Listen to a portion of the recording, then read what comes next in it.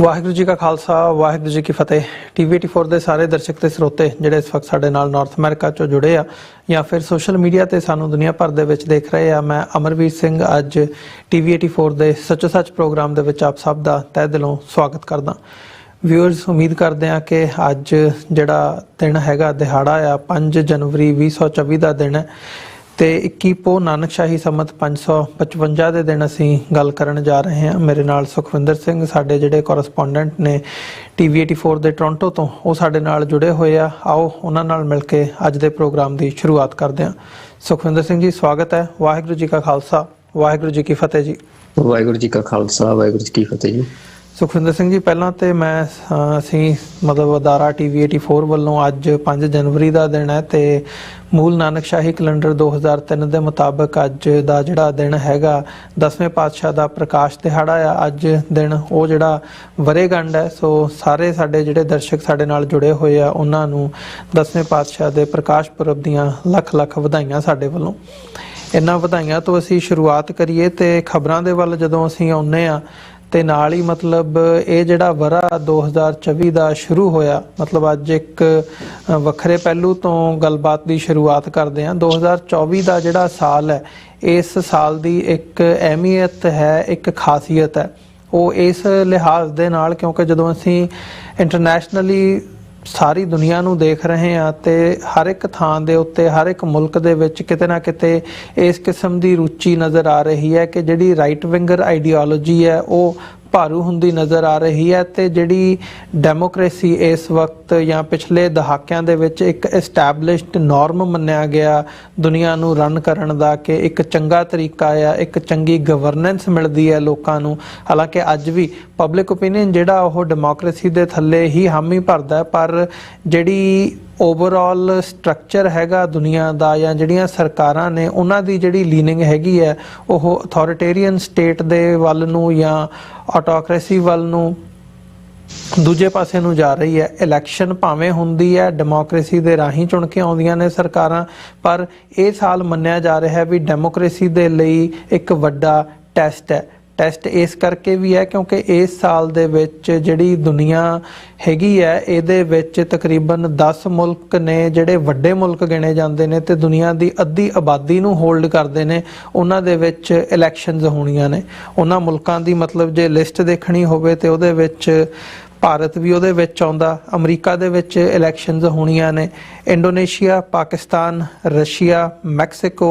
European union ਦੀ election ਇਸ ਸਾਲ ਦੇ ਵਿੱਚ ਹੋਣੀ ਆ। ਸਾਊਥ ਅਫਰੀਕਾ, ਗਾਨਾ ਤੇ ਬੰਗਲਾਦੇਸ਼, ਇਹ ਮੁਲਕ ਨੇ, ਵੱਡੇ ਮੁਲਕ ਨੇ, ਅਹਿਮੀਅਤ ਰੱਖਦੇ ਨੇ ਇਹਨਾਂ ਦੇ ਵਿੱਚ। ਤੇ ਖਾਸ ਤੌਰ ਤੇ ਜਦੋਂ ਅਸੀਂ ਆਪਣੇ ਖਿੱਤੇ ਦੀ ਗੱਲ ਕਰਦੇ ਹਾਂ ਜਾਂ ਜਿੱਥੇ ਅਸੀਂ ਬੈਠੇ ਹਾਂ, ਅਮਰੀਕਾ ਅਮਰੀਕਾ ਦੇ ਵਿੱਚ ਨਵੰਬਰ 'ਚ ਇਲੈਕਸ਼ਨਸ ਹੋਣੀਆਂ ਨੇ ਤੇ ਮਾਰਚ ਅਪ੍ਰੈਲ ਦੇ ਵਿੱਚ ਜਾ ਕੇ ਇੰਡੀਆ ਦੇ ਵਿੱਚ ਇਲੈਕਸ਼ਨਸ ਹੋਣੀਆਂ ਨੇ। ਤੇ ਪਾਕਿਸਤਾਨ ਦੀ ਜਿਹੜੀ ਪੋਲੀਟੀਕਲ ਸਿਚੁਏਸ਼ਨ ਬਣੀ ਹੋਈ ਹੈ ਉਹ ਸਾਡਾ ਹਮਸਾਇਆ ਮੁਲਕ ਹੈ, ਸਾਡਾ ਗੁਆਂਢੀ ਮੁਲਕ ਹੈ। ਉਹਦੇ ਨਾਲ ਵੀ ਸਾਡੇ ਜਿਹੜੇ ਰਿਸ਼ਤੇ ਨੇ ਅਸੀਂ ਹਮੇਸ਼ਾ ਲੋਚਦੇ ਹਾਂ ਕਿ ਉਹ ਸੁਖਾਵੇਂ ਹੋਣ। ਸੋ ਇਹ ਸਾਡੇ ਲਈ ਵੀ ਬਹੁਤ ਅਹਿਮੀਅਤ ਵਾਲੀ ਗੱਲ ਹੈ ਵੀ ਇਹਨਾਂ ਮੁਲਕਾਂ ਦੀ ਜਿਹੜੀ ਸਥਿਤੀ ਇਸ ਵਕਤ ਬਣੀ ਹੋਈ ਹੈ ਉਹ ਡੈਮੋਕ੍ਰੇਸੀ ਦੇ ਹਵਾਲੇ ਨਾਲ ਜਾਂ ਜਿਹੜੀ ਹਿਊਮਨ ਰਾਈਟਸ ਦੀ ਅਸੀਂ ਗੱਲ ਕਰਦੇ ਹਾਂ, ਭਾਰਤ ਦੇ ਵਿੱਚ ਜਿਹੜੀ ਘਾਣ ਹੋ ਰਿਹਾ ਉਸ ਹਵਾਲੇ ਦੇ ਨਾਲ ਬਹੁਤ ਇੰਪੋਰਟੈਂਟ ਹੈ ਇਹ ਸਾਲ। ਇਸ ਪੱਖ ਤੋਂ ਅਸੀਂ ਗੱਲਬਾਤ ਦੀ ਸ਼ੁਰੂਆਤ ਕਰੀਏ। ਜਿਵੇਂ ਮੈਂ ਜ਼ਿਕਰ ਕੀਤਾ ਵੀ ਸਾਰਾ ਜਿਹੜੇ ਇਹ ਮੁਲਕ ਹੈਗੇ ਇਹਨਾਂ ਦੇ ਵਿੱਚ ਇਲੈਕਸ਼ਨਸ ਹੋਣੀਆਂ ਨੇ। ਸੁਖਵਿੰਦਰ ਸਿੰਘ ਜੀ, ਕਿਵੇਂ ਦੇਖਦੇ ਹੋ ਜਾਂ ਇਕੱਲੇ ਮੁਲਕ ਦੇ ਹਿਸਾਬ ਨਾਲ ਵੀ ਥੋੜ੍ਹੀ ਜਿਹੀ ਗੱਲ ਕਰੀਏ, ਫਿਰ ਜਿਹੜਾ ਸਾਡਾ ਫੋਕਸ ਹੈ ਸਾਊਥ ਏਸ਼ੀਆ ਦੀ ਧਰਤੀ ਜਾਂ ਜਿੱਥੇ ਅਸੀਂ ਬੈਠੇ ਹਾਂ ਅਮਰੀਕਾ, ਇਹਦੇ ਤੇ ਵੀ ਅਸੀਂ ਗੱਲ ਕਰਾਂਗੇ। ਬਿਲਕੁਲ ਅਮਰਵੀਰ ਸਿੰਘ ਜੀ, ਜਿਹੜੀ ਤੁਸੀਂ ਗੱਲ ਕੀਤੀ ਆ ਕਿ ਇਹ ਜਿਹੜਾ ਸਾਲ ਆ, ਇਸ ਸਾਲ ਦੇ ਵਿੱਚ ਦੁਨੀਆ ਦੀ ਆਬਾਦੀ ਦਾ ਵੱਡਾ ਹਿੱਸਾ ਸਾਂਭੀ ਬੈਠੇ ਜਿਹੜੇ ਮੁਲਕ ਨੇ, ਦੇਖਣਾ ਹੋਵੇ ਤਾਂ ਦੁਨੀਆ ਦੀ ਅੱਧੀ ਤੋਂ ਵੱਧ ਆਬਾਦੀ ਇਹਨਾਂ ਮੁਲਕਾਂ ਦੇ ਵਿੱਚ ਆ। ਵੀ ਉਹਨਾਂ ਮੁਲਕਾਂ ਦੇ ਵਿੱਚ ਜਿਹੜੀਆਂ ਸਰਕਾਰਾਂ ਨੇ ਉਹ ਚੁਣੀਆਂ ਜਾਣੀਆਂ ਨੇ। ਉਹ ਕੁਛ ਮੁਲਕਾਂ ਦੇ ਵਿੱਚ ਕਹਿਣ ਨੂੰ ਡੈਮੋਕ੍ਰੇਸੀ ਆ, ਕੁਛ ਮੁਲਕਾਂ ਦੇ ਵਿੱਚ ਡੈਮੋਕ੍ਰੇਸੀ ਹੈ ਵੀ ਆ ਤੇ ਕੁਛ ਮੁਲਕਾਂ ਦੇ ਵਿੱਚ ਅਥੋਰੀਟੇਰੀਅਨ ਰਜੀਮਸ ਵੀ ਹੈਗੇ ਆ। ਤਾਂ ਇਹ ਜਿਹੜੀ ਸਾਰੀ ਇਹ ਪੋਲੀਟੀਕਲ ਪ੍ਰੈਕਟਿਸ ਆ ਵੀ ਉਹਦੇ ਬਾਰੇ ਜਿਹੜਾ ਇਹ ਸਾਲ ਆ ਉਹਨੂੰ ਬੜਾ ਅਹਿਮ ਮੰਨਿਆ ਜਾ ਰਿਹਾ। ਸਤੰਬਰ ਮਹੀਨੇ ਦੇ ਵਿੱਚ ਪਿਛਲੇ ਸਾਲ ਜਿਹੜੇ ਐਂਟਨੀ ਬਲਿੰਕਨ ਨੇ, US ਦੇ ਸੈਕਟਰੀ ਆਫ ਸਟੇਟ, ਉਹਨਾਂ ਨੇ ਇੱਕ ਜੌਨ ਹੋਪਕਿੰਸ ਯੂਨੀਵਰਸਿਟੀ ਆ ਵਾਸ਼ਿੰਗਟਨ ਦੇ ਵਿੱਚ, ਉੱਥੇ ਵਿਦਿਆਰਥੀਆਂ ਦੇ ਨਾਲ ਰੂਬਰੂ ਪ੍ਰੋਗਰਾਮ ਸੀ ਉਹਨਾਂ ਦਾ। ਤੇ ਉਸ ਆਪਣੀ ਸਪੀਚ ਦੇ ਵਿੱਚ ਮੈਂ ਉਹਨਾਂ ਦੇ ਕੁਝ ਗੱਲਾਂ ਕੋਟ ਕਰਨੀਆਂ ਚਾਹੁੰਦਾ ਆਪਣੀ ਜਿਹੜੀ ਗੱਲਬਾਤ ਸ਼ੁਰੂ ਕਰਨ ਤੋਂ ਪਹਿਲਾਂ ਜੀ। ਤਾਂ ਉਹਨਾਂ ਨੇ ਆਪਣੀ ਉਸ ਸਪੀਚ ਦੇ ਵਿੱਚ ਕਿਹਾ ਸੀ ਕਿ one era is ending, a new one is beginning, and the decisions that we take now will shape the future of decades to come।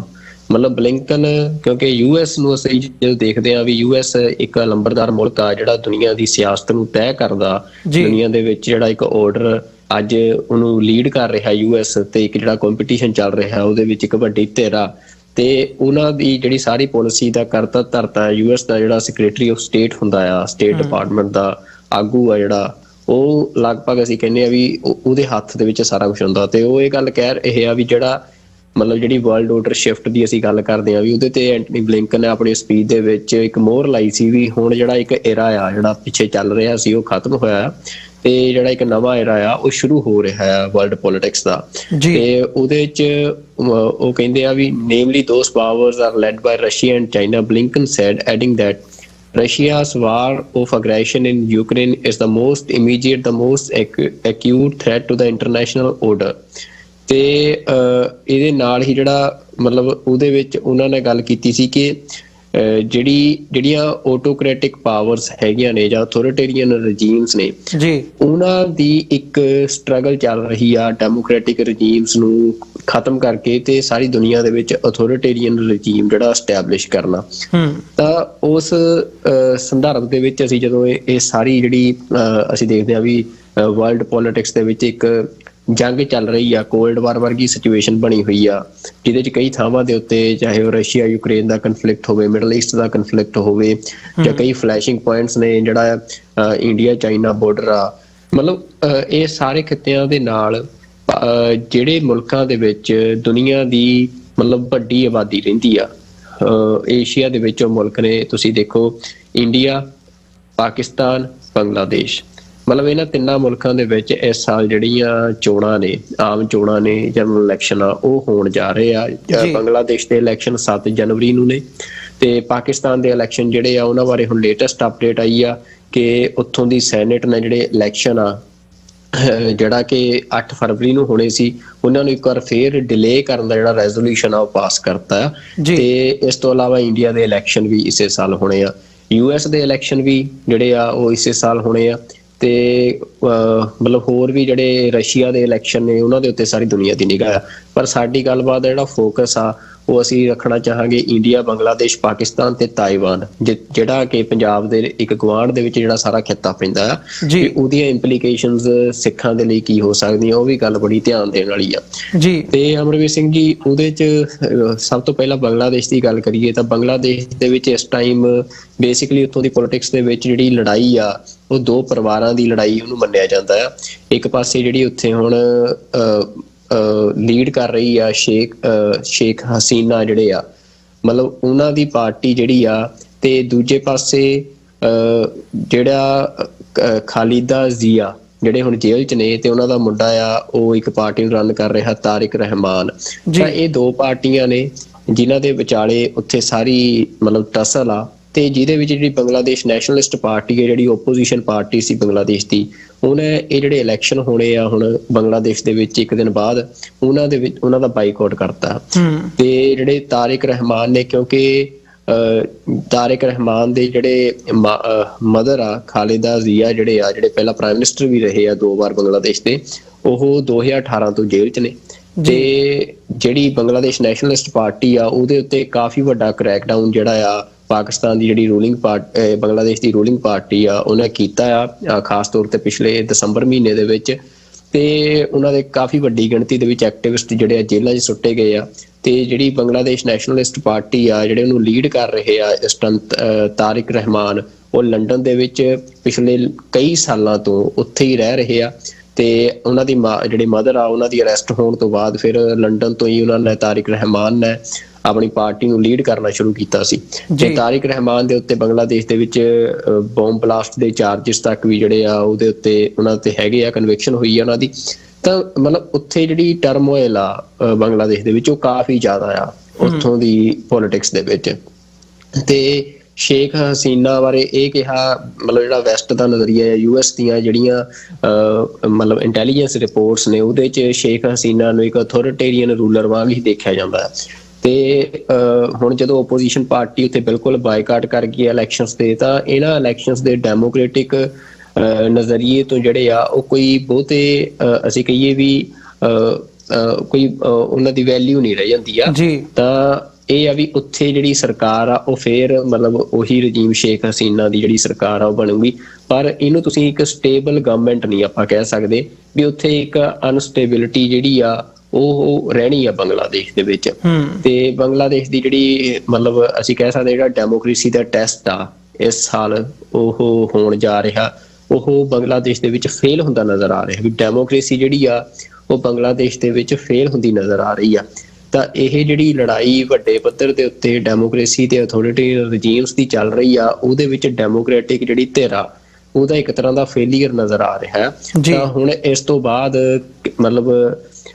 Basically ਹੁਣ ਗੱਲ ਇਹ ਹੈ ਕਿ ਵੈਸਟ ਕੀ ਅਪਰੋਚ ਲੈਂਦਾ ਜਾਂ US ਕੀ ਅਪਰੋਚ ਲੈਂਦਾ ਇਹਨਾਂ ਇਲੈਕਸ਼ਨਸ ਨੂੰ ਲੈ ਕੇ, ਕਿਉਂਕਿ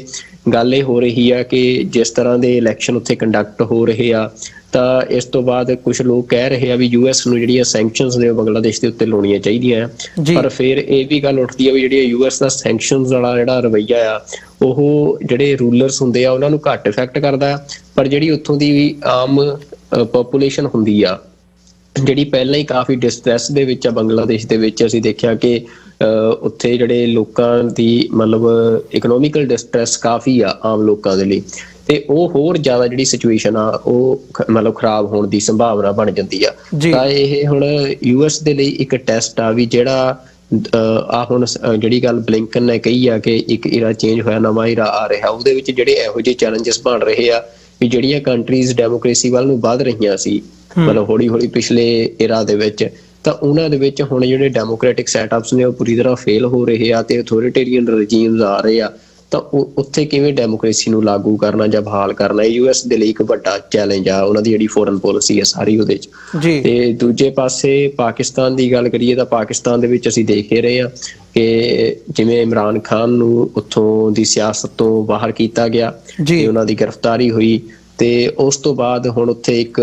ਕੇਅਰ ਟੇਕਰ ਗਵਰਨਮੈਂਟ ਜਿਹੜੀ ਆ ਉਹ ਚੱਲ ਰਹੀ ਆ, ਤੇ ਹੁਣ ਲਗਾਤਾਰ ਜਿਹੜੇ ਇਲੈਕਸ਼ਨ ਆ ਉਹ ਉੱਥੇ ਪੋਸਟਪੋਨ ਹੁੰਦੇ ਰਹੇ ਆ। ਤੇ ਇਸ ਵਾਰ ਜਿਹੜੀ ਇਲੈਕਸ਼ਨ ਆ ਉਹ 8 ਫਰਵਰੀ ਨੂੰ ਉੱਥੇ ਹੋਣੀ ਸੀ, ਪਰ ਹੁਣ ਇਹ ਖਬਰ ਆ ਰਹੀ ਆ ਕਿ ਜਿਹੜੀ ਪਾਕਿਸਤਾਨ ਦੀ ਸੈਨੇਟ ਆ ਉਹਨੇ ਇਹ ਰੈਜ਼ੋਲੂਸ਼ਨ ਅਪਰੂਵ ਕੀਤਾ ਆ ਕਿ ਜਿਹੜੀ ਇਲੈਕਸ਼ਨ ਆ ਮਤਲਬ ਇਹ ਨਾ ਹੋਵੇ। ਜਿਹੜੇ ਰੀਜ਼ਨ ਦਿੱਤੇ ਗਏ ਆ ਉਹ ਇਹ ਦਿੱਤੇ ਗਏ ਆ ਕਿ ਇੱਕ ਤਾਂ ਠੰਡ ਬਹੁਤ ਆ ਜੀ, ਤੇ ਦੂਜਾ ਇਹ ਆ ਵੀ ਜਿਹੜੇ ਪੋਲੀਟੀਸ਼ੀਅਨ ਨੇ ਉਹਨਾਂ ਦੀ ਸਿਕਿਉਰਿਟੀ ਥ੍ਰੈਟ ਆ ਉਹਨਾਂ ਦੇ ਲਈ, ਤਾਂ ਇਸ ਕਰਕੇ ਮਤਲਬ ਜਿਹੜੇ ਇਲੈਕਸ਼ਨ ਆ ਉਹ ਮਤਲਬ ਹਜੇ ਕੋਈ ਅਗਲੀ ਡੇਟ ਨਹੀਂ ਕਿ ਕਦੋਂ ਹੋਣਗੇ, ਪਰ ਉਹ ਇੱਕ ਵਾਰ ਮੁਲਤਵੀ ਕਰ ਦਿੱਤੇ ਗਏ ਆ। ਤੇ ਜਿਹੜੀ ਇਹ ਵੋਟਿੰਗ ਹੋਈ ਆ ਹੁਣ ਉੱਥੇ ਡੈਮੋਕ੍ਰੇਸੀ ਦਾ ਹਾਲ ਅਸੀਂ ਇੱਥੋਂ ਦੇਖ ਸਕਦੇ ਆ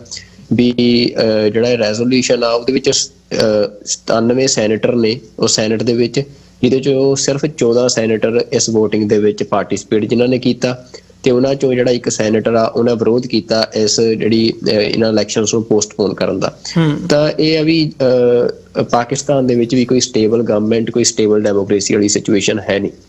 ਇਹ ਦੋ ਵੱਡੇ ਮੁਲਕ ਤੁਸੀਂ ਦੇਖੋ ਵੀ ਜਿੱਥੇ ਦੁਨੀਆ ਦੀ ਇੱਕ ਵੱਡਾ ਆਬਾਦੀ ਦਾ ਜੰਕ ਰਹਿੰਦਾ ਆ, ਤਾਂ ਉਹਨਾਂ ਦੇ ਵਿੱਚ ਡੈਮੋਕ੍ਰੈਟਿਕ ਫੇਲੀਅਰ ਸਾਡੇ ਸਾਹਮਣੇ ਆ ਜੋ ਇਸ ਟਾਈਮ ਅਸੀਂ ਦੇਖ ਰਹੇ ਹਾਂ ਸਿਚੁਏਸ਼ਨ ਆ। ਤੇ ਉਸ ਤੋਂ ਬਾਅਦ ਤਾਇਵਾਨ ਦੀ ਗੱਲ ਜਦੋਂ ਅਸੀਂ ਕਰਦੇ ਹਾਂ ਤਾਂ ਤਾਇਵਾਨ ਦੀ ਇਲੈਕਸ਼ਨ ਵੀ ਇੰਪੋਰਟੈਂਟ ਆ, ਕਿਉਂਕਿ ਇਸ ਖਿੱਤੇ ਦੇ ਵਿੱਚ ਤਾਇਵਾਨ ਇੱਕ ਬਹੁਤ ਇੰਪੋਰਟੈਂਟ ਫਲੈਸ਼ ਪੁਆਇੰਟ ਆ ਜੀਓ ਪੋਲਿਟਿਕਸ ਵਾਸਤੇ। ਤੇ ਤਾਇਵਾਨ ਦੇ ਵਿੱਚ ਜਿਹੜੀ ਗਵਰਨਮੈਂਟ ਆ ਉੱਥੇ DPP ਪਾਰਟੀ ਆ ਤਾਇਵਾਨ ਦੀ, ਡੈਮੋਕ੍ਰੈਟਿਕ ਪ੍ਰੋਗਰੈਸਿਵ ਪਾਰਟੀ, ਜਿਹਨੂੰ ਕਿ ਇੰਡੀਪੈਂਡੈਂਸ ਲੀਨਿੰਗ ਪਾਰਟੀ ਕਿਹਾ ਜਾਂਦਾ ਹੈ, ਜਿਹੜੀ ਚਾਈਨਾ ਤੋਂ ਵੱਖਰੇ ਤਾਇਵਾਨ ਦੀ, ਇੰਡੀਪੈਂਡੈਂਟ ਤਾਇਵਾਨ ਦੀ ਜਿਹੜੀ ਆ ਉਹ ਡਿਮਾਂਡ ਕਰਦੀ ਆ। ਤੇ US ਦੀ ਪੋਲਿਸੀ ਅਸੀਂ ਤਾਇਵਾਨ ਬਾਰੇ ਜਾਣਦੇ ਹਾਂ ਕਿ US ਜਿਹੜਾ ਆ ਉਹ ਤਾਇਵਾਨ ਦੀ ਇੰਡੀਪੈਂਡੈਂਟ ਜਿਹੜੀ ਹੋਂਦ ਆ ਉਹਨੂੰ ਕਾਫੀ ਸਪੋਰਟ ਕਰਦਾ ਆ। ਤੇ ਉੱਥੇ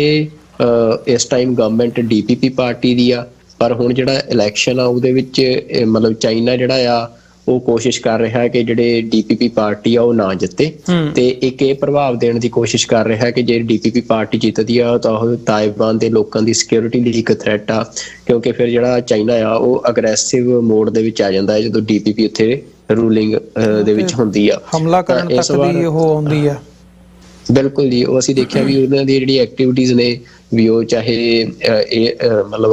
ਹਵਾਈ ਜਹਾਜ਼ ਉਹਨਾਂ ਦੇ ਗੇੜੇ ਮਾਰਦੇ ਰਹਿੰਦੇ ਆ ਤਾਈਵਾਨ ਦੇ ਉੱਤੇ। ਹਾਲੇ ਤੱਕ ਕੋਈ ਇਦਾਂ ਦਾ ਅਟੈਕ ਤਾਂ ਨਹੀਂ ਕੀਤਾ, ਪਰ ਇੱਕ ਇਹ ਹਮੇਸ਼ਾ ਹੀ ਚਰਚਾ 'ਚ ਰਹਿੰਦਾ ਆ ਕਿ ਚਾਈਨਾ ਕਿਸੇ ਵੀ ਟਾਈਮ ਜੇ DPP ਦਾ ਰਜੀਮ ਤਾਈਵਾਨ 'ਚ ਰਹਿੰਦਾ ਆ, ਜਿੱਥੇ ਕਿ ਹੁਣ ਕਾਫੀ ਡਿਪਲੋਮੈਟਿਕ ਜਿਹੜੇ ਰਿਲੇਸ਼ਨਸ ਨੇ US ਦੇ, ਉਹ ਸਾਹਮਣੇ ਪਿਛਲੇ ਟਾਈਮ 'ਚ ਦੇਖਣ 'ਚ ਆਇਆ ਕਿ ਉਹ ਚਾਈਨਾ ਨੂੰ ਓਵਰਪਾਵਰ ਕਰਕੇ ਜਾਂ ਚਾਈਨਾ ਨੂੰ ਇੱਕ ਸਾਈਡ ਤੇ ਕਰਕੇ ਉਹ ਸਿੱਧੇ ਤਾਈਵਾਨ ਦੇ ਨਾਲ ਰਿਲੇਸ਼ਨ ਜਿਹੜੇ ਆ ਉਹ ਐਸਟੈਬਲਿਸ਼ ਹੋਏ ਆ ਕਾਫੀ ਸਟਰੋਂਗ। ਤੇ ਉਹਦੇ 'ਚ ਕੁਝ ਟ੍ਰੀਟੀਜ਼ ਵੀ ਨੇ, ਕੁਝ ਫੰਡਿੰਗ ਵੀ ਆ ਜਿਹੜੀ, ਤੇ ਕੁਝ ਅਸੀਂ ਦੇਖਿਆ ਵੀ ਜਿਹੜੀ ਸਿਕਿਉਰਿਟੀ ਜਿਹੜਾ ਇਨਫਰਾਸਟਰਕਚਰ ਆ ਉਹ ਡਿਵੈਲਪ ਕਰਨ ਦੇ ਵਿੱਚ ਵੀ US ਕਾਫੀ ਉੱਥੇ ਇਨਵੋਲਵਮੈਂਟ ਦਿਖਾ ਰਿਹਾ ਆ ਪਿਛਲੇ ਕੁਝ ਸਾਲਾਂ ਦੇ ਵਿੱਚ ਜੀ। ਤੇ ਉਨਾ ਹੀ ਚਾਈਨਾ ਅਗਰੈਸਿਵ ਹੋ ਰਿਹਾ ਆ ਤੇ ਚਾਈਨਾ ਇਹ ਐਸਟੈਬਲਿਸ਼ ਪ੍ਰਭਾਵ ਦੇਣ ਦੀ ਕੋਸ਼ਿਸ਼ ਕਰ ਰਿਹਾ ਕਿ ਜੇ DPP ਉੱਥੇ ਦੁਬਾਰਾ ਰਜੀਮ ਦੇ ਵਿੱਚ ਆਉਂਦੀ ਆ ਤੇ ਚਾਈਨਾ ਜਿਹੜਾ ਉਹ ਡਾਇਰੈਕਟ ਅਟੈਕ ਕਰਕੇ ਮਤਲਬ ਤਾਈਵਾਨ ਨੂੰ ਜਿਹੜੀ ਇੱਕ ਆਟੋਨਮੀ ਦਿੱਤੀ ਹੋਈ ਆ ਉਹਨੂੰ ਵੀ ਖਤਮ ਕਰਕੇ ਉਹ ਸਿੱਧਾ ਆਪਣੇ ਕੰਟਰੋਲ 'ਚ ਲੈ ਸਕਦਾ ਹੈ। ਬਿਲਕੁਲ। ਤਾਂ ਉੱਥੇ ਹੁਣ ਲੋਕ ਜਿਹੜੇ ਆ ਉਹ ਕੀ ਡਿਸੀਜਨ ਲੈਂਦੇ ਆ ਇਹਦੇ ਉੱਤੇ ਵੀ ਸਾਰੇ ਦੁਨੀਆ ਦੀ ਜਿਹੜੀ ਨਿਗਾਹ ਬਣੀ ਹੋਈ ਆ। ਤੇ ਮਤਲਬ ਇਸ ਤੋਂ ਬਾਅਦ ਅਸੀਂ ਗੱਲ ਕਰੀਏ ਵੀ ਇੰਡੀਆ ਦੇ ਵਿੱਚ ਇਸ ਵਾਰ ਜਿਹੜੀ ਇਲੈਕਸ਼ਨ ਆ ਉਹਦੇ ਉੱਤੇ ਵੀ ਸਾਰੀ ਦੁਨੀਆ ਦੀ ਨਿਗਾਹ ਹੈ, ਕਿਉਂਕਿ ਦੁਨੀਆ ਦਾ ਮਤਲਬ ਡੈਮੋਕ੍ਰੇਸੀ ਵਾਲਾ ਜਿਹੜਾ ਅਸੀਂ ਕਹੀਏ ਬਲੋਕ ਆ ਉਹਦੇ 'ਚ ਇੰਡੀਆ ਨੂੰ ਡੈਮੋਕ੍ਰੈਟਿਕ ਬਲੋਕ ਦੇ ਵਿੱਚ ਗਿਣਿਆ ਜਾਂਦਾ, ਇੱਕ ਡੈਮੋਕ੍ਰੈਟਿਕ ਕੰਟਰੀ ਮੰਨਿਆ ਜਾਂਦਾ। ਪਰ ਲਗਾਤਾਰ US ਦੇ ਜਿੰਨੇ ਇੰਸਟੀਚਿਊਟਸ ਨੇ ਜਿਹੜੇ ਡੈਮੋਕ੍ਰੇਸੀ ਨੂੰ ਤੇ ਨਜ਼ਰ ਰੱਖਦੇ ਆ ਤੇ ਉਹਨਾਂ ਦੀਆਂ ਰਿਪੋਰਟਸ ਅਸੀਂ ਦੇਖ ਚੁੱਕੇ ਹਾਂ ਵੀ ਹਰ ਪਹਿਲੂ ਤੋਂ ਇੰਡੀਆ ਦੇ ਵਿੱਚ ਜਿਹੜੀ ਡੈਮੋਕ੍ਰੇਸੀ ਆ ਉਹ ਵੱਧ ਤੋਂ ਬਦਤਰ ਹੁੰਦੀ ਗਈ ਆ ਜੀ। ਤੇ ਇਸ ਵਾਰ ਜਿਹੜੀ ਮਤਲਬ ਮੋਦੀ ਦੀ ਜਿਹੜੀ ਗਵਰਨਮੈਂਟ ਆ, ਜਿਹਨੂੰ ਹਿੰਦੂਤਵੀ ਗਵਰਨਮੈਂਟ ਜਾਂ ਕਹੀਏ ਵੀ ਹਾਰਡਕੋਰ ਹਿੰਦੂਤਵਾਦੀ ਪੋਲਿਟਿਕਸ ਕਰਨ ਵਾਲੀ ਗਵਰਨਮੈਂਟ ਕਿਹਾ ਜਾਂਦਾ, ਉਹ 2 ਵਾਰ ਉਹਦਾ ਰਜੀਮ ਪੂਰਾ ਹੋ ਚੱਲਿਆ ਤੇ ਇਸ ਵਾਰ ਵੀ BJP ਜਿਹੜੀ ਆ ਮੋਦੀ ਦੇ ਫੇਸ ਦੇ ਨਾਲ ਹੀ ਇਲੈਕਸ਼ਨ ਲੜਨ ਜਾ ਰਹੀ ਆ। ਤੇ ਉਹਦੇ ਵਿੱਚ ਜਿਹੜਾ ਉਹਨੂੰ ਚੈਲੰਜ ਕਰ ਰਹੀ ਧਿਰ ਆ ਉਹ ਇੰਡੀਆ ਦਾ ਜਿਹੜਾ ਅਲਾਇੰਸ ਬਣਿਆ, ਜਿਹਦੇ ਵਿੱਚ ਅਸੀਂ ਦੇਖ ਸਕਦੇ ਹਾਂ ਵੀ ਕਾਫੀ ਵੱਡੇ ਪੱਧਰ ਤੇ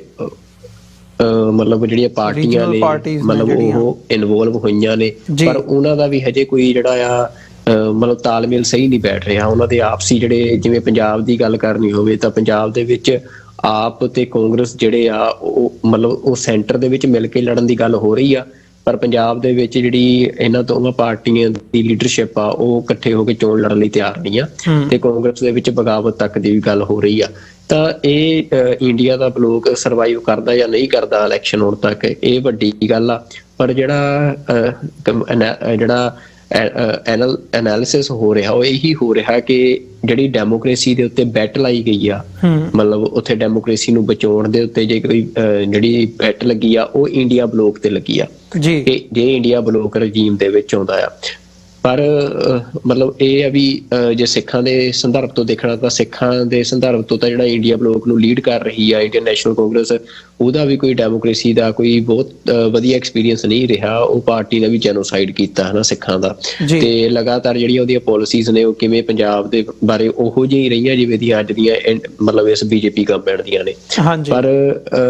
ਇੱਕ ਵੱਡੇ ਸਪੈਕਟਰਮ ਤੇ ਮਤਲਬ ਇੰਡੀਅਨ ਨੈਸ਼ਨਲਿਜ਼ਮ ਦੇ ਫਰੇਮਵਰਕ ਦੇ ਵਿੱਚ ਜਿਹੜਾ ਆ ਤਾਂ ਇਹ ਮੰਨਿਆ ਜਾ ਰਿਹਾ ਵੀ ਜਿਹੜਾ ਇੰਡੀਆ ਬਲੋਕ ਆ ਉਹ ਥੋੜਾ ਜਿਹਾ ਵੱਧ ਲਿਬਰਲ ਆ ਜਿਹੜੀ BJP ਦੀ ਰਜੀਮ ਆ ਉਹਦੇ ਨਾਲੋਂ। ਪਰ ਗਰਾਊਂਡ ਦੇ ਉੱਤੇ ਇਹਦੀ ਪੋਸੀਬਿਲਿਟੀ ਨਹੀਂ ਲੱਗ ਰਹੀ ਵੀ ਇਹ ਉਹਨੂੰ ਟੱਕਰ ਦੇ ਸਕੂਗਾ ਇੰਡੀਆ ਦਾ ਬਲੋਕ। ਤੇ ਉਹਦੇ ਵਿੱਚ BJP ਜਿਹੜੀ ਆ ਉਹ ਇੱਕ ਵਾਰ ਫੇਰ ਤੋਂ ਮਤਲਬ ਆਪਣਾ ਜਿਹੜਾ ਹਾਰਡਕੋਰ ਹਿੰਦੂਤਵਾ ਦਾ ਏਜੰਡਾ ਆ, ਜਿਹਦੇ ਵਿੱਚ ਉਹ ਆਪਣੀ ਇਲੈਕਸ਼ਨ ਕੈਂਪੇਨ ਦੀ ਅਸੀਂ ਦੇਖ ਰਹੇ ਆ ਵੀ ਸ਼ੁਰੂਆਤ ਰਾਮ ਮੰਦਿਰ ਦੇ ਇਨੈਗੋਰੇਸ਼ਨ ਤੋਂ ਉਹਨੇ ਇੱਕ ਵੱਡਾ ਮਤਲਬ ਇੰਡੀਆ ਲੈਵਲ ਦਾ ਪ੍ਰੋਗਰਾਮ ਬਣਾ ਕੇ ਕਰ ਰਹੇ ਆ ਜੀ। ਤੇ ਉਹ ਚੀਜ਼ ਜਿਹੜੀ ਉਹਨਾਂ ਦੀ ਵਿਕਦੀ ਆ ਇੰਡੀਆ ਦੀ ਮਾਰਕੀਟ ਦੇ ਵਿੱਚ, ਉੱਥੋਂ ਦੀ ਪੋਪੂਲੇਸ਼ਨ ਦੇ ਵਿੱਚ। ਤੇ ਉਹਦੇ ਨਾਲ ਮਤਲਬ ਡੈਮੋਕ੍ਰੇਸੀ ਅਸੀਂ ਜਿਵੇਂ ਜ਼ਿਕਰ ਕੀਤਾ ਵੀ ਪਾਕਿਸਤਾਨ ਬੰਗਲਾਦੇਸ਼, ਉੱਥੇ ਤਾਂ ਮਤਲਬ ਅਸੀਂ ਹਾਲਾਤ ਦੇਖ ਰਹੇ ਹਾਂ ਵੀ ਕੋਈ ਚੰਗੇ ਨਹੀਂ ਆ ਡੈਮੋਕ੍ਰੇਸੀ ਦੇ। ਤੇ ਇੰਡੀਆ ਦੇ ਵਿੱਚ ਵੀ ਜਿਹੜਾ ਇਹ ਮੋਦੀ ਦਾ ਰਜੀਮ ਆ ਮਤਲਬ ਉਹ ਦੁਬਾਰਾ ਫੇਰ ਪਾਵਰ ਦੇ ਵਿੱਚ ਆਉਂਦਾ ਹੀ ਨਜ਼ਰ ਆ ਰਿਹਾ, ਤੇ ਇੱਥੇ ਵੀ ਜਿਹੜੀ ਡੈਮੋਕ੍ਰੇਸੀ ਆ ਉਹ ਫੇਲ ਹੁੰਦੀ ਨਜ਼ਰ ਆ ਰਹੀ ਆ। ਤਾਂ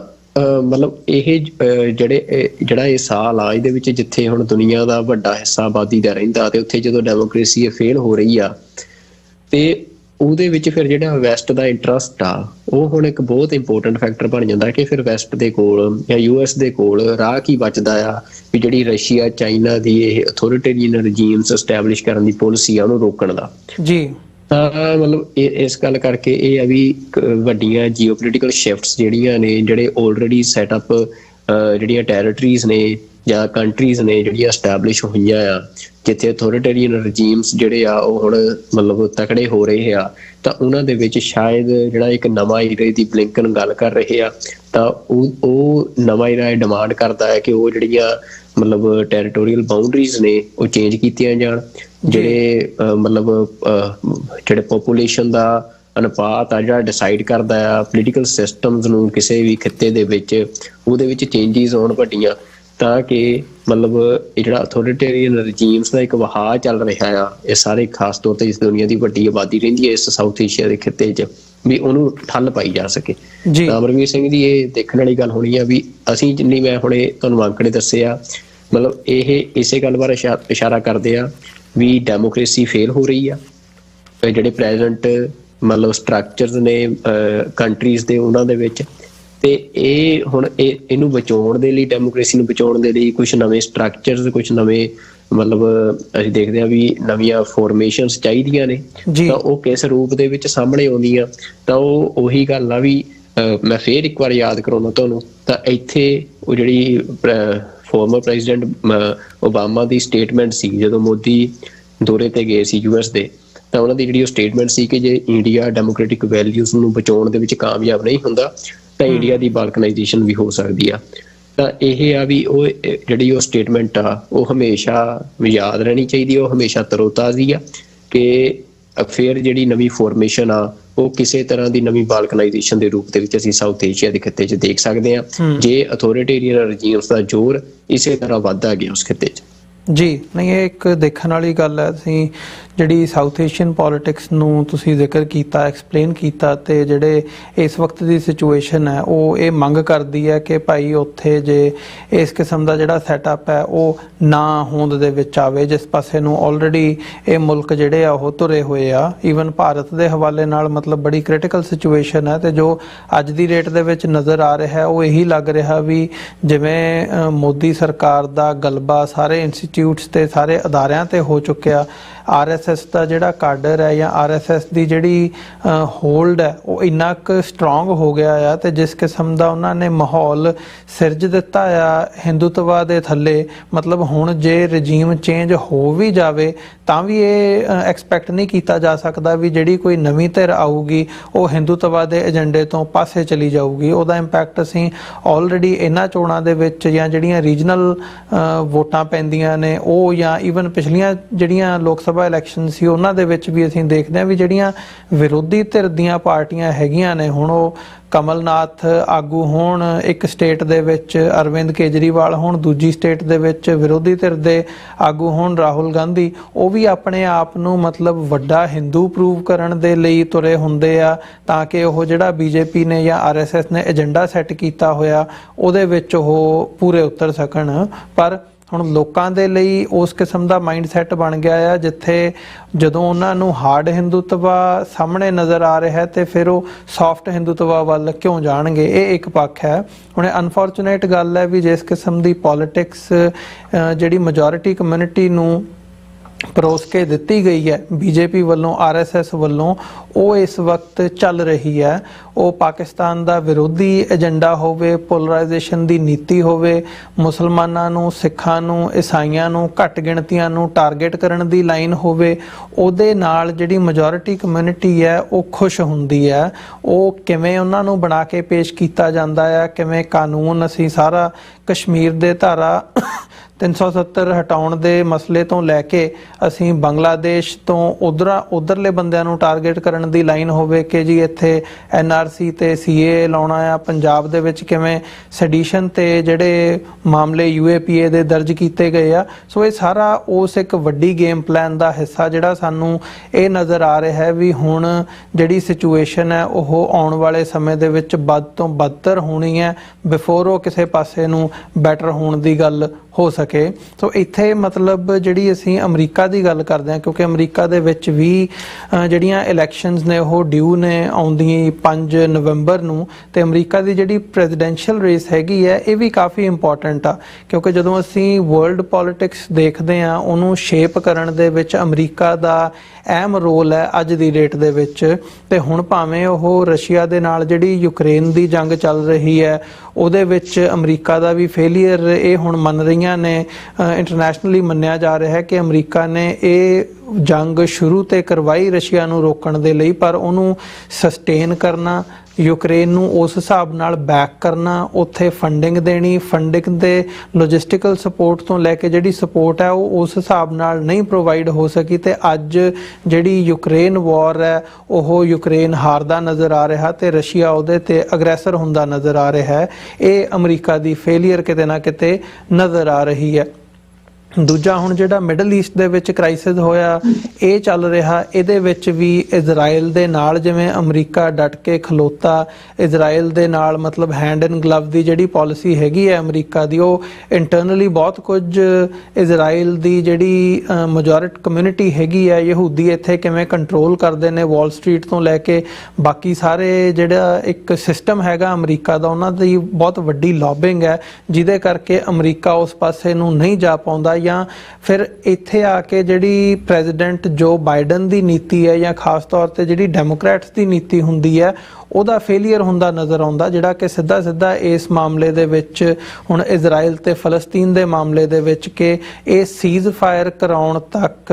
ਵੀ ਇਜ਼ਰਾਈਲ ਨੂੰ ਪ੍ਰੈਸ਼ਰਾਈਜ਼ ਨਹੀਂ ਕਰ ਸਕੇ ਹੈਗੇ। ਹਜੇ ਤੱਕ ਗੱਲਾਂ ਹੁੰਦੀਆਂ ਨੇ, ਵੀਟੋ ਨਹੀਂ ਕੀਤਾ ਜਾਂਦਾ, ਯੂਨਾਈਟਿਡ ਨੇਸ਼ਨਸ ਜਨਰਲ ਅਸੈਂਬਲੀ ਦੇ ਵਿੱਚ ਮਤਾ ਆ ਜਾਂਦਾ ਪਰ ਸਿਕਿਉਰਿਟੀ ਕਾਉਂਸਲ ਦੇ ਵਿੱਚ ਉਹ ਇੰਪਲੀਮੈਂਟ ਨਹੀਂ ਹੋ ਪਾਉਂਦਾ, ਉੱਥੇ ਜਾ ਕੇ ਵੀਟੋ ਕਰ ਦਿੱਤਾ ਜਾਂਦਾ ਆ। ਸੋ ਮਤਲਬ ਇਹ ਵੀ ਅਮਰੀਕਾ ਦੀ ਫੇਲੀਅਰ ਵੱਜਦੀ ਹੈ। ਉਹਦੇ ਵਿੱਚ ਵਾਈਟ ਹਾਊਸ ਦੇ ਵਿੱਚ ਇਸ ਵਕਤ ਜੋ ਬਾਈਡਨ ਤੇ ਜਿਹੜੀ ਡੈਮੋਕ੍ਰੈਟਿਕ ਧਿਰ ਹੈਗੀ ਹੈ ਉਹਨਾਂ ਦੇ ਉੱਤੇ ਇੱਕ ਵੱਡਾ ਸਵਾਲ ਖੜਾ ਹੁੰਦਾ। ਸੋ ਜਦੋਂ ਇਹ ਸਿਚੁਏਸ਼ਨ ਦੇ ਵਿੱਚੋਂ ਅਸੀਂ ਅਮਰੀਕਾ ਦੇ ਹਵਾਲੇ ਨਾਲ ਗੱਲ ਕਰ ਰਹੇ ਹਾਂ, ਅਸੀਂ ਲੰਘ ਰਹੇ ਹਾਂ, ਤੇ ਇੱਥੇ ਫਿਰ ਜਿਹੜੇ ਐਨਾਲਿਸਟ ਹੈਗੇ ਆ ਉਹ ਕਿਤੇ ਨਾ ਕਿਤੇ ਇਸ ਗੱਲ ਦੀ ਵੀ ਪ੍ਰੈਡਿਕਸ਼ਨ ਕਰਦੇ ਆ ਜਾਂ ਇਸ ਲੈਵਲ ਤੱਕ ਜਾਂਦੇ ਆ ਵੀ ਭਾਈ ਜੇ ਜੋ ਬਾਈਡਨ ਇਸ ਮਾਮਲੇ ਦੇ ਇਹਨਾਂ ਮਾਮਲਿਆਂ ਦੇ ਵਿੱਚ ਆ ਕੇ ਫੇਲ ਹੁੰਦੇ ਆ ਤੇ ਇਹ ਇਕੱਲਾ ਅਮਰੀਕਾ ਦੀ ਸਾਖ ਖਰਾਬ ਹੋਣ ਦਾ ਮਾਮਲਾ ਨਹੀਂ, ਅਮਰੀਕਾ ਦੇ ਫੇਲੀਅਰ ਦਾ ਮਾਮਲਾ ਨਹੀਂ, ਅਮਰੀਕਾ ਦੇ ਨਾਲ ਆਪ ਜੋ ਹੋਣਾ ਉਹ ਤੇ ਹੋਣਾ। ਆਉਣ ਵਾਲੇ ਸਮੇਂ ਦੇ ਵਿੱਚ ਅਮਰੀਕਾ ਆਪਣੀ ਜਿਹੜੀ ਇੱਕ ਸੁਪਰ ਪਾਵਰ ਦਾ ਰੁਤਬਾ ਸੀ ਉਹ ਕਿਵੇਂ ਉਹਦਾ ਡਿਕਲਾਈਨ ਹੋ ਰਿਹਾ ਹੈ ਜਾਂ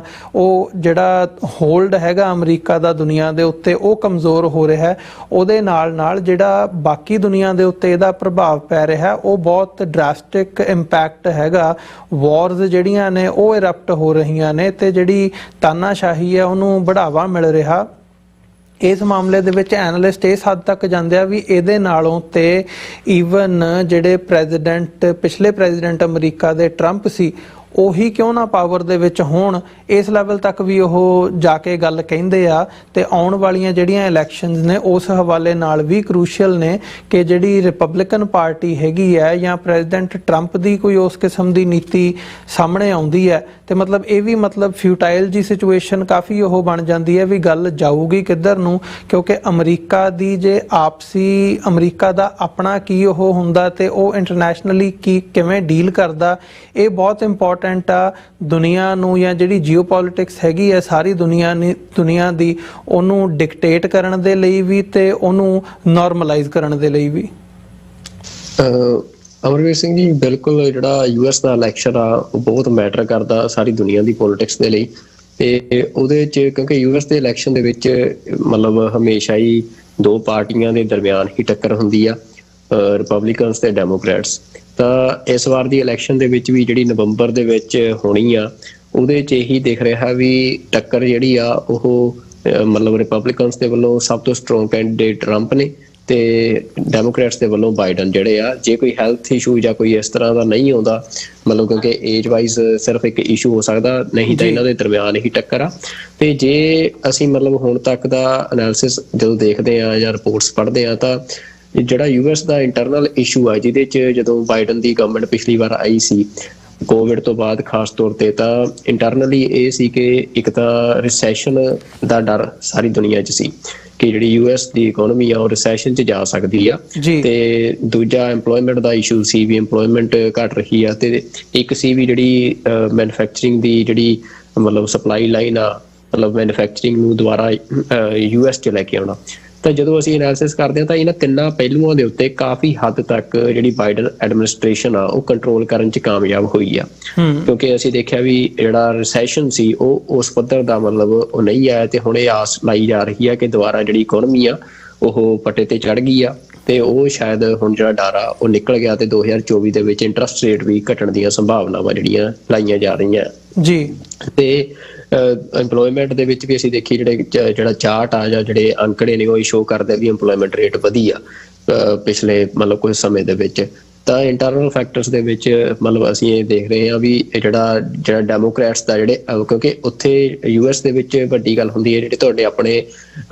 ਪਾਰਟੀ ਦੇ ਵਿਦਿਨ ਜਿਹੜੀ ਤੁਹਾਡੇ ਲੋਕ ਹੈਗੇ, ਜਿਹੜੇ ਡੈਮੋਕ੍ਰੈਟਸ ਹੈਗੇ ਆ, ਵੋਟਰਸ ਹੈਗੇ ਆ, ਉਹ ਤੁਹਾਡੇ ਉੱਤੇ ਮਤਲਬ ਟਰਸਟ ਕਰ ਰਹੇ ਆ, ਉਹ ਤਾਂ ਨਹੀਂ ਡਿਵਾਈਡ ਹੋ ਰਹੇ। ਤਾਂ ਉਹ ਚੀਜ਼ ਮਤਲਬ ਬਾਈਡਨ ਐਡਮਿਨਿਸਟ੍ਰੇਸ਼ਨ ਦੇ ਲੱਗ ਰਿਹਾ ਵੀ ਉਸ ਪੱਖ ਤੋਂ ਕਾਫੀ ਸਟਰੋਂਗਲੀ ਉਹ ਕੰਮ ਕਰਕੇ ਆ। ਤੇ ਦੂਜਾ ਜਿਹੜੀ ਗੱਲ ਇੰਟਰਨੈਸ਼ਨਲ ਪੋਲਿਸੀ ਦੀ ਆ ਜਾਂ ਫੋਰਨ ਅਫੇਅਰਸ ਦੀ ਆ, ਤਾਂ ਉਹਦੇ 'ਚ ਜਿਹੜਾ ਟਰੰਪ ਦੀ ਪੋਲਿਸੀ ਸੀ, ਟਰੰਪ ਨੇ ਕਲੀਅਰ ਕੱਟ ਪੋਲਿਸੀ ਲਿਆਂਦੀ ਸੀ ਕਿ ਉਹਨਾਂ ਦੀ ਗਵਰਨਮੈਂਟ ਦੇ ਲਈ ਸਭ ਤੋਂ ਪਹਿਲਾਂ ਯੂਐਸ ਦੇ ਇੰਟਰਸਟ ਆ, ਕਿ ਬਾਕੀ ਦੁਨੀਆ 'ਚ ਕੀ ਹੁੰਦਾ ਵੀ ਉਹਨਾਂ ਨੂੰ ਕੋਈ ਮੈਟਰ ਨਹੀਂ ਕਰਦਾ। ਹਾਲਾਂਕਿ ਯੂਐਸ ਦੀ ਜਿਹੜੀ ਅਸੀਂ ਕਹੀਏ ਵੀ ਸੁਪੀਰੀਅਰਿਟੀ ਆ ਜਾਂ ਫਿਰ ਜਿਹੜੀ ਯੂਐਸ ਦੀ ਮਤਲਬ ਲੀਡਰਸ਼ਿਪ ਆ ਵਰਲਡ ਦੇ ਵਿੱਚ, ਉਹ ਇਸੇ ਗੱਲ ਤੇ ਆ ਵੀ ਯੂਐਸ ਤੋਂ ਬਾਹਰ ਦੁਨੀਆ 'ਚ ਕੀ ਹੋ ਰਿਹਾ ਵੀ ਉਹਨੂੰ ਵੀ ਡਿਸਾਈਡ ਕਰਦਾ, ਤੇ ਉਹਦੇ ਵਿੱਚ ਵੀ ਬਹੁਤ ਵੱਡਾ ਰੋਲ ਯੂਐਸ ਦਾ ਹੁੰਦਾ ਆ। ਤੇ ਟਰੰਪ ਨੇ ਪਰ ਇਹ ਪੋਲਿਸੀ ਲਿਆਂਦੀ ਸੀ ਕਿ ਜਿਹੜੇ ਦੁਨੀਆ ਦੇ ਵਿੱਚ ਕੀ ਹੋ ਰਿਹਾ ਵੀ ਉਹਦੇ ਵਿੱਚ ਯੂਐਸ ਦਾ, ਚਾਹੇ ਉਹ ਪੈਸੇ ਦੀ ਗੱਲ ਹੋਵੇ, ਚਾਹੇ ਫੌਜੀ ਤਾਕਤ ਦੀ ਗੱਲ ਹੋਵੇ, ਵੀ ਉਹ ਵੇਸਟ ਹੋ ਰਹੀ ਆ, ਤੇ ਅਸੀਂ ਮਤਲਬ ਸਾਡੇ ਲਈ ਯੂਐਸ ਇੰਟਰਸਟ ਪਹਿਲਾਂ ਆ। ਪਰ ਬਾਈਡਨ ਐਡਮਿਨਿਸਟ੍ਰੇਸ਼ਨ ਨੇ ਅਸੀਂ ਇਹ ਦੇਖਿਆ ਵੀ ਜਦੋਂ ਆਏ ਆ ਤਾਂ ਉਹਨਾਂ ਨੇ ਚਾਹੇ ਉਹ ਯੂਕਰੇਨ ਰਸ਼ੀਆ ਵਾਲੀ ਲੜਾਈ ਦਾ ਜ਼ਿਕਰ ਤੁਸੀਂ ਕੀਤਾ, ਚਾਹੇ ਹੁਣ ਮਿਡਲ ਈਸਟ ਦੇ ਵਿੱਚ ਕਾਫੀ ਜਿਹੜੀ ਆ ਫ੍ਰੀਕੁਐਂਟ ਇੰਗੇਜਮੈਂਟ ਜਿਹੜੀ ਆ ਉਹ ਰਹੀ ਆ, ਵੀ ਜਿਹੋ ਜਿਹਾ ਯੂਐਸ ਦਾ ਰੋਲ ਟਰੰਪ ਦੇ ਆਉਣ ਤੋਂ ਪਹਿਲਾਂ ਦਾ ਹੈਗਾ ਸੀ, ਉਹੋ ਜਿਹਾ ਹੀ ਰੋਲ ਸਾਨੂੰ ਬਾਈਡਨ ਐਡਮਿਨਿਸਟ੍ਰੇਸ਼ਨ ਦੇ ਵਿੱਚ ਦੇਖਣ ਨੂੰ ਮਿਲਿਆ। ਤੇ ਉਹਦੇ ਨਾਲ ਅਗਲੀ ਗੱਲ ਇਹ ਆ ਵੀ ਹੁਣ ਜਿਹੜੀ ਗੱਲ ਬਲਿੰਕਨ ਕਰ ਰਹੇ ਆ ਵੀ ਜੋ ਦੁਨੀਆ ਦੇ ਵਿੱਚ ਐਡੀ ਵੱਡੀ ਜੀਓਪੋਲਿਟੀਕਲ ਸ਼ਿਫਟ ਆ ਰਹੀ ਆ, ਜਿਹਦੇ ਵਿੱਚ ਜਿਹੜੀ ਲੜਾਈ ਆ ਉਹ ਡੈਮੋਕ੍ਰੇਸੀ ਤੇ ਅਥੋਰੀਟੇਰੀਅਨ ਰਜੀਮਸ ਦੀ ਆ, ਤਾਂ ਉਹਦੇ ਵਿੱਚ ਮੈਨੂੰ ਲੱਗਦਾ ਵੀ ਯੂਐਸ ਦੇ ਵੋਟਰ ਦਾ ਜਿਹੜਾ ਇੱਕ ਚੇਤਨ ਹਿੱਸਾ ਆ ਉਹ ਜ਼ਰੂਰ ਗੱਲ ਕੰਸੀਡਰ ਕਰੂਗਾ ਵੀ ਸ਼ਾਇਦ ਟਰੰਪ ਜਿਹੜੇ ਆ ਉਹ ਮੈਨੂੰ ਮਤਲਬ ਜਦੋਂ ਅਸੀਂ ਐਨਾਲਿਸਿਸ ਕਰ ਰਹੇ ਹਾਂ ਵੀ ਜੇ ਤੁਸੀਂ ਮਤਲਬ ਫਸਟ ਅਮਰੀਕਾ ਜਾਂ ਸਿਰਫ ਓਨਲੀ ਅਮਰੀਕਨ ਇੰਟਰਸਟ ਵਾਲੀ ਪੋਲਿਸੀ ਲੈ ਕੇ ਆਉਂਦੇ ਹੋ, ਤੇ ਤੁਸੀਂ ਦੁਨੀਆ ਦੇ ਵਿੱਚ ਜਿਹੜੀ ਇਹ ਮਤਲਬ ਵੱਡੀ ਲੜਾਈ ਜਿਹੜੀ ਆ ਇਸ ਇਰਾ ਦੇ ਵਿੱਚ ਸ਼ੁਰੂ ਹੋਈ ਆ, ਉਹਦੇ ਵਿੱਚ ਜਿਹੜੇ ਯੂਐਸ ਦੇ ਇੰਟਰਸਟ, ਆਪਣੇ ਇੰਟਰਸਟ ਯੂਐਸ ਦੇ ਗਲੋਬਲ ਇੰਟਰਸਟ ਦੇ ਨਾਲ ਹੀ ਜੁੜੇ ਹੋਏ ਆ, ਤੇ ਉਹਨਾਂ ਨੂੰ ਉਹ ਸ਼ਾਇਦ ਸਿਕਿਉਰ ਨਹੀਂ ਕਰ ਸਕਣਗੇ। ਤੇ ਜੇ ਡੈਮੋਕ੍ਰੇਸੀ ਦਾ ਫੇਲੀਅਰ ਹੁੰਦਾ ਆ ਤਾਂ ਯੂਐਸ ਦਾ ਜਿਹੜਾ ਸਾਰਾ ਹੀ ਪੋਲੀਟੀਕਲ ਮਾਡਲ ਆ ਉਹਦਾ ਫੇਲੀਅਰ ਆ। ਤੇ ਜਿਹੜੀ ਲਗਾਤਾਰ ਮਤਲਬ ਰਸ਼ੀਆ ਦੇ ਨਾਲ ਯੂਐਸ ਦੀ ਜਿਹੜੀ ਪੋਲੀਟੀਕਲ ਲੜਾਈ ਰਹੀ ਆ, ਤਾਂ ਉਹਦੇ ਵਿੱਚ ਰਸ਼ੀਆ ਜਿਹੜਾ ਆ ਉਹ ਫਿਰ ਮਤਲਬ ਜੇ ਅਥੋਰੀਟੇਰੀਅਨ ਰਜੀਮਸ ਐਸਟੈਬਲਿਸ਼ ਹੁੰਦੇ ਆਲ ਓਵਰ ਦੀ ਵਰਲਡ, ਤਾਂ ਫਿਰ ਰਸ਼ੀਆ ਦੀ ਇੱਕ ਤਰ੍ਹਾਂ ਦੀ ਜਿੱਤ ਮੰਨੀ ਜਾਣੀ ਆ। ਤੇ ਇਹ ਗੱਲ ਜਿਹੜੀ ਆ ਵੀ ਇਹ ਸਾਰੀਆਂ ਗੱਲਾਂ ਵੀ ਮੈਨੂੰ ਲੱਗਦਾ ਵੀ ਇੰਟਰਨੈਸ਼ਨਲੀ ਕੀ ਵਾਪਰ ਰਿਹਾ ਉਹ ਵੀ ਮੈਟਰ ਕਰਨਗੀਆਂ ਯੂਐਸ ਦੇ ਇਸ ਇਲੈਕਸ਼ਨ ਦੇ ਵਿੱਚ। ਤੇ ਹੁਣ ਇਹਦਾ ਆਊਟਕਮ ਕੀ ਨਿਕਲਦਾ ਫਿਰ ਉਹ, ਕਿਉਂਕਿ ਬਿਲਕੁਲ ਇਹ ਆ ਕਿ ਟਰੰਪ ਤੇ ਬਾਈਡਨ ਇਹਨਾਂ ਦੀ ਸੋਚ ਦੇ ਵਿੱਚ ਬਹੁਤ ਜ਼ਿਆਦਾ ਫਰਕ ਆ, ਇਹਨਾਂ ਦੀ ਅਪਰੋਚ ਦੇ ਵਿੱਚ ਬਹੁਤ ਜ਼ਿਆਦਾ ਫਰਕ ਆ, ਤੇ ਜਿਹੜਾ ਯੂਐਸ ਦੀ ਇਲੈਕਸ਼ਨ ਦਾ ਆਊਟਕਮ ਆ ਉਹ ਫਿਰ ਦੁਨੀਆ ਦੀ ਜਿਹੜੀ ਸਾਰੀ ਪੋਲੀਟੀਕਲ ਸਿਚੁਏਸ਼ਨ ਆ ਉਹਨੂੰ ਬਹੁਤ ਵੱਡੇ ਪੱਧਰ ਤੇ ਇਫੈਕਟ ਕਰੂਗਾ। ਤੇ ਮਤਲਬ ਇਸ ਕਰਕੇ ਮੈਨੂੰ ਲੱਗਦਾ ਵੀ ਇਹ ਪਹਿਲੇ ਇਲੈਕਸ਼ਨ ਸੀ ਜਿਹੜੇ ਯੂਐਸ ਦੇ ਹੁੰਦੇ ਰਹੇ ਆ, ਉਹਨਾਂ ਨਾਲੋਂ ਇਸ ਵਾਰ ਦੇ ਇਲੈਕਸ਼ਨ ਵੱਧ ਇੰਟਰਸਟਿੰਗ ਹੋਣਗੇ, ਸਿਰਫ ਯੂਐਸ ਦੇ ਵਿੱਚ ਰਹਿੰਦੇ ਲੋਕਾਂ ਲਈ ਨਹੀਂ ਬਲਕਿ ਯੂਐਸ ਤੋਂ ਬਾਹਰ ਜਿਹੜੇ ਹੋਰ ਵੀ ਦੁਨੀਆ ਦੇ ਜਿਹੜੀ ਵਸਦੀ ਆ ਉਹਨਾਂ ਦੇ ਲਈ ਵੀ। ਜੀ ਬਿਲਕੁਲ, ਨਹੀਂ ਇਹ ਦੇਖਣ ਵਾਲਾ ਹੋਵੇਗਾ ਕਿ ਇਹ ਜਿਹੜਾ ਸਾਰਾ ਸਾਲ ਹੈ ਅਸੀਂ ਜ਼ਿਕਰ ਕੀਤਾ ਵੀ ਥਰੂ ਆਊਟ ਦ ਗਲੋਬ ਜਿਹੜੀ ਡੈਮੋਕ੍ਰੇਸੀ ਦੇ ਲਈ ਮਤਲਬ ਇੱਕ ਵੱਡਾ ਸਵਾਲ ਹੈ। ਕਿਸ ਕਿਸਮ ਦੀਆਂ ਸਰਕਾਰਾਂ ਬਣਦੀਆਂ ਨੇ, ਕਿਸ ਕਿਸਮ ਦੇ ਉਹਨਾਂ ਦੇ ਜਿਹੜੇ ਅਲਾਇੰਸ ਹੈਗੇ ਆ ਉਹ ਬਣਦੇ ਨੇ, ਤੇ ਕਿਵੇਂ ਜਿਹੜੀ ਵਰਲਡ ਲੈਵਲ ਦੇ ਉੱਤੇ ਹੀ ਮਤਲਬ ਹੁਣ ਸਾਰਾ ਟੈਕ ਵਰਲਡ ਹੈ ਉਹਦੀ ਅਸੀਂ ਜਦੋਂ ਦੇਖਦੇ ਹਾਂ ਕਿਵੇਂ ਇੱਕ ਗਲਬਾ ਬਣਿਆ ਹੋਇਆ ਸੋਸ਼ਲ ਮੀਡੀਆ ਦੇ ਰਾਹੀਂ ਜਿਹੜੀ ਟਰੈਕਿੰਗ ਹੈ ਉਹ ਕਿਵੇਂ ਫਿਰ ਵੱਡੀਆਂ ਵੱਡੀਆਂ ਜਿਹੜੀਆਂ ਰਿਸਰਚ ਫਰਮਸ ਹੈਗੀਆਂ ਨੇ ਉਹ ਮਤਲਬ ਕਿਵੇਂ ਲੋਕਾਂ ਨੂੰ ਟਰੈਕ ਕਰਕੇ ਉਹਨਾਂ ਦੀਆਂ ਮੂਵਮੈਂਟਸ ਨੂੰ ਟਰੈਕ ਕਰਕੇ ਉਹਨਾਂ ਦੀਆਂ ਰੁਚੀਆਂ ਨੂੰ ਟਰੈਕ ਕਰਕੇ ਉਹ ਜਿਹੜਾ ਡਾਟਾ ਮਾਈਨਿੰਗ ਦੇ ਥੱਲੇ ਕਿਵੇਂ ਯੂਜ਼ ਕੀਤਾ ਜਾਂਦਾ, ਉਹ ਵੀ ਸਾਰਾ ਇੱਕ ਇਹਦੇ ਵਿੱਚ ਜਿਹੜਾ ਟੂਲ ਬਣਦਾ ਇਹ ਸਾਰੀ ਇੰਟਰਨੈਸ਼ਨਲ ਪੋਲਿਟਿਕਸ ਨੂੰ ਡਿਵਾਈਸ ਕਰਨ ਦੇ ਵਿੱਚ ਜਾਂ ਉਹਨੂੰ ਅੱਗੇ ਫਰਦਰ ਆਪਣਾ ਜਿਹੜਾ ਏਜੰਡਾ ਆ ਉਹਨੂੰ ਤੋਰਨ ਦੇ ਵਿੱਚ। ਸੋ ਆਉਣ ਵਾਲੇ ਸਮੇਂ ਦੇ ਵਿੱਚ ਇੰਪੋਰਟੈਂਟ ਹੋਵੇਗਾ ਦੇਖਣਾ ਕਿ ਇਹ ਗੱਲ ਜਿਹੜੀ ਆ ਉਹ ਕਿੱਧਰ ਨੂੰ ਜਾਂਦੀ ਹੈ ਤੇ ਕਿਵੇਂ ਇਸ ਪਾਰਟ ਨੂੰ ਜਿਹੜੀ ਡੈਮੋਕ੍ਰੇਸੀ ਹੈ ਇਸ ਵਕਤ ਬਣੀ ਹੋਈ ਜਾਂ ਉਹ ਹੋਰ ਜਿਹੜੀ ਸਿਚੁਏਸ਼ਨ ਹੈ ਡੈਮੋਕ੍ਰੇਸੀ ਦੇ ਹਵਾਲੇ ਨਾਲ ਉਹ ਡਿਟੀਰੀਓਰੇਟ ਨਾ ਹੋਵੇ, ਜੇ ਬੈਟਰ ਨਹੀਂ ਹੁੰਦੀ ਘੱਟੋ ਘੱਟ ਉਹਨੂੰ ਜੇ ਇੱਥੇ ਬੰਨ ਲਾਇਆ ਜਾ ਸਕੇ, ਮੇਨਟੇਨ ਕੀਤਾ ਜਾ ਸਕੇ। ਸੋ ਇਹਨਾਂ ਹੀ ਸ਼ਬਦਾਂ ਦੇ ਨਾਲ ਸੁਖਵਿੰਦਰ ਸਿੰਘ ਜੀ ਇੱਕ ਛੋਟੇ ਜਿਹੇ ਕਮਰਸ਼ੀਅਲ ਬ੍ਰੇਕ ਦੇ ਲਈ ਇੱਥੇ ਰੁਕਦੇ ਹਾਂ। ਬ੍ਰੇਕ ਤੋਂ ਬਾਅਦ ਗੱਲਬਾਤ ਅੱਗੇ ਤੋਰਦੇ ਹਾਂ।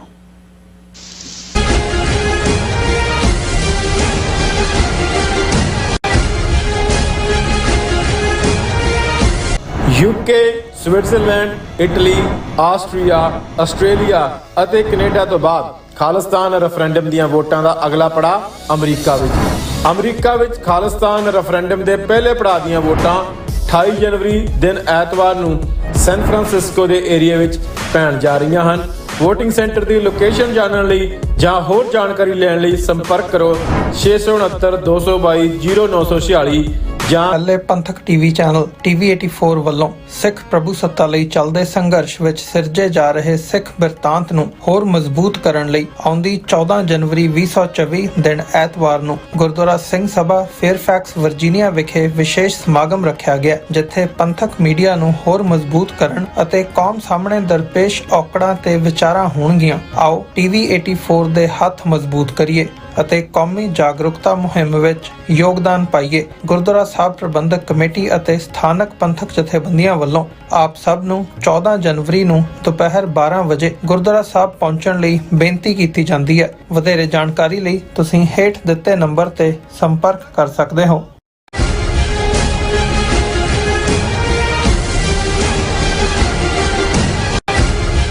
ਵਿਊਅਰਸ, ਬ੍ਰੇਕ ਤੋਂ ਬਾਅਦ ਤੁਹਾਡਾ ਸਾਰਿਆਂ ਦਾ ਸਵਾਗਤ ਹੈ। ਗੱਲਬਾਤ ਨੂੰ ਅੱਗੇ ਤੋਰਦੇ ਹਾਂ। ਸੁਖਵਿੰਦਰ ਸਿੰਘ ਜੀ, ਹੁਣ ਅਸੀਂ ਗੱਲ ਕਰੀਏ ਜਿਹੜੇ ਸਾਡੇ ਰੈਗੂਲਰ ਇਸ਼ੂਜ਼ ਹੈਗੇ ਆ ਇਸ ਵਕਤ, ਮਤਲਬ ਹੁਣ ਅਸੀਂ ਅਮਰੀਕਾ ਦੀ ਗੱਲ ਕਰੀਏ। ਅਮਰੀਕਾ ਦੇ ਵਿੱਚ ਜਦੋਂ ਅਸੀਂ ਖਾਲਿਸਤਾਨ ਰੈਫਰੈਂਡਮ ਦੀ ਗੱਲ ਕਰ ਰਹੇ ਹਾਂ, ਖਾਲਿਸਤਾਨ ਰੈਫਰੈਂਡਮ ਦੀਆਂ ਜਿਹੜੀਆਂ ਵੋਟਾਂ ਨੇ ਆਉਂਦੀ 28 ਜਨਵਰੀ ਨੂੰ ਅਮਰੀਕਾ ਦੇ ਕੈਲੀਫੋਰਨੀਆ ਸੂਬੇ ਦੇ ਸੈਨ ਫਰਾਂਸਿਸਕੋ ਸ਼ਹਿਰ ਦੇ ਵਿੱਚ ਪੈਣ ਜਾ ਰਹੀਆਂ ਨੇ। ਹੁਣ ਉੱਥੇ ਇਸ ਐਕਟੀਵਿਟੀ ਨੂੰ ਲੈ ਕੇ ਜਿਹੜੀ ਐਕਟੀਵਿਟੀ ਹੋ ਰਹੀ ਹੈ, ਐਕਟਿਵਿਜ਼ਮ ਹੋ ਰਿਹਾ ਹੈ, ਰੈਫਰੈਂਡਮ ਦੀ ਗੱਲ ਹੋ ਰਹੀ ਹੈ। ਹੁਣ ਉੱਥੇ ਜਿਹੜੀ ਗੱਲ ਅਸੀਂ ਪਹਿਲਾਂ ਕੈਨੇਡਾ ਦੇ ਵਿੱਚ ਦੇਖੀ, ਫਿਰ ਜਦੋਂ ਰੈਫਰੈਂਡਮ ਆਸਟ੍ਰੇਲੀਆ ਦੇ ਵਿੱਚ ਹੋਇਆ ਉੱਥੇ ਦੇਖੀ, ਉਸੇ ਤਰਜ਼ ਦੇ ਉੱਤੇ ਜਿਹੜੀ ਹਿੰਦੂ ਟੈਂਪਲਸ ਹੈਗੇ ਨੇ, ਮੰਦਿਰ ਹੈਗੇ ਆ, ਵੀ ਉੱਥੇ ਜੀ ਗ੍ਰਫਿਟੀ ਕਰ ਦਿੱਤੀ ਗਈ ਆ, ਉੱਥੇ ਨਾਅਰੇ ਲਿਖ ਦਿੱਤੇ ਗਏ ਆ, ਉੱਥੇ ਖਾਲਿਸਤਾਨੀ ਜਿਹੜੇ ਸਲੋਗਨ ਹੈਗੇ ਆ ਉਹ ਲਿਖ ਦਿੱਤੇ ਗਏ ਆ। ਇਸ ਕਿਸਮ ਦੀਆਂ ਖਬਰਾਂ ਜਿਹੜੀਆਂ ਨੇ ਉਹ ਕੈਲੀਫੋਰਨੀਆ ਦੇ ਵਿੱਚੋਂ ਆ ਰਹੀਆਂ ਨੇ। ਛੋਟੇ ਲੈਵਲ ਦੇ ਉੱਤੇ ਹੁੰਦੀਆਂ ਨੇ, ਪਰ ਜਿਹੜੀ ਮੰਦਰ ਦੀ ਖਬਰ ਹੁੰਦੀ ਆ ਉਹਨੂੰ ਪ੍ਰੋਮੀਨੈਂਸ ਦੇ ਨਾਲ ਮੀਡੀਆ ਦੇ ਵਿੱਚ ਛਾਪਿਆ ਜਾਂਦਾ। ਪਿਛਲੇ ਦਿਨਾਂ ਦੇ ਵਿੱਚ ਅੱਜ ਮਤਲਬ ਹੁਣ ਇੱਕ ਇਸ ਦੇ ਨਾਲ ਦੀ ਖਬਰ ਜਿਹੜੀ ਲੇਟੈਸਟ ਡਿਵੈਲਪਮੈਂਟ ਉੱਥੇ ਹੋਈ ਹੈ ਵੀ ਜਿਹੜਾ ਹੇਵਰਡ ਸ਼ਹਿਰ ਦਾ ਇੱਕ ਮੰਦਰ ਹੈਗਾ, ਸ਼ੇਰਾਂ ਵਾਲੀ ਟੈਂਪਲ ਜਿਹਦਾ ਨਾਂ ਆ, ਤੇ ਉਸ ਮੰਦਰ ਦੇ ਬਾਹਰ ਜਿਹੜਾ ਆ ਉਹ ਖਾਲਿਸਤਾਨੀ ਸਲੋਗਨ ਖਾਲਿਸਤਾਨ ਜ਼ਿੰਦਾਬਾਦ ਲਿਖਿਆ ਗਿਆ ਤੇ ਮੋਦੀ ਟੈਰਰਿਸਟ ਕਰਕੇ ਉਸ ਟੈਂਪਲ ਦੇ ਉੱਤੇ ਗ੍ਰਫਿਟੀ ਕਰਕੇ ਉਹਨੂੰ ਡੀਫੇਸ ਕੀਤਾ ਗਿਆ ਆ। ਇਹ ਜਿਹੜੀ ਖਬਰ ਹੈ ਲੱਗੀ ਆ। ਹੁਣ ਇੱਕ ਖਬਰ ਨਹੀਂ ਹੈਗੀ, ਇਹਦੇ ਤੋਂ ਕੁਝ ਹਫ਼ਤੇ ਪਹਿਲਾਂ ਅਸੀਂ ਦੇਖਦੇ ਹਾਂ ਜਿਹੜਾ ਸਵਾਮੀ ਨਾਰਾਇਣ ਟੈਂਪਲ ਸੀਗਾ ਉੱਥੇ ਵੀ ਇਸ ਕਿਸਮ ਦੀ, ਉਹ ਨਿਊਯਾਰਕ ਸ਼ਹਿਰ ਦੇ ਵਿੱਚ ਸਥਿਤ ਸੀ, ਉੱਥੇ ਵੀ ਇਸ ਕਿਸਮ ਦੀ ਖਬਰ ਪਹਿਲਾਂ ਲੱਗਦੀ ਹੈ। ਅਸੀਂ ਵੀ ਇਸ ਸ਼ੋਅ ਦੇ ਵਿੱਚ ਡਿਸਕਸ ਕੀਤਾ ਸੀਗਾ ਸੱਚੋ ਸੱਚ ਪ੍ਰੋਗਰਾਮ ਦੇ ਵਿੱਚ। ਪਰ ਓਵਰਆਲ ਇਹ ਗੱਲ ਸਮਝਣ ਵਾਲੀ ਹੈਗੀ ਹੈ ਵੀ ਜਿੱਥੇ ਜਿੱਥੇ ਰੈਫਰੈਂਡਮ ਹੋ ਰਿਹਾ ਹੁੰਦਾ ਉੱਥੇ ਹੀ ਜਾ ਕੇ ਇਹ ਗ੍ਰਫਿਟੀ ਹੁੰਦੀ ਹੈ, ਉੱਥੇ ਹੀ ਜਾ ਕੇ ਉਹਨਾਂ ਸ਼ਹਿਰਾਂ ਦੇ ਵਿੱਚ ਜਾਂ ਉਹਨਾਂ ਇਲਾਕਿਆਂ ਦੇ ਵਿੱਚ ਜਾ ਕੇ ਇਸ ਕਿਸਮ ਦੀ ਘਟਨਾ ਵਾਪਰਦੀ ਹੈ। ਫਿਰ ਜਿਹੜੀ ਇੰਡੀਅਨ ਗਵਰਨਮੈਂਟ ਹੈਗੀ ਹੈ ਉਹਦੇ ਤੇ ਪ੍ਰੋਟੈਸਟ ਕਰਦੀ ਹੈ ਤੇ ਇੱਥੇ ਦੀਆਂ ਸਰਕਾਰਾਂ ਨੂੰ ਅਮਰੀਕਾ ਦੇ ਵਿੱਚ ਹੋਵੇ, ਕੈਨੇਡਾ ਦੇ ਵਿੱਚ ਹੋਵੇ ਜਾਂ ਆਸਟ੍ਰੇਲੀਆ ਦੇ ਵਿੱਚ ਹੋਵੇ, ਉੱਥੇ ਜਾ ਕੇ ਫਿਰ ਉਹਨਾਂ ਨੂੰ ਕਿਹਾ ਜਾਂਦਾ ਆ ਕਿ ਭਾਈ ਇਹ ਹੁਣ ਇਸ ਕਿਸਮ ਦਾ ਕੰਮ ਤੁਸੀਂ ਕਰ ਰਹੇ ਹੋ ਤੇ ਹਿੰਦੂ ਜਿਹੜੀ ਕਮਿਊਨਿਟੀ ਹੈਗੀ ਆ ਉਹਨਾਂ ਨੂੰ ਖਤਰਾ ਆ ਤੇ ਇਹ ਜਿਹੜੀ ਰੈਫਰੈਂਡਮ ਦੀ ਕੈਂਪੇਨ ਆ, ਖਾਲਿਸਤਾਨ ਦੀ ਜਿਹੜੀ ਮੁਹਿੰਮ ਹੈ, ਇਹਨੂੰ ਰੋਕਿਆ ਜਾਵੇ। ਕਿਵੇਂ ਦੇਖਦੇ ਹੋ? ਦੇਖੋ ਅਮਰਵੀਰ ਸਿੰਘ ਜੀ, ਇਹ ਇੱਕ ਸਾਈਕੋਲੋਜੀਕਲ ਗੇਮ ਆ। ਮਤਲਬ ਇਹ ਵੈਸੇ ਇਹ ਆ ਵੀ ਇਹ ਸਮਝਣੀ ਬੜੀ ਜ਼ਰੂਰੀ ਆ, ਕਿਉਂਕਿ ਸਿੱਖ ਡਾਇਸਪੋਰਾ ਇਸ ਟਾਈਮ ਜ਼ਿਆਦਾਤਰ ਵੈਸਟਰਨ ਕੰਟਰੀਜ਼ ਦੇ ਵਿੱਚ ਬੈਠਾ ਆ ਤੇ ਵੈਸਟਰਨ ਸੁਸਾਇਟੀ ਦੀ ਜਿਹੜੀ ਪਹੁੰਚ ਆ ਨੇਸ਼ਨ ਨੂੰ ਲੈ ਕੇ ਜਾਂ ਕੰਟਰੀ ਨੂੰ ਲੈ ਕੇ, ਉਹਦੇ 'ਚ ਇਹ ਆ ਕਿ ਉਹ ਜਿਹੜੀਆਂ ਰਿਲੀਜਨ ਬੇਸਡ ਕੰਟਰੀਜ਼ ਹੁੰਦੀਆਂ ਨੇ ਕਿ ਉਹਨਾਂ ਦੇ ਲਈ ਉਹ ਮਤਲਬ ਅਸੀਂ ਕਹੀਏ ਵੀ ਕੋਈ ਜ਼ਿਆਦਾ ਵੈਸਟਰਨ ਸੁਸਾਇਟੀ ਦੇ ਵਿੱਚ ਸਪੋਰਟ ਨਹੀਂ ਹੁੰਦੀ। ਜੇ ਤੁਸੀਂ ਕੋਈ ਵੀ ਜਿਹੜਾ ਧਰਮ ਆਧਾਰਿਤ ਰਾਜ ਆ ਵੀ ਸਪੈਸੀਫਿਕਲੀ ਵੀ ਕਿਸੇ ਇੱਕ ਧਰਮ ਦਾ ਰਾਜ ਹੋਵੇ ਹਨਾ, ਵੀ ਉਹਦੇ ਲਈ ਵੈਸਟਰਨ ਸੁਸਾਇਟੀ ਦੇ ਵਿੱਚ ਸਪੋਰਟ ਨਹੀਂ ਤੇ ਉਹਨਾਂ ਨੂੰ ਇਹ ਹੁੰਦਾ ਵੀ ਨਹੀਂ ਲਿਬਰਲ ਸੈਕੂਲਰ ਜਿਹੜੇ ਕੰਟਰੀਜ਼ ਨੇ ਉਹ ਹੋਣੀਆਂ ਚਾਹੀਦੀਆਂ। ਇਹ ਵੈਸਟਰਨ ਸੁਸਾਇਟੀ ਦਾ ਮਾਈਂਡ ਸੈਟ ਆ ਜੀ। ਤਾਂ ਮਤਲਬ ਇਹ ਜਿਹੜੀਆਂ ਘਟਨਾਵਾਂ ਵਾਪਰ ਰਹੀਆਂ ਇਹਦੇ ਨਾਲ ਕੀ ਆ ਵੀ ਜਿਹੜਾ ਖਾਲਿਸਤਾਨ ਦੀ ਜਿਹੜੀ ਸਟਰਗਲ ਆ ਉਹਨੂੰ ਉਹ ਖਾਲਿਸਤਾਨ ਦੀ ਕੈਂਪੇਨ ਨੂੰ ਇੱਕ ਐਂਟੀ ਹਿੰਦੂ ਕੈਂਪੇਨ, ਇੱਕ ਸਪੈਸੀਫਿਕ ਰਿਲੀਜਨ ਦੇ ਅਗੇਂਸਟ ਕੈਂਪੇਨ ਜਿਹੜਾ ਆ ਉਹ ਪੋਰਟਰੇ ਕਰਨ ਦੀ ਕੋਸ਼ਿਸ਼ ਕੀਤੀ ਜਾ ਰਹੀ ਆ। ਮਤਲਬ ਇਹ ਜਿੰਨੇ ਨਾਰੇ ਲਿਖੇ ਜਾਂਦੇ ਆ ਵੀ ਇਹ ਉਸ ਤਰਜ਼ ਤੇ ਆ ਵੀ ਜਦੋਂ ਇਹ ਖਬਰਾਂ ਦੁਨੀਆ ਦੇ ਅਖਬਾਰਾਂ 'ਚ ਲੱਗਦੀਆਂ ਨੇ ਤਾਂ ਮਤਲਬ ਉਹਦੇ ਨਾਲ ਜਿਹੜੀ ਖਾਲਿਸਤਾਨ ਦੀ ਮੂਵਮੈਂਟ ਆ ਉਹ ਇਸ ਤਰ੍ਹਾਂ ਦੇ ਨਾਲ ਡਿਪਿਕਟ ਹੁੰਦੀ ਆ ਕਿ ਜਿਹਦੇ ਵਿੱਚ ਇੱਕ ਸਪੈਸੀਫਿਕ ਰਿਲੀਜਨ ਦੇ ਲੋਕਾਂ ਨੂੰ ਟਾਰਗੇਟ ਕੀਤਾ ਜਾਣਾ ਹੈ। ਤੇ ਉਹੀ ਜਿਹੜਾ ਇਹ ਸਾਰਾ ਨੈਰੇਟਿਵ ਆ ਇਹ ਇਸ ਵਾਰ ਨਿਕਲਾ ਜਦੋਂ ਪੰਜਾਬ ਦੇ ਵਿੱਚ ਇਹ ਮੂਵਮੈਂਟ ਅਸੀਂ ਦੇਖਿਆ ਵੀ 80s ਦੇ ਵਿੱਚ ਚੱਲੀ, ਉਦੋਂ ਮੂਵਮੈਂਟ ਦਾ ਆਧਾਰ ਇਹ ਸੀ ਵੀ target Sikh as a minority community ਜਿਹੜੇ ਆ ਪਰਸੀਕਿਊਟ ਹੋ ਰਹੇ ਸੀ ਜੀ। ਤੇ ਮਾਈਨੋਰਿਟੀ ਕਮਿਊਨਿਟੀ ਦੀ ਇੱਕ ਜਿਹੜੀ ਸਟੇਟ ਆ ਪੰਜਾਬ, ਉਹਦੇ ਰਿਸੋਰਸਿਸ ਲੁੱਟੇ ਜਾ ਰਹੇ ਸੀ ਇੰਡੀਅਨ ਐਸਟੈਬਲਿਸ਼ਮੈਂਟ ਵੱਲੋਂ ਤੇ ਜਿਹਦੇ ਖਿਲਾਫ ਜਿਹੜੇ ਮਤਲਬ ਸਿਰਫ ਇਹ ਨਹੀਂ ਕਿ ਸਿੱਖ, ਕੁਝ ਹੋਰ ਧਰਮਾਂ ਦੇ ਲੋਕ ਵੀ ਉਹ ਸਾਰੇ ਧਰਮ ਯੁੱਧ ਮੋਰਚੇ ਦਾ ਹਿੱਸਾ ਸੀ, ਪਰ ਕਿਉਂਕਿ ਪੰਜਾਬ ਜਿਹੜੇ ਆ ਉੱਥੇ ਮੈਜੋਰਿਟੀ ਸਿੱਖ ਰਹਿੰਦੇ ਆ ਤੇ ਪੰਜਾਬ ਦੀ ਭਾਵੇਂ ਉਹ ਅਸੀਂ ਕਹੀਏ ਵੀ ਆਪਣੇ ਹੱਕਾਂ ਦੀ ਪੋਲਿਟਿਕਸ ਹੋਵੇ ਜਾਂ ਪੰਜਾਬ ਦੀ ਵੈਸੇ ਮੇਨ ਸਟ੍ਰੀਮ ਦੀ ਪੋਲਿਟਿਕਸ ਹੋਵੇ, ਉਹਦੇ 'ਚ ਹਮੇਸ਼ਾ ਹੀ ਹੁੰਦਾ ਵੀ ਜਿਹੜੇ ਸਿੱਖ ਫੇਸ ਆ ਉਹੀ ਡੋਮੀਨੇਟ ਕਰਦਾ ਆ ਜੀ। ਤੇ ਮਤਲਬ ਪਰ ਉਹਨਾਂ ਨੇ ਉਹ ਸਾਰੀ ਜਿਹੜੀ ਮੂਵਮੈਂਟ ਸੀ ਉਹਨੂੰ ਇਹ ਬਣਾਇਆ ਕਿ ਇਹ ਸਿਰਫ ਸਿੱਖਾਂ ਦੀ ਆਪਣੇ ਧਰਮ ਦੀ ਲੜਾਈ ਤੇ ਮਤਲਬ ਅਗੇਂਸਟ ਦਾ ਹਿੰਦੂ ਰਿਲੀਜਨ ਆ, ਜਦ ਕਿ ਉਹ ਜਿਹੜੀ ਸਿੱਖਾਂ ਦੀ ਲੜਾਈ ਸੀ ਉਹ ਕਿਸੇ ਧਰਮ ਦੇ ਖਿਲਾਫ ਨਹੀਂ ਸੀ, ਉਹ ਆਪਣੀ ਪ੍ਰੋਟੈਕਸ਼ਨ ਵਾਸਤੇ ਸੀ ਜੀ। ਮਤਲਬ ਉਹ ਆਪਣੀ ਰਾਈਟਸ ਨੂੰ ਸਿਕਿਉਰ ਕਰਨ ਵਾਸਤੇ ਸੀ। ਪਰ ਉਦੋਂ ਵੀ ਜਿਹੜੀ ਇੰਡੀਅਨ ਐਸਟੈਬਲਿਸ਼ਮੈਂਟ ਆ ਉਹ ਇਹ ਨੈਰੇਟਿਵ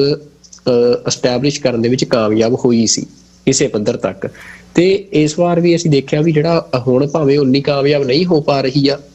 ਪਰ ਫਿਰ ਵੀ ਜਿਹੜੀਆਂ ਇਹ ਇਵੈਂਟਸ ਵਾਪਰ ਰਹੀਆਂ ਆ ਤਾਂ ਇਹਦੇ ਪਿੱਛੇ ਜਿਹੜਾ ਮਾਈਂਡ ਸੈਟ ਕੰਮ ਕਰ ਰਿਹਾ ਉਹ ਸਿਰਫ ਇਹੀ ਆ ਵੀ ਜਿਹੜੇ ਖਾਸ ਤੌਰ ਤੇ ਵੈਸਟਰਨ ਸੁਸਾਇਟੀਜ਼, ਵੈਸਟਰਨ ਕੰਟਰੀਜ਼ ਹੈਗੀਆਂ ਨੇ, ਉਹਨਾਂ ਦੇ ਵਿੱਚ ਜਿਹੜੀ ਖਾਲਿਸਤਾਨ ਦੀ ਮੂਵਮੈਂਟ ਆ ਉਹਨੂੰ ਇੱਕ ਮਤਲਬ ਪਰਸੀਕਿਊਟਿਡ ਜਿਹੜੀ ਨੇਸ਼ਨ ਆ ਉਹਦੀ ਆਪਣੀ ਫਰੀडम ਸਟਰਗਲ ਤੋਂ ਡਾਇਵਰਟ ਕਰਕੇ ਤੇ ਉਹਨੂੰ ਇੱਕ ਮਤਲਬ ਰਿਲੀਜਨ ਓਰੀਐਂਟਡ, ਜਿਹਨੂੰ ਤੁਸੀਂ ਫੰਡਾਮੈਂਟਲਿਸਟ ਮੂਵਮੈਂਟ ਕਹਿੰਦੇ ਹੋ, ਤੇ ਉਵੇਂ ਉਹਨੂੰ ਪੇਸ਼ ਕਰਨਾ ਵੀ ਇੱਕ ਸਪੈਸੀਫਿਕ ਜਿਹੜਾ ਰਿਲੀਜਨ ਆ ਉਹ ਉਹਦਾ ਟਾਰਗੇਟ ਬਣੂਗਾ ਜੇ ਇਹ ਲੋਕ ਜਿਹੜੇ ਆ ਪਾਵਰ ਚ ਆਉਂਦੇ ਆ ਜਾਂ ਇਹਨਾਂ ਲੋਕਾਂ ਦੇ ਹੱਥ ਰਾਜ ਆਉਂਦਾ ਆ, ਵੀ ਉਹ ਇੱਕ ਸਿਰਫ ਇੱਕ ਸਪੈਸੀਫਿਕ ਰਿਲੀਜਨ ਬੇਸਡ ਜਿਹੜਾ ਰਾਜ ਹੋਊਗਾ ਜਿਹਦੇ ਵਿੱਚ ਜਿਹੜੇ ਅਦਰਸ ਨੇ ਜਾਂ ਹੋਰ ਜਿਹੜੇ ਰਿਲੀਜਨ ਨੇ ਉਹ ਮਤਲਬ ਤੁਸੀਂ ਕਹਿ ਲਓ ਵੀ ਮਤਲਬ ਉਹਨਾਂ ਦੇ ਉੱਤੇ ਜ਼ੁਲਮ ਹੋਣਗੇ। ਵੀ ਇਸ ਤਰ੍ਹਾਂ ਦਾ ਇਹ ਪ੍ਰਭਾਵ ਦੇਣ ਦੀ ਕੋਸ਼ਿਸ਼ ਕੀਤੀ ਜਾ ਰਹੀ ਹੈ। ਜੋ ਇਹ ਕੀਤਾ ਜਾ ਰਿਹਾ ਮੰਦਰਾਂ ਨੂੰ ਸਪੈਸੀਫਿਕਲੀ ਟਾਰਗੇਟ ਕਿਉਂ ਬਣਾਇਆ ਜਾਂਦਾ ਹੈ ਜੀ, ਵੀ ਉਹ ਇਸੇ ਲਈ ਬਣਾਇਆ ਜਾਂਦਾ ਤੇ ਉਹ ਕਿਉਂਕਿ ਸਿੱਖ ਆਰਗੇਨਾਈਜੇਸ਼ਨਸ ਬਾਰ-ਬਾਰ ਇਹ ਕਹਿ ਚੁੱਕੀਆਂ ਨੇ, ਇਹ ਚੰਗੀ ਗੱਲ ਆ ਵੀ ਨਾਲ ਦੀ ਨਾਲ ਸਟੇਟਮੈਂਟ ਸਿੱਖ ਆਰਗੇਨਾਈਜੇਸ਼ਨਸ ਦੀਆਂ ਆਉਂਦੀਆਂ ਕਿ ਮਤਲਬ ਜਿਹੜੀਆਂ ਇਨਵੈਸਟੀਗੇਸ਼ਨ ਏਜੰਸੀਜ਼ ਨੇ ਉਹ ਸਾਹਮਣੇ ਲਿਆਵੇ ਸੱਚ ਨੂੰ ਵੀ ਕੌਣ ਇਹ ਕਰ ਰਿਹਾ, ਤੇ ਕਈ ਥਾਵਾਂ ਦੇ ਉੱਤੇ ਤਾਂ ਇਹ ਪ੍ਰੂਫ ਵੀ ਮਿਲ ਚੁੱਕੇ ਆ ਵੀ ਇਹਨਾਂ ਮੰਦਰਾਂ ਦੀਆਂ ਜਿਹੜੀਆਂ ਕਮੇਟੀਆਂ ਨੇ ਉਹ ਕਿਵੇਂ ਇਨਵੋਲਵਡ ਨੇ ਸਾਰੇ ਕੰਮ ਦੇ ਵਿੱਚ, ਨਾਰੇ ਲਿਖਣ ਦੇ ਵਿੱਚ ਜਾਂ ਮਤਲਬ ਇਹਨਾਂ ਨਿਊਜ਼ ਨੂੰ ਬਣਾਉਣ ਦੇ ਵਿੱਚ, ਮਤਲਬ ਇਹ ਘਟਨਾਵਾਂ ਏਦਾਂ ਸ਼ੋਅ ਕਰਨ ਦੇ ਵਿੱਚ, ਤੇ ਕਿਵੇਂ ਜਿਹੜੇ ਕੈਮਰਾਸ ਬੰਦ ਹੁੰਦੇ ਆ ਅਸੀਂ ਪਹਿਲਾਂ ਵੀ ਡਿਸਕਸ ਕਰ ਚੁੱਕੇ ਹਾਂ। ਤੇ ਹੁਣ ਕਿੰਨੀਆਂ ਖਬਰਾਂ ਸਾਹਮਣੇ ਆ ਚੁੱਕੀਆਂ, ਆਸਟ੍ਰੇਲੀਆ ਦੀ ਘਟਨਾ ਜਿੱਥੇ ਇਹ ਸਾਹਮਣੇ ਆਇਆ ਸੀ ਕਿ ਕੁਝ ਜਿਹੜੇ ਹਿੰਦੂ ਨੌਜਵਾਨ ਸੀ ਉਹੀ ਗੱਡੀ ਦੇ ਵਿੱਚ ਆਏ ਤੇ ਉਹਨਾਂ ਨੇ ਜਿਹੜੇ ਨਾਰੇ ਲਿਖੇ ਆ। ਤਾਂ ਮਤਲਬ ਇਹ ਜੋ ਵੀ ਇਹ ਸਾਰਾ ਕੁਝ ਕੀਤਾ ਜਾ ਰਿਹਾ ਉਹ ਇਸੇ ਤਰ੍ਹਾਂ ਤੇ ਕੀਤਾ ਜਾ ਰਿਹਾ ਵੀ ਇੱਕ ਫੀਅਰ ਸਾਈਕੋਸਿਸ ਹੁੰਦਾ ਹੈ ਸੋਸਾਇਟੀ ਦਾ, ਉਹਦੇ ਨਾਲ ਖੇਡਣ ਦੀ ਕੋਸ਼ਿਸ਼ ਆ ਵੀ ਇਹ ਦਿਖਾਉਣਾ ਵੀ ਇਹ ਜਿਹੜੇ ਮਤਲਬ ਜਿਹੜੀ ਇੱਕ ਪੋਰਟਰੇ ਤੁਸੀਂ ਡਿਫਾਈਨ ਉਹ ਕਰਨ ਦੀ ਕੋਸ਼ਿਸ਼ ਕਰ ਰਹੇ ਆ ਵੀ ਖਾਲਿਸਤਾਨ ਕੀ ਆ ਜਾਂ ਖਾਲਿਸਤਾਨ ਦੀ ਮੂਵਮੈਂਟ ਕੀ ਆ, ਤੇ ਉਹਦੇ ਲਈ ਇਹਨਾਂ ਇਵੈਂਟਸ ਨੂੰ ਯੂਜ਼ ਕਰਦੇ ਆ। ਤਾਂ ਹੁਣ ਇਹਦੇ ਪੈਰਲਲ ਜਿਹੜਾ ਆ ਉਹ ਸਿੱਖਾਂ ਨੂੰ ਜ਼ਰੂਰ ਆਪਣਾ ਜਿਹੜਾ ਆਈਡੀਆ ਆ ਖਾਲਿਸਤਾਨ ਦਾ ਉਹ ਵੱਧ ਚੜ ਕੇ ਦੁਨੀਆ ਦੇ ਸਾਹਮਣੇ ਲਿਆਉਣਾ ਚਾਹੀਦਾ। ਵੀ ਤੁਸੀਂ ਦੇਖੋ ਵੀ ਸਿੱਖਾਂ ਦਾ ਜਿਹੜਾ ਰਾਜ ਦਾ ਕਨਸੈਪਟ ਆ, ਹੁਣ ਅਸੀਂ ਇਹ ਨਹੀਂ ਕਹਿ ਸਕਦੇ ਵੀ ਜਿਹੜੀ ਖਾਲਿਸਤਾਨ ਦੀ ਮੂਵਮੈਂਟ ਆ ਉਹ ਇੱਕ ਸਿੱਖ ਮਤਲਬ ਥੋਟ ਓਰੀਐਂਟਡ ਸਟੇਟ ਦੀ ਨਹੀਂ ਆ, ਪਰ ਉਸ ਸਿੱਖ ਥੋਟ ਓਰੀਐਂਟਡ ਸਟੇਟ ਦੇ ਵਿੱਚ ਜਿਵੇਂ ਵੈਸਟ ਦੀਆਂ ਸੁਸਾਇਟੀਜ਼ ਜਿਹੜੀਆਂ ਨੇ ਉਹ ਰਿਲੀਜੀਅਸ ਫੰਡਾਮੈਂਟਲਿਸਟ ਜਿਹੜੀਆਂ ਕੰਟਰੀਜ਼ ਨੇ ਉਹਨਾਂ ਨੂੰ ਦੇਖਦੀ ਆ ਉਹਦੇ ਨਾਲੋਂ ਕਿਵੇਂ ਡਿਫਰ ਕਰਦੀ ਆ, ਤੇ ਮਤਲਬ ਜਿਹੜੀ ਸਿੱਖ ਹਿਸਟਰੀ ਆ ਸਾਰੀ ਉਹਦੇ ਵਿੱਚ ਕਿਵੇਂ ਆਪਣੇ ਇੰਟਰਸਟ ਨੂੰ ਦਾਅ ਤੇ ਲਾ ਕੇ 18ਵੀਂ ਸਦੀ ਦਾ ਸਾਰਾ ਇਤਿਹਾਸ ਆ ਜਾਂ ਅੱਜ ਵੀ ਸਿੱਖ ਕਰੈਕਟਰ ਜਿਹੜਾ ਆ ਵੀ ਆਪਣੇ ਇੰਟਰਸਟ ਨੂੰ ਦਾਅ ਤੇ ਲਾ ਕੇ ਕਿਵੇਂ ਦੂਜਿਆਂ ਦੇ ਲਈ ਉਹ ਕੁਰਬਾਨੀ ਕਰਨ ਨੂੰ ਤਿਆਰ ਹੁੰਦਾ ਆ ਜਾਂ ਦੂਜਿਆਂ ਦੀ ਪ੍ਰੋਟੈਕਸ਼ਨ ਲਈ ਤਿਆਰ ਹੁੰਦਾ ਆ। ਮਤਲਬ ਉਹ ਸਾਰੀਆਂ ਗੱਲਾਂ ਵੀ ਜਿਹੜਾ ਨੈਰੇਟਿਵ ਆ ਉਹ ਇੱਕ ਨੈਰੇਟਿਵ ਦੀ ਲੜਾਈ ਆ। ਅਸੀਂ ਇਹ ਕਹਾਂਗੇ ਵੀ ਇਹ ਘਟਨਾਵਾਂ ਹੁਣ ਹਟ ਜਾਣਗੀਆਂ, ਇਹ ਨਹੀਂ ਹੁਣ ਹਟਣੀਆਂ, ਉਹ ਲਗਾਤਾਰ ਇਹਨਾਂ ਨੂੰ ਕਰਦੇ ਰਹਿਣਗੇ, ਉਹਨਾਂ ਨੇ ਕਰਨੀਆਂ ਹੀ ਆ। ਮਸਲਾ ਇਹ ਵੀ ਉਹਨਾਂ ਨੇ ਜੋ ਕਰਨਾ ਉਹ ਕਰਨਗੇ, ਪਰ ਜਿਹੜੀ ਸਿੱਖਾਂ ਦੀ ਧਿਰਾ ਜਾਂ ਸਿੱਖ ਧਿਰਾ ਉਹ ਦੇਖੇ ਵੀ ਉਹ ਕੀ ਕਰ ਸਕਦੀ ਆ, ਵੀ ਉਹ ਆਪਣਾ ਨੈਰੇਟਿਵ ਜਾਂ ਆਪਣੇ ਬਾਰੇ ਜਿਹੜਾ ਲੋਕਾਂ ਨੂੰ ਇਹਨਾਂ ਤੋਂ ਵੱਧ ਕਿਵੇਂ ਦੱਸ ਸਕਦੇ ਆ। ਤਾਂ ਇਹ ਇੱਕ ਲੜਾਈ ਇਹ ਲਗਾਤਾਰ ਇਸੇ ਤਰੀਕੇ ਨਾਲ ਚੱਲਣੀ ਆ। ਤੇ ਜਿਹੜੀਆਂ ਘਟਨਾਵਾਂ ਵਾਪਰਦੀਆਂ ਨੇ ਵੀ ਆ ਨਾਰੇ ਲਿਖਣੇ 2-4 ਨਾਰੇ ਉਹ ਸੇਮ ਪੈਟਰਨ ਆ ਉਹਨਾਂ ਦਾ, ਤੇ ਉਹ ਹਰ ਥਾਂ ਦੇ ਉੱਤੇ ਜਿੱਥੇ ਵੀ ਰੈਫਰੈਂਡਮ ਦੀ ਦੇਖੋ ਕੈਂਪੇਨ ਹੋਣੀ ਹੁੰਦੀ ਆ ਜਾਂ VOTING ਹੋਣੀ ਹੁੰਦੀ ਆ ਜਾਂ ਕੋਈ ਇਵੈਂਟ ਸਿੱਖਾਂ ਦਾ ਹੋਣਾ ਹੁੰਦਾ, ਉਹਦੇ ਨਾਲ ਉਸੇ ਥਾਂ ਦੇ ਉੱਤੇ ਉਦੋਂ ਹੀ ਕੀ ਕਰਦੇ ਆ ਵੀ ਪੈਰਲਲ ਨਿਊਜ਼ ਕ੍ਰੀਏਟ ਕਰਨ। ਜੀ ਬਿਲਕੁਲ, ਇਹ ਸਾਰੇ ਨੂੰ ਮਤਲਬ ਇੱਥੇ ਸਮਝਣ ਦੀ ਲੋੜ ਹੈਗੀ ਆ। ਜਦੋਂ ਅਸੀਂ ਇਸ ਵਰਤਾਰੇ ਨੂੰ ਸਮਝਾਂਗੇ, ਦੇਖਾਂਗੇ, ਘੋਖਾਂਗੇ, ਫਿਰ ਸਾਨੂੰ ਅਸੀਂ ਇਸ ਗੱਲ ਦੇ ਉੱਤੇ ਪਹੁੰਚਾਂਗੇ ਵੀ ਭਾਈ ਜਿਹੜੇ ਇਹ ਚੀਜ਼ਾਂ ਹੋ ਰਹੀਆਂ ਨੇ ਇਹ ਗੱਲ ਆ ਕਿੱਥੋਂ ਰਹੀ ਹੈ, ਇਹ ਕਿਹੜੇ ਉਹ ਬੰਦੇ ਨੇ, ਕਿਹੜੇ ਟੂਲਸ ਯੂਜ਼ ਕੀਤੇ ਜਾ ਰਹੇ ਆ ਤੇ ਕਿਵੇਂ ਜਿਹੜੀ ਕਮਿਊਨਿਟੀ ਹੈਗੀ ਆ ਉਹਨੂੰ ਟਾਰਗੇਟ ਕੀਤਾ ਜਾ ਰਿਹਾ ਹੈ। ਖਾਸ ਤੌਰ ਦੇ ਉੱਤੇ ਸਾਡਾ ਜਿਹੜਾ ਪੱਖ ਹੈ, ਜਦੋਂ ਅਸੀਂ ਖਾਲਿਸਤਾਨ ਦੀ ਗੱਲ ਕਰਦੇ ਹਾਂ, ਰੈਫਰੈਂਡਮ ਦੀ ਗੱਲ ਕਰਦੇ ਹਾਂ, ਜਾਂ ਅਸੀਂ ਆਪਣੇ ਤੇ ਹੋਈਆਂ ਵਧੀਕੀਆਂ ਨੂੰ ਜਗ ਜ਼ਾਹਰ ਕਰਨ ਦੀ ਗੱਲ ਕਰਦੇ ਹਾਂ, ਉਹ ਸਾਡਾ ਪੱਖ ਹੈ, ਉਹ ਸਾਡਾ ਰਾਈਟ ਹੈ। ਅਸੀਂ ਕਾਨੂੰਨ ਦੀ ਜ਼ਦ ਦੇ ਵਿੱਚ ਰਹਿ ਕੇ ਗੱਲ ਕਰਦੇ ਹਾਂ, ਅਸੀਂ ਇੰਟਰਨੈਸ਼ਨਲ ਲਾਜ਼ ਨੇ ਜਿਹੜੇ ਉਹਨਾਂ ਦੇ ਅਧੀਨ ਰਹਿ ਕੇ ਗੱਲ ਕਰਦੇ ਹਾਂ, ਤੇ ਇਹ ਸਾਡਾ well within the ambit of law ਤੇ ਸਾਡਾ ਰਾਈਟ ਹੈਗਾ ਆ। ਇਸ ਗੱਲ ਨੂੰ ਸਾਨੂੰ ਸਮਝਣ ਦੀ ਲੋੜ ਹੈ। ਤੇ ਇਸੇ ਦੇ ਹਿਸਾਬ ਦੇ ਨਾਲ, ਕਿਉਂਕਿ ਦੂਜਾ ਪਾਰਟ ਜਿਵੇਂ ਤੁਸੀਂ ਫੀਅਰ ਸਾਈਕੋਸਿਸ ਦੀ ਗੱਲ ਕੀਤੀ ਹੈ, ਇਸ ਗੱਲ ਦਾ ਜ਼ਿਕਰ ਕੀਤਾ ਕਿ ਇਹ ਚੀਜ਼ਾਂ ਕ੍ਰੀਏਟ ਕਰਕੇ ਜਿਹੜੀ ਬਾਹਰਲੀ ਸੁਸਾਇਟੀ ਹੈਗੀ ਹੈ, ਖਾਸ ਤੌਰ ਤੇ ਵੈਸਟਰਨ ਸੁਸਾਇਟੀ, ਉਹਨੂੰ ਇੱਕ ਵੱਖਰੀ ਇਮੇਜ ਪੇਸ਼ ਕਰਨ ਦੀ ਲਾਈਨ ਹੁੰਦੀ ਹੈ ਵੀ ਭਾਈ ਸਿੱਖ ਤੇ ਆ ਹੈਗੇ ਆ, ਜਾਂ ਜਿਹੜੇ ਬੰਦੇ ਖਾਲਿਸਤਾਨ ਦੀ ਗੱਲ ਕਰਦੇ ਆ ਉਹਨਾਂ ਦਾ ਕਿਰਦਾਰ ਇਸ ਕਿਸਮ ਦਾ, ਉਹਨੂੰ ਇੱਕ ਵੱਖਰੇ ਕਿਸਮ ਦੇ ਬ੍ਰਸ਼ ਦੇ ਨਾਲ ਪੇਂਟ ਕਰਨ ਦੀ ਗੱਲ ਕੀਤੀ ਜਾਂਦੀ ਹੈ। ਉੱਥੇ ਸਾਨੂੰ ਸਾਡਾ ਪੱਖ ਰੱਖਣਾ ਬਣਦਾ ਤੇ ਸਾਨੂੰ ਜਿਹੜਾ ਸਾਡਾ ਸਟੈਂਡ ਹੈ ਉਹ ਉਸ ਪੱਖ ਦੇ ਨਜ਼ਰੀਏ ਤੋਂ ਜਿਹੜਾ ਹੈਗਾ ਉਹਨੂੰ ਪ੍ਰੋਪੇਗੇਟ ਕਰਨ ਦੀ ਲੋੜ ਹੈਗੀ ਹੈ। ਹੁਣ ਇੱਥੇ ਇਹ ਵੀ ਗੱਲ ਆਉਂਦੀ ਹੈ ਵੀ ਅੱਜ ਜਦੋਂ ਅਸੀਂ ਇਹ ਗ੍ਰਫਿਟੀ ਹੁੰਦੀ ਹੈ ਜਾਂ ਅੱਜ ਦੀ ਜਿਹੜੀ ਇਹ ਘਟਨਾ ਹੈਗੀ ਹੈ ਹੇਵਰਡ ਦੇ ਹਿੰਦੂ ਮੰਦਿਰ ਦੇ ਉੱਤੇ ਨਾਅਰੇ ਲਿਖਣ ਵਾਲੀ, ਇਹ ਇੱਕ ਦਿਨ ਪਹਿਲਾਂ ਹੁੰਦੀ ਹੈ ਜਦੋਂ ਕਿ ਕੱਲ ਨੂੰ 6 ਤਰੀਕ ਨੂੰ ਸ਼ਨੀਵਾਰ ਨੂੰ ਉੱਥੇ ਜਿਹੜੀ ਕਾਰ ਰੈਲੀ ਕੱਢੀ ਜਾ ਰਹੀ ਹੈ ਕੈਲੀਫੋਰਨੀਆ ਦੇ ਵਿੱਚ, ਸੈਨ ਫਰਾਂਸਿਸਕੋ ਦਾ ਜਿਹੜਾ ਆਲਾ ਦਾਲਾ ਹੈਗਾ ਉਸ ਏਰੀਏ ਦੇ ਵਿੱਚ। ਸੋ ਜਦੋਂ ਅਸੀਂ ਦੇਖਦੇ ਹਾਂ ਵੀ ਭਾਈ ਉੱਥੇ ਦੇ ਲੋਕਾਂ ਨੂੰ, ਸਿੱਖਾਂ ਨੂੰ ਮੋਬਿਲਾਈਜ਼ ਕਰਨ ਦੇ ਲਈ ਇੱਕ ਜਿਹੜੀ ਪੋਜ਼ਿਟਿਵ ਕੈਂਪੇਨ ਕਾਨੂੰਨ ਦੇ ਵਿੱਚ ਰਹਿੰਦਿਆਂ ਹੋਇਆਂ ਵਿੱਢੀ ਜਾ ਰਹੀ ਹੈ ਆਰਗੇਨਾਈਜੇਸ਼ਨਸ ਵੱਲੋਂ, ਜਿਹਦੇ ਵਿੱਚ Sikhs for justice the Puri team ਉੱਥੇ ਜਾ ਕੇ ਕੈਲੀਫੋਰਨੀਆ ਦੇ ਵਿੱਚ ਬੈਠੀ ਹੋਈ ਹੈ, ਕੈਂਪੇਨ ਉਹ ਰਨ ਕਰ ਰਹੇ ਆ। ਤੇ ਸਟਾਕਟਨ ਗੁਰਦੁਆਰਾ ਪ੍ਰਬੰਧਕ ਕਮੇਟੀ ਹੈਗੀ ਹੈ ਜਿਹੜਾ ਸਿੱਖਾਂ ਦਾ ਇਤਿਹਾਸਕ ਅਸਥਾਨ ਹੈ, ਪਹਿਲਾ ਗੁਰਦੁਆਰਾ ਸਾਹਿਬ ਹੈ ਅਮਰੀਕਾ ਦੇ ਵਿੱਚ ਸਟਾਕਟਨ, ਤੇ ਉਥੋਂ ਦੀ ਜਿਹੜੀ ਪ੍ਰਬੰਧਕ ਕਮੇਟੀ ਹੈ ਉਹ ਇਹਦੇ ਵਿੱਚ ਯੋਗਦਾਨ ਪਾ ਰਹੇ ਆ। ਸੋ ਉਸ ਨੂੰ ਜਿਹੜੀਆਂ ਖਬਰਾਂ ਹੁੰਦੀਆਂ ਨੇ ਜਾਂ ਜੋ ਗੱਲ ਕੱਲ ਨੂੰ ਮੀਡੀਆ ਦੇ ਵਿੱਚ ਆਉਣੀ ਹੁੰਦੀ ਹੈ ਵੀ ਉਹਨਾਂ ਦੀ ਰੈਲੀ ਕੀ ਇੰਪੈਕਟ ਕਰਦੀ ਹੈ, ਕਾਰ ਰੈਲੀ, ਉਹਦਾ ਲੋਕਾਂ ਦੇ ਵਿੱਚ ਕੀ ਪ੍ਰਭਾਵ ਜਾਂਦਾ, ਉਹਦੇ ਤੋਂ ਪਹਿਲਾਂ ਤੁਸੀਂ ਇਸ ਕਿਸਮ ਦੀ ਖਬਰ ਬਣਾ ਕੇ ਵੱਡੇ ਲੈਵਲ ਦੇ ਉੱਤੇ ਉਹਨੂੰ ਪ੍ਰਚਾਰ ਦਿਓ ਕਿ ਇਹ ਗੱਲ ਤੇ ਭਾਈ ਉਸ ਮਤਲਬ ਜਿਹੜੀ ਤੁਹਾਡੀ ਨਜ਼ਰ ਹੈ ਉਹ ਉਧਰ ਜਾਣ ਦੀ ਥਾਂ ਦੇ ਉੱਤੇ ਜਿਹੜੀ ਤੁਹਾਡੀ ਨਜ਼ਰ ਹੈ ਉਹ ਇਸ ਪਾਸੇ ਨੂੰ ਜਾਵੇ ਕਿ ਇਹ ਤੇ ਇੱਕ ਪੋਜ਼ਿਟਿਵ ਇਮੇਜ ਲੈਣ ਦੀ ਥਾਂ ਤੇ ਤੁਸੀਂ ਨੈਗੇਟਿਵ ਇਮੇਜ ਜਿਹੜੀ ਹੈ ਉਹ ਕੈਪਚਰ ਕਰੋ। ਸੋ ਇੱਥੇ ਇਸ ਸਾਰੇ ਪਾਰਟ ਨੂੰ ਸਮਝਣ ਦੀ ਤੇ ਘੋਖਣ ਦੀ ਲੋੜ ਹੈ ਤੇ ਇਵੈਂਚੁਅਲੀ ਮਤਲਬ ਗੱਲ ਉੱਥੇ ਹੀ ਆ ਜਾਂਦੀ ਹੈ ਵੀ ਜੇ ਅਸੀਂ ਇਹ ਸਾਰੇ ਪਾਰਟ ਨੂੰ ਦੇਖਦੇ ਹਾਂ ਸਮਝਦੇ ਹਾਂ ਤਾਂ ਹੀ ਅਸੀਂ ਉਹਨੂੰ ਐਕਸਪੋਜ਼ ਕਰਨ ਦੀ ਸਮਰੱਥਾ ਰੱਖ ਸਕਦੇ ਹਾਂ ਜਿੱਥੇ ਜਿਹੜੀ ਇੰਡੀਆ ਦੀ ਇੰਟਰਫੀਰੈਂਸ ਹੈਗੀ ਹੈ ਇੰਡੀਅਨ ਇੰਟੈਲੀਜੈਂਸ ਦੀ ਇੱਥੇ ਕੌਂਸੂਲੇਟਸ ਦੇ ਰਾਹੀਂ ਕਿਸ ਕਿਸਮ ਦੀ ਉਹ ਹੁੰਦੀ ਹੈ। ਹੁਣ ਸਟਾਕਟਨ ਗੁਰਦੁਆਰਾ ਸਾਹਿਬ ਦੇ ਵਿੱਚ ਮਤਲਬ ਇੱਕ ਪ੍ਰੋਪਰ ਉਹਨਾਂ ਦਾ ਬੰਦਾ ਆ ਕੇ ਆਫੀਸ਼ੀਅਲ ਆ ਕੇ ਉਹ ਨਾਮ ਲੈਂਦਾ ਗੁਰਦੁਆਰਾ ਸਾਹਿਬ ਦੀ ਪ੍ਰਬੰਧਕ ਕਮੇਟੀ ਦੇ ਉਹਨਾਂ ਦੀਆਂ ਡਿਟੇਲਸ ਲੈ ਕੇ ਜਾਂਦਾ ਤੇ ਆ ਕੇ ਸਿੱਧਾ ਥ੍ਰੈਟ ਕਰਕੇ ਜਾਂਦਾ ਉਹ ਕਿ ਤੁਸੀਂ ਜਿਹੜੀ ਇਹ ਐਕਟੀਵਿਟੀ ਕਰ ਰਹੇ ਹੋ ਖਾਲਿਸਤਾਨ ਦੀ ਗੱਲ ਕਰ ਰਹੇ ਹੋ ਤੁਸੀਂ ਝੰਡਾ ਬਾਹਰ ਖਾਲਿਸਤਾਨ ਦਾ ਝੁਲਾਇਆ ਹੋਇਆ ਇਹਨਾਂ ਐਕਟੀਵਿਟੀਜ਼ ਨੂੰ ਤੁਸੀਂ ਰੋਕੋ ਨਹੀਂ ਫਿਰ ਤੁਸੀਂ ਨਤੀਜੇ ਭੁਗਤਣ ਦੇ ਲਈ ਤਿਆਰ ਰਹੋ। ਹੁਣ ਇਸ ਕਿਸਮ ਦੀ ਜਿਹੜੀ ਇੰਟਰਫੀਰੈਂਸ ਦੀ ਗੱਲ ਹੈਗੀ ਹੈ ਉਹ ਇੱਥੇ ਦੀਆਂ ਅਥਾਰਟੀਜ਼ ਨੂੰ ਟਾਈਮ ਬਾਏ ਟਾਈਮ ਜਦੋਂ ਵੀ ਕੋਈ ਘਟਨਾ ਇਸ ਕਿਸਮ ਦੀ ਸਸਪੀਸ਼ਨ ਦੇ ਰਾਹੀਂ ਕੋਈ ਗੱਲ ਸਾਹਮਣੇ ਆਉਂਦੀ ਹੈ ਉਹ ਲੋਕਲ ਅਥਾਰਟੀਜ਼ ਨੂੰ ਪੁਲਿਸ ਡਿਪਾਰਟਮੈਂਟ ਨੂੰ ਤੇ ਈਵਨ ਹੁਣ ਤੇ FBI ਵੀ ਇਸ ਗੱਲ ਦੇ ਉੱਤੇ ਉਹਨਾਂ ਦੇ ਹੈਲਪਲਾਈਨ ਨੰਬਰਸ ਹੈਗੇ ਆ ਜਿਹੜੇ ਉਹ ਚੱਲਦੇ ਆ ਤੇ ਉਹਨਾਂ ਤੱਕ ਵੀ ਜਿਹੜੀ ਪਹੁੰਚ ਹੈ ਉਹ ਸਿੱਧੀ ਕੀਤੀ ਜਾ ਸਕਦੀ ਹੈ ਵੀ ਭਾਈ ਇਸ ਹਿਸਾਬ ਦੇ ਨਾਲ ਸਾਨੂੰ ਜਿਹੜੀ ਆਜ਼ਾਦੀ ਹੈ ਸਾਡੀ ਆਜ਼ਾਦੀ ਨੂੰ ਉੱਥੇ ਭਾਰਤ ਦੇ ਵਿੱਚ ਨਹੀਂ ਇੱਥੇ ਅਮਰੀਕਾ ਦੇ ਵਿੱਚ ਬੈਠਿਆਂ ਨੂੰ ਸਾਨੂੰ ਡੱਕਣ ਦੀ ਕੋਸ਼ਿਸ਼ ਕੀਤੀ ਜਾ ਰਹੀ ਹੈ ਤੇ ਸਾਡੇ ਅਗੇਂਸਟ ਇਸ ਕਿਸਮ ਦੀਆਂ ਜਿਹੜੀਆਂ ਚਾਲਾਂ ਨੇ ਉਹ ਚੱਲੀਆਂ ਜਾ ਰਹੀਆਂ ਨੇ। ਸੋ ਇਹਨਾਂ ਹੀ ਸ਼ਬਦਾਂ ਦੇ ਨਾਲ ਸੁਖਵਿੰਦਰ ਸਿੰਘ ਜੀ ਅਸੀਂ ਇੱਕ ਛੋਟੇ ਜਿਹੇ ਕਮਰਸ਼ੀਅਲ ਬ੍ਰੇਕ ਦੇ ਲਈ ਇੱਥੇ ਰੁਕਦੇ ਹਾਂ। ਬ੍ਰੇਕ ਤੋਂ ਬਾਅਦ ਗੱਲਬਾਤ ਦੁਬਾਰਾ ਕੰਟੀਨਿਊ ਕਰਦੇ ਹਾਂ।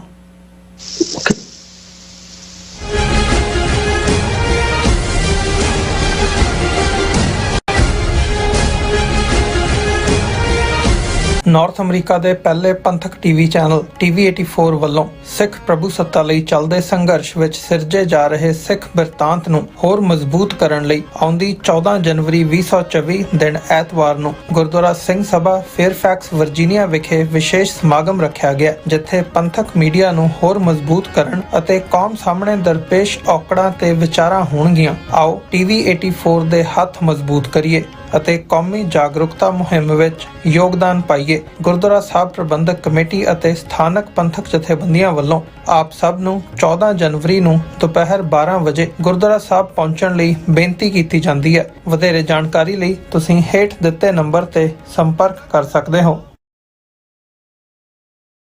UK, Switzerland, Italy, Austria, Australia ਅਤੇ ਕੈਨੇਡਾ ਤੋਂ ਬਾਅਦ ਖਾਲਿਸਤਾਨ ਰੈਫਰੈਂਡਮ ਦੀਆਂ ਵੋਟਾਂ ਦਾ ਅਗਲਾ ਪੜਾਅ ਅਮਰੀਕਾ ਵਿੱਚ ਖਾਲਿਸਤਾਨ ਰੈਫਰੈਂਡਮ ਦੇ ਪਹਿਲੇ ਪੜਾਅ ਦੀਆਂ ਵੋਟਾਂ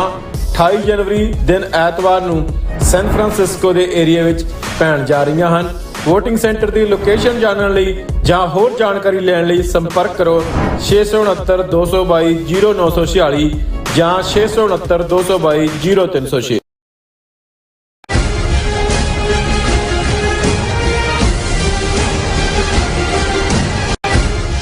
ਵਿਊਅਰਸ ਬ੍ਰੇਕ ਤੋਂ ਬਾਅਦ ਤੁਹਾਡਾ ਸਾਰਿਆਂ ਦਾ ਸਵਾਗਤ ਹੈ। ਗੱਲਬਾਤ ਕਰਦੇ ਹਾਂ ਹੁਣ ਜਿਹੜੀ ਮਿਡਲ ਈਸਟ ਦੇ ਵਿੱਚ ਸਿਚੁਏਸ਼ਨ ਬਣੀ ਹੋਈ ਹੈ ਇਸ ਵਕਤ ਜਿਹੜਾ ਕ੍ਰਾਈਸਿਸ ਚੱਲ ਰਿਹਾ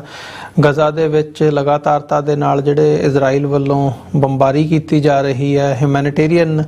ਜਿਹੜੀ ਇਹ ਸਿਚੁਏਸ਼ਨ ਹੈ ਇਹਦੇ ਵਿੱਚ ਹੁਣ ਅਮਰੀਕਾ ਵੱਲੋਂ ਕੋਸ਼ਿਸ਼ ਕੀਤੀ ਜਾ ਰਹੀ ਹੈ ਕਿ ਕਿਵੇਂ ਇੰਟਰਵੀਨ ਕਰਕੇ ਅਸੀਂ ਇਹਨੂੰ ਜਿਹੜਾ ਆ ਕਰਟੇਲ ਕੀਤਾ ਜਾ ਸਕੇ। ਜਿਹੜੀ ਖਬਰ ਸਾਡੇ ਸਾਹਮਣੇ ਆਉਂਦੀ ਹੈ ਬੀਤੀ ਕੱਲ ਦੀ ਹੈਗੀ ਹੈ ਕਿ ਅਮਰੀਕਾ ਨੇ ਜਿਹੜੇ ਆਪਣੇ ਡਿਪਲੋਮੈਟਸ ਹੈਗੇ ਆ ਟਾਪ ਡਿਪਲੋਮੈਟਸ ਭੇਜਣੇ ਆ ਮਿਡਲ ਈਸਟ ਦੇ ਵਿੱਚ ਕਿ ਜਿਹੜੀਆਂ ਰੀਜਨਲ ਟੈਂਸ਼ਨਸ ਨੇ ਉਹ ਸਪਰੈਡ ਹੋ ਰਹੀਆਂ ਨੇ। ਜਿਵੇਂ ਅਸੀਂ 2 ਦਿਨ ਪਹਿਲਾਂ ਦੇ ਸ਼ੋਅ ਦੇ ਵਿੱਚ ਜ਼ਿਕਰ ਕੀਤਾ ਸੀਗਾ ਕਿ ਕਿਵੇਂ ਇਹਦੇ ਵਿੱਚ ਇਹ ਸਾਰੀ ਜਿਹੜੀ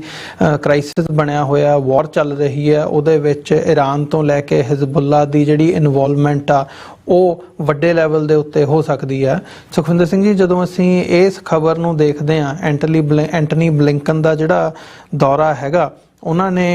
ਇਜ਼ਰਾਈਲ ਦੇ ਡਿਫੈਂਸ ਮਿਨਿਸਟਰ ਦੇ ਨਾਲ ਵੀ ਉਹਨਾਂ ਦਾ ਜਿਹੜਾ ਲਗਾਤਾਰਤਾ ਦੇ ਨਾਲ ਰਾਬਤਾ ਬਣਿਆ ਹੋਇਆ ਤੇ ਉਹਨਾਂ ਦੀ ਜਿਹੜੀ ਇਹ ਫੇਰੀ ਹੈ US secretary of state Antony Blinken ਉਹਨਾਂ ਨੇ ਵਿਜ਼ਿਟ ਕਰਨਾ ਆ 9 ਮੁਲਕਾਂ ਨੂੰ ਤੇ ਜਿਹੜੀ ਇਜ਼ਰਾਈਲ ਦੀ ਇਹ ਸਾਰੀ ਕਾਰਵਾਈ ਚੱਲ ਰਹੀ ਹੈ ਜਿਵੇਂ ਚੜ੍ਹ ਕੇ ਇਜ਼ਰਾਈਲ ਗਜ਼ਾ ਦੇ ਉੱਤੇ ਬੰਬਾਰੀ ਕਰ ਰਿਹਾ ਆ। ਸੋ ਕਿਵੇਂ ਦੇਖ ਰਹੇ ਹੋ ਇਸ ਸਾਰੇ ਪਾਰਟ ਨੂੰ? ਤੁਹਾਨੂੰ ਲੱਗਦਾ ਵੀ ਜਿਹੜਾ ਐਂਟਨੀ ਬਲਿੰਕਨ ਦੀ ਜਾਂ ਅਮਰੀਕਾ ਦੀ ਜਿਹੜੀ ਇਹ ਕੋਸ਼ਿਸ਼ ਹੈਗੀ ਹੈ ਅਜੇ ਤੱਕ ਅਸੀਂ ਦੇਖਦੇ ਹਾਂ ਕਿ ਇੱਕ ਫੇਲੀਅਰ ਦੇ ਤੌਰ ਤੇ ਹੀ ਜਿਹਨੂੰ ਕਹਿੰਦੇ ਹੁੰਦੇ ਆ ਵੀ ਪੋਰਟਰੇ ਹੋ ਰਹੀ ਹੈ ਜਾਂ ਇਹ ਨਜ਼ਰ ਆ ਰਿਹਾ ਵੀ ਅਮਰੀਕਾ ਉਸ ਹਿਸਾਬ ਨਾਲ ਆਪਣਾ ਜਿਹੜਾ ਪਾਰਟ ਹੈਗਾ ਉਹ ਅਕੰਪਲਿਸ਼ ਨਹੀਂ ਕਰ ਪਾ ਰਿਹਾ। ਕੀ ਲੱਗਦਾ ਹੈ ਵੀ ਇਹ ਸਫਲ ਹੋ ਸਕਣਗੇ? ਦੇਖੋ, ਬਿਲਕੁਲ ਐਂਟਨੀ ਬਲਿੰਕਨ ਦੀ ਇਹਨੂੰ ਇੱਕ ਸਭ ਤੋਂ ਔਖੀ ਅਸਾਈਨਮੈਂਟ ਮੰਨਿਆ ਜਾ ਰਿਹਾ ਜਿਹੜੀ ਮਿਡਲ ਈਸਟ ਦੇ ਵਿੱਚ ਇਸ ਟਾਈਮ ਸਿਚੁਏਸ਼ਨ ਆ ਜੀ as a secretary of state. ਤੇ ਉਹਨਾਂ ਦਾ ਇਹ ਅਕਤੂਬਰ ਜਦੋਂ ਤੋਂ ਇਹ ਜਿਹੜੀ ਜੰਗ ਆ ਸ਼ੁਰੂ ਹੋਈ ਆ ਉਸ ਤੋਂ ਬਾਅਦ ਮਤਲਬ ਕੁਝ ਮਹੀਨਿਆਂ ਦੇ ਵਿੱਚ ਹੀ ਚੌਥਾ ਦੌਰਾ ਆ ਮਿਡਲ ਈਸਟ ਦਾ। ਤੇ ਇਹਦੇ ਵਿੱਚ ਵੀ ਤੁਸੀਂ ਦੱਸਿਆ ਕਿ 9 ਮੁਲਕਾਂ ਦੇ ਵਿੱਚ ਉਹਨਾਂ ਨੇ ਮਤਲਬ ਇੱਕ ਤਰ੍ਹਾਂ ਦੇ ਨਾਲ ਮੈਰਾਥਨ ਰਨ ਆ ਉਹਨਾਂ ਦਾ ਇਹਦੇ ਵਿੱਚ 9 ਮੁਲਕਾਂ ਦੇ ਵਿੱਚ ਰੁਕਣਗੇ। ਤੇ ਜਿਹੜੀ ਸਾਰੀ ਯੂਐਸ ਦੀ ਸਟ੍ਰੈਟਜੀ ਆ ਮਤਲਬ ਜਾਂ ਐਂਟਨੀ ਬਲਿੰਕਨ ਦੀ ਸਟ੍ਰੈਟਜੀ ਆ ਇਸ ਸਾਰੇ ਦੌਰੇ ਦੀ, ਤਾਂ ਉਹਦੇ 'ਚ 3 ਗੱਲਾਂ ਬੜੀਆਂ ਅਹਿਮ ਆ। ਪਹਿਲੀ ਗੱਲ ਤਾਂ ਇਹ ਆ ਵੀ ਜਿਹੜਾ ਯੂਐਸ ਆ ਉਹ ਮਤਲਬ ਚਾਹੁੰਦਾ ਆ ਕਿਸੇ ਵੀ ਤਰੀਕੇ ਦੇ ਨਾਲ ਜਿਹੜੀਆਂ ਸਿਵਿਲੀਅਨ ਕੈਜੁਅਲਿਟੀਜ਼ ਨੇ ਇਸ ਜੰਗ ਦੇ ਵਿੱਚ ਉਹਨਾਂ ਨੂੰ ਘੱਟ ਕੀਤਾ ਜਾਵੇ, ਕਿਉਂਕਿ ਇਹ ਇਸ ਟਾਈਮ ਯੂਐਸ ਦੇ ਉੱਤੇ ਬਹੁਤ ਵੱਡਾ ਜਿਹੜਾ ਅਸੀਂ ਕਹਿ ਸਕਦੇ ਹਾਂ ਵੀ ਧੱਬਾ ਲੱਗ ਰਿਹਾ ਹੈ। ਕਿਉਂਕਿ ਇਜ਼ਰਾਈਲ ਨੂੰ ਮਤਲਬ ਇਜ਼ਰਾਈਲ ਜੇ ਲੜ ਰਿਹਾ ਹੈ ਤਾਂ ਉਹ ਯੂਐਸ ਦੇ ਅਸਲੇ ਨਾਲ ਲੜ ਰਿਹਾ ਹੈ ਜੀ। ਸਾਰਾ ਮਤਲਬ ਪਿਛਲੇ ਜਦੋਂ ਤੋਂ ਇਹ ਜੰਗ ਸ਼ੁਰੂ ਹੋਈ ਆ ਉਹ ਤੋਂ ਬਾਅਦ ਮਤਲਬ ਇਹ ਵੀ ਦੇਖਣ 'ਚ ਆਇਆ ਵੀ ਜਿਹੜੀਆਂ ਕੰਗਰੈਸ਼ਨਲ ਬਰੀਫਿੰਗਸ ਹੁੰਦੀਆਂ ਨੇ ਜਾਂ ਉਹ ਸਾਰਾ ਪ੍ਰੋਸੀਜਰ ਹੁੰਦਾ ਆ ਮਤਲਬ ਕੋਈ ਆਰਮਜ਼ ਕਿਸੇ ਮੁਲਕ ਨੂੰ ਦੇਣ ਦਾ, ਉਹ ਵੀ ਬਾਈਪਾਸ ਕੀਤਾ ਗਿਆ ਮਤਲਬ ਸਟੇਟ ਡਿਪਾਰਟਮੈਂਟ ਵੱਲੋਂ ਤੇ ਇਜ਼ਰਾਈਲ ਨੂੰ ਜਿਹੜੇ ਐਮੂਨੀਸ਼ਨਸ ਦੇਣ ਦੇ ਮਾਮਲੇ 'ਚ। ਤੇ ਉਹਦੇ 'ਚ ਮਤਲਬ ਇਹ ਬਹੁਤ ਜਿੰਨੀਆਂ ਉੱਥੇ ਸਿਵਿਲੀਅਨ ਕੈਜੁਅਲਿਟੀਜ਼ ਹੋ ਰਹੀਆਂ ਉਹਦਾ ਸਾਰਾ ਹੀ ਧੱਬਾ ਯੂਐਸ ਤੇ ਲੱਗ ਰਿਹਾ। ਤੇ ਇਹ ਵੀ ਗੱਲ ਸਾਹਮਣੇ ਆਈ ਆ ਵੀ ਪਿਛਲੇ ਦੌਰੇ ਦੇ ਦੌਰਾਨ ਵੀ ਐਂਟਨੀ ਬਲਿੰਕਨ ਤੇ ਜਿਹੜੇ ਨੇਤਨਯਾਹੂ ਆ ਉਹਨਾਂ ਦੇ ਦਰਮਿਆਨ ਕਾਫੀ ਤਲਖੀ ਰਹੀ ਇਸ ਗੱਲ ਤੇ ਲੈ ਕੇ ਕਿ ਜਿਹੜਾ USA ਚਾਹੁੰਦਾ ਆ ਵੀ ਜਿਹੜੀ ਇਜ਼ਰਾਈਲ ਦੀ ਅਪਰੋਚ ਆ ਉਹ ਸਿਵਿਲੀਅਨ ਕੈਜੁਅਲਿਟੀਜ਼ ਨੂੰ ਘੱਟ ਕਰਨ ਦੀ ਹੋਵੇ, ਪਰ ਨੇਤਨਯਾਹੂ ਜਿਹੜੇ ਆ ਆਪਣੇ ਜਿਹੜੇ ਡੋਮੈਸਟਿਕ ਪੋਲੀਟੀਕਲ ਇੰਟਰਸਟ ਆ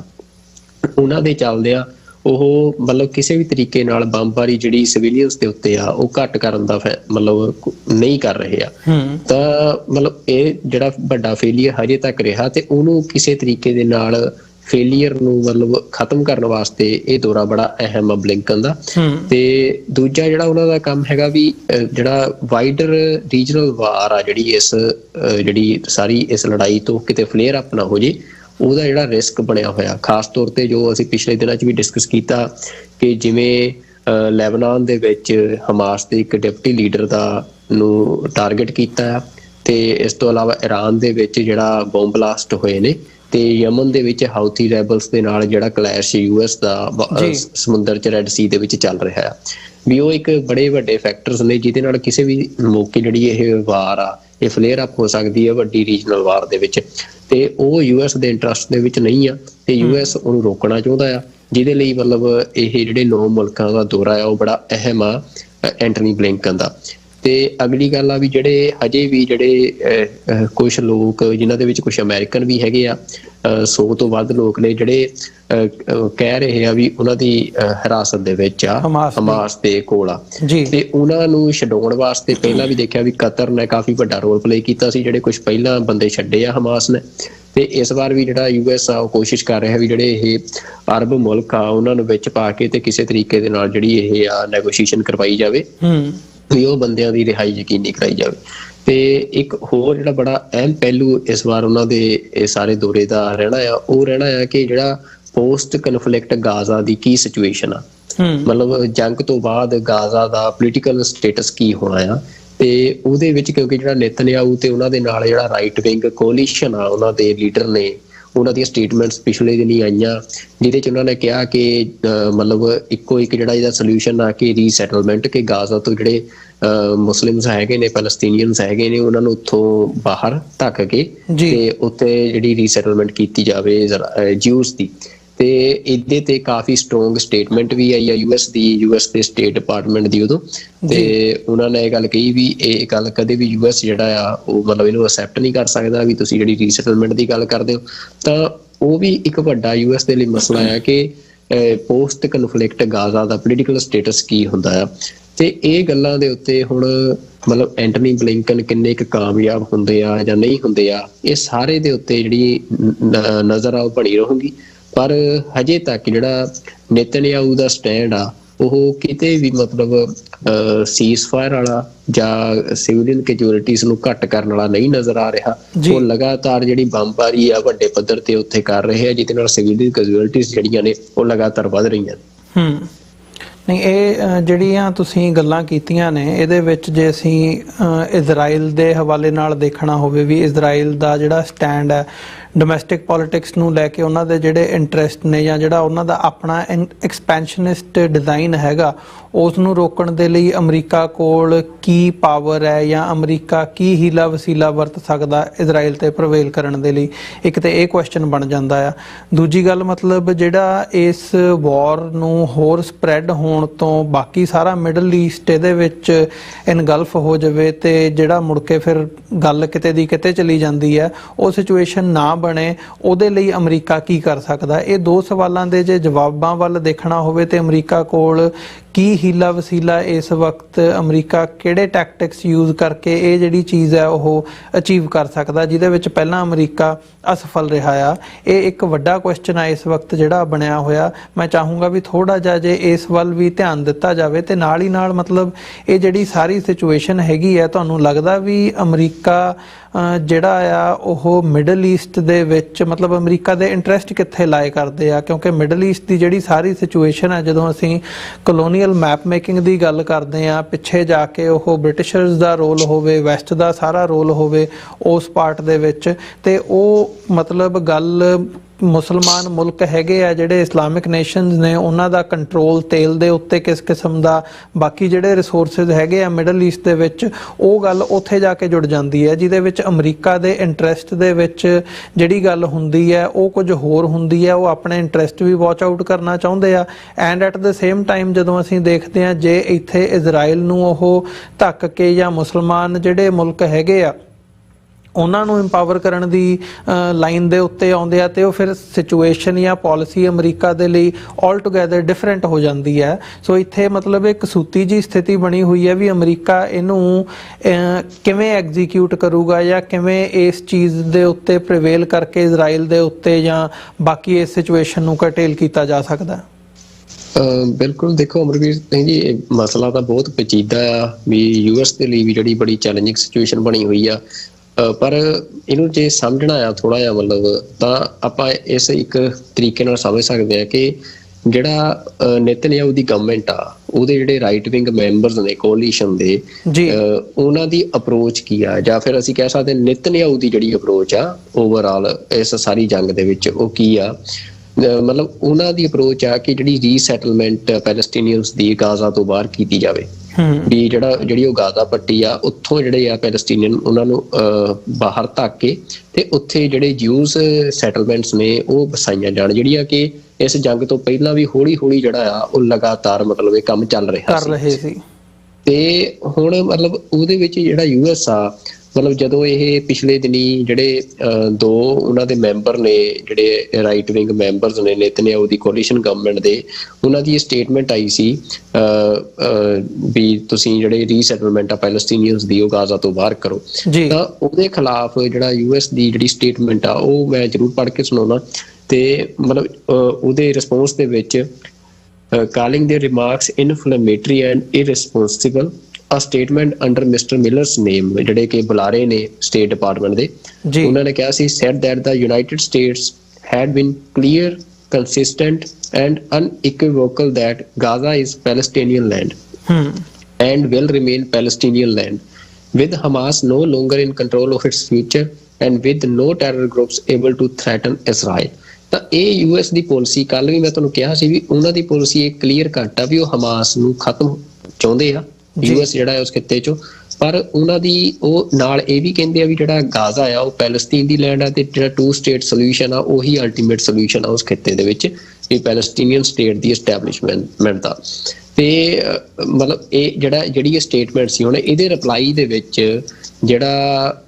ਇਜ਼ਰਾਈਲ ਦਾ ਨੈਸ਼ਨਲ ਸਿਕਿਉਰਿਟੀ ਮਿਨਿਸਟਰ ਆ, ਉਹਨੇ ਆਪਣੀ ਸੋਸ਼ਲ ਮੀਡੀਆ ਦੇ ਉੱਤੇ ਪੋਸਟ ਪਾਈ, ਹੁਣ ਉਹ ਬੜੀ ਇੰਪੋਰਟੈਂਟ ਆ। ਉਹਦੇ ਵਿੱਚ ਉਹ ਕੀ ਕਹਿੰਦੇ ਆ ਕਿ he admires the United States,